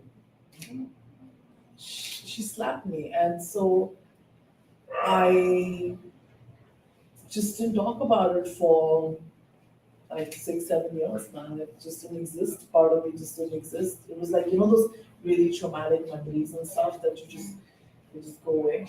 Yeah. And of course, while we were in school and all those things were happening, yeah, I did get bullied a lot about like being called a lesbian or whatever these people had learned, these new words they had learned. It didn't matter, of course, but now, I came out to one of my best friends when I was 18, and I said that I like women. Or I didn't say I liked women. I didn't believe I liked women. In fact, when I was in 11th grade, a friend of mine, she reached out to kiss me, and I was like, no, I'm not that kind. Imagine I had internalized the shame so much that I did not even believe that I was anything but straight. Oh, sorry, allies. Right now. And then when I was 18, I called up my friend and I said, I did kiss a girl. There were things, that were there. Actually, okay, cool. I said, what? There was nothing to it. But it was when I realized that I was square was when I came to Delhi in my first year of college.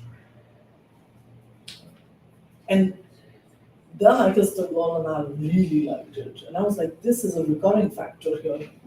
Okay. And my boyfriend at that time, he didn't like him very much as much, So I was like, what is happening? That is when I started actually reading into it. And what was I reading into really? Like I was looking at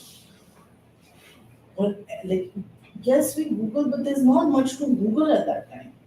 I was in an army hostel full of women. I realize this is an asexual space, but those minority people of us who are not asexual. No, I'm not. We're inclusive. No, I'm just blushing, man. This is my coping mechanism.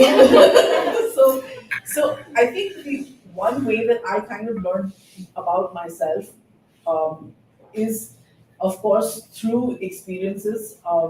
This is an adult space. I don't know how many holes you women had till I got to know how many holes women had through experience. I did not have any resources, any literature. The only one thing that I think I did was that I did not deny the fact that I liked women. What that did was it opened up more people and more people coming and telling me that, hey, I'm not straight either. And then of course, as time went on, just the lack of, or I would say, I would not say accepting, I would say the lack of denial. Because society, this is a time before 377, where we looked over our shoulders, and we are so ingrained that today we still look over our shoulders, even if you guys don't believe it.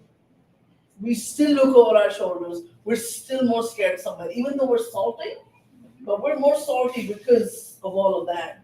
Yeah, we are. So we come from before 377 space, and we come in and we are beyond making those, we're beyond making the content actually, honestly. Is the youngsters, the more Gen Z, the younger millennials who are making the content, we've already learned that. We've already lived that. We're doing things like creating the LGBTQ space here. We're actually doing things. We're here building aids. I remember, I just confirmed with Pragati that I had about almost 10 years ago met her at a poetry slam. At that time, I asked her, were you giving her bookmarks by any chance? By the way, I have the bookmark. Okay. I have the bookmark. I've saved it. I just don't know. When I save something, I lose it. I lose like what is it? Those organized messes. Yeah. Those. But I remember because about a few months back, I saw it. Yeah. So 10 years ago, I remember, and that's the logo that I remember. And I've known Pragati, like I've met Pragati back then. We're the ones who were the doers. Not saying that everyone else is not doing things. But we didn't have any choice. Delhi Queer Spaces came from a place of like, यार Pride Month की बात क्या? और आगे पीछे देखो कि भाई कोई कुछ कर ही नहीं रहे. तो फिर एक पॉइंट पे आके हम बूढ़े भी हो गए, थोड़ा सा रिसोर्सेज भी हो जाते हैं, मतलब चल हम कर देते हैं. We are the resources. Like the elder kids, the parents make mistakes with the elder kids. The first pancake, always a little burnt, always a little misshapen, always a little half cooked. Yeah. What will make you do? Yeah. So how did we learn? I don't know, man. Like poked our fingers, I guess. Or did. Yeah. I think that's my answer. I think we have time for another question. Yeah, let's go with another question. One more question. We can listen to all the questions and then see. Yeah, please. Congrats first of all to Pragati on like organizing this lovely thing and like it's at the center. It's a lovely center. My first time here, but I'm gonna go back to something that Ellie said that almost all of us in this room, and I haven't done a survey of this room, so I'm not sure. Maybe this is a sweeping generalization, but we've all felt like we didn't want to exist at one point. And these could be active suicidal thoughts, or these could just be the fact that we've all experienced everything in our environments, in the society, actively trying to say that you don't deserve to be in this space, or not creating that environment that really sort of like facilitates your flourishing, facilitates your thriving, or even your survival. And so a question that's like personally and like professionally also always hit me is then what as queer people and like in that umbrella, like as ace people, as aro ace people, as bi folks, as trans folks, as NB folks, what are the things that make life worth living for us? So my question to you folks would be maybe what is that one thing that's been your sort of like that has kept you going on in like all of the work that you do personally and professionally? Should we ask for more questions?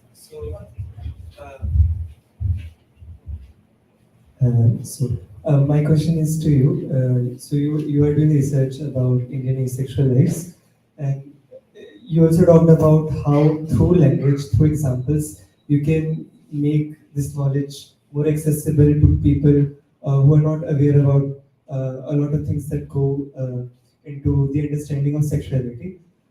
So what I think of academia as a space is that a lot of people come in academia and they do research. Do you associate with any academic institution as of right now? Okay. Quick answer, so I'll just say it. Okay, good. So the problem with institution associated academic research is that oftentimes it's not available to the people and in languages that people can understand. So even with all of the research that we would have, we would still need to promote it in spaces which are currently available to the queer people, which are dominated by homosexuals and there are also homosexual men. So I think this research, if it can get to these spaces first, and then it can go on from there. My question to you is, how are you thinking about making this research more accessible to the people who would not look it up themselves? I understand Ellie's point that all of that data is available online. On Google, there are several resources, but even the way that these platforms work, people can also search how asexuality is curable, and Google will still give you answers for it.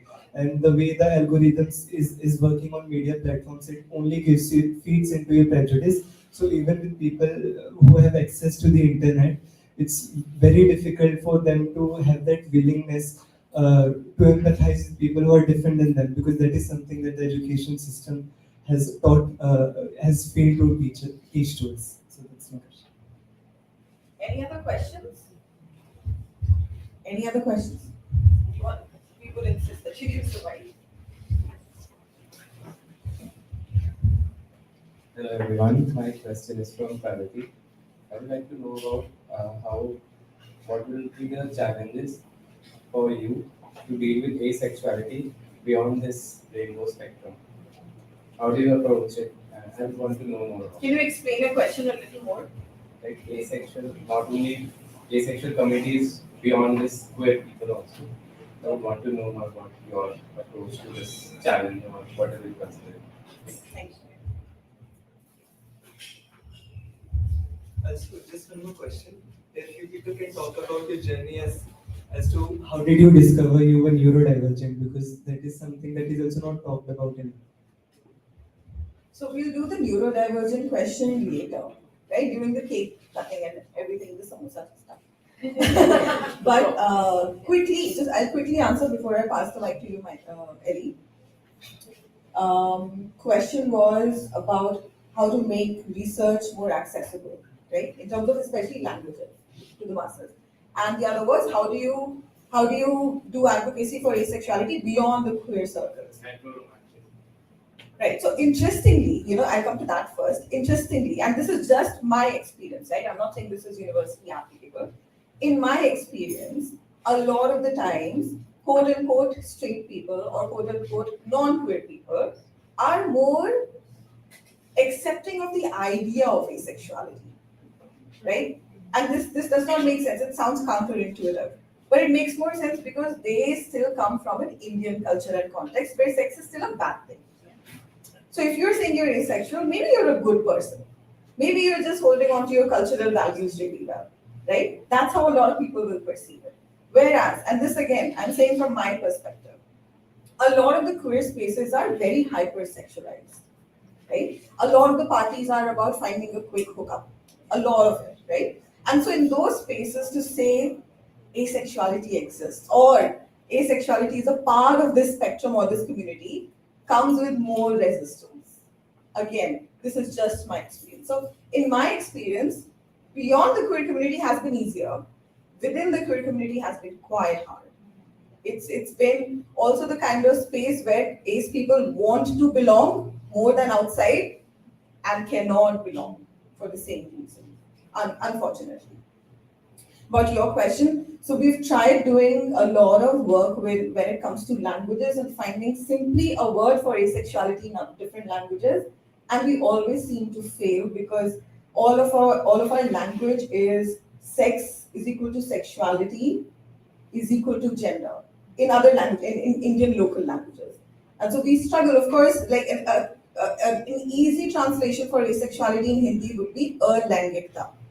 But that's not actually accurate. It's easy. It's convenient. It might make it easy for us to pass the message along and get to the masses, but it's also misrepresentation. Like we were talking about, right? So sometimes accurate representation is harder, and that is why people resort to misrepresentation. And I've come across this so often that it tires me at this point.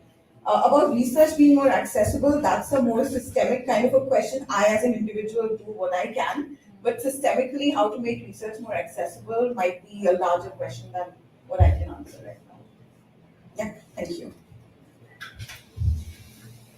You had a question about your reasons for existing. Solidarity, just that. Even when I was at my lowest, anyone, that didn't matter where the person came from, where on this earth they existed, whether they're from the same continent or overseas, as long as I knew that there was someone who was going through something exactly or very similar to what I was going through, gave me the anchor I needed. And then I realized the power. I think the strongest power we have in this world is kindness, and the second is solidarity. Nothing makes you change your mind faster than finding someone who knows exactly or who understands what you're going through. So all those people, all the small pockets of solidarity I felt, maybe it was someone who used to self-harm, or maybe it was someone who has been through it, or maybe it was someone who did it and survived and came back and they're still questioning whether they want to be here or whether they want to, have another go at it. It was always solidarity that, okay, another one knows. Sometimes it was simply the knowledge of knowing that someone else knows what it is, not having to explain yourself. And solidarity gave me so much strength. So it's always so, no matter how much. Incidentally, I have thought about that reason many times because I actually wrote a few short stories on it, and it always came back to solidarity. It always ends up with someone being knowledgeable of what you're going through. And then when I realized that how much strength and anchorage solidarity gave me, it gave me the impetus to be the source of the solidarity. So even though I'm still introverted, still quiet, and I'm still scared to have a large internet presence, I'm very stubborn about being visible to someone who might need me. Because, like I said, your existence is a challenge, and there are many people who are unfortunately handicapped with this challenge because you cannot sit with us. That is the mentality we have. And if you can be a source of solidarity to such a person, it easily becomes a very good reason to want to stay. Many of us are not actively wanting to end it all. It will slowly evolve over time. It will never go away because it becomes a very core, integral part of yourself. To want to end it all is not something you ever fully recover from, but you learn to go around it. And the first thing you do is you learn to be kinder to yourself, and that is when the presence and the presence of solidarity becomes integral. It can be life changing. It can be just a word, just a knowing glance. One example I can give was one time on BuzzFeed they did this experiment where non-Muslim women wore hijab for 1 week, and then they came back and they shared their experiences. And one of them said, "I was taking the subway, and there was another person, and she looked at me, and I looked at her, and they've never known each other. But since she saw the person who was wearing a hijab for the social experiment, they exchanged a glance. It was just a fraction of a second. But that connection, that solidarity, it moved the person who was involved in that social experiment, and she told it has completely changed her. So it doesn't have to be a long paragraph or life-changing story. Sometimes it's just a look. I have experienced when I went to my first Pride walk. That was the first time I went full out. I was nuts.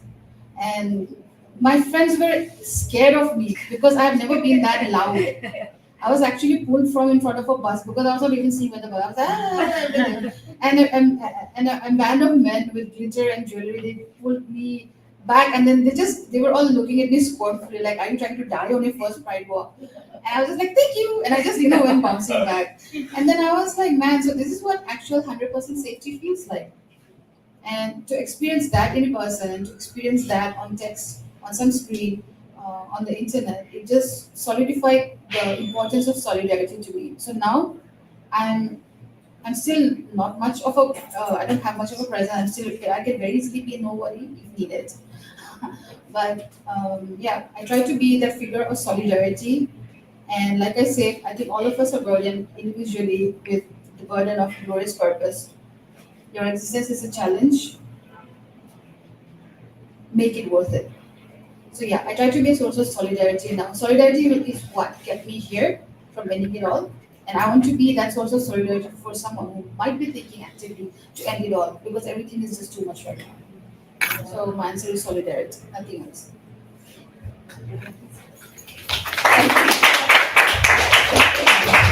Alright, so if there are any more questions, we'll take one last question, or we will break into, or we don't have time. We are going to have some samosa and some cake now. That's the time.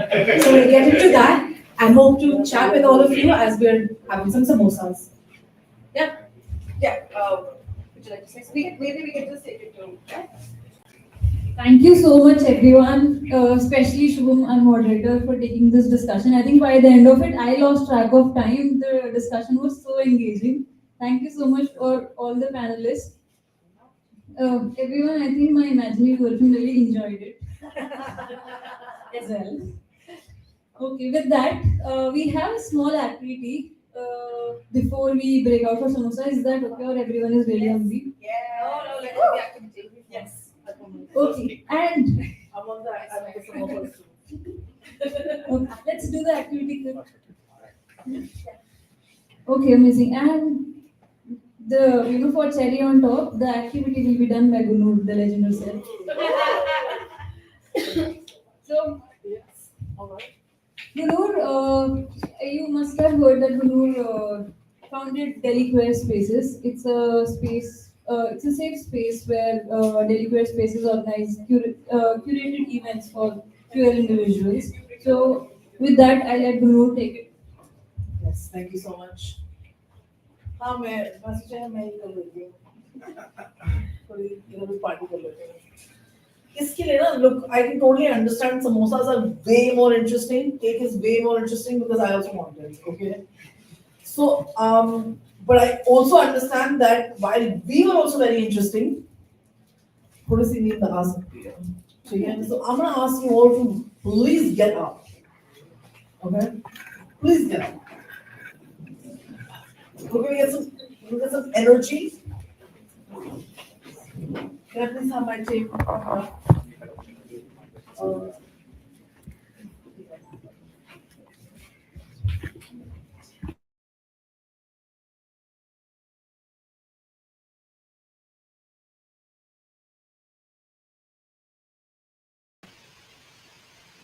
Well, hi all. I hope that you enjoyed the live stream and the panel from India. As you will know, there's currently a interview with Alice Osman on the other side. There's a link in the bottom, so please do go over there, and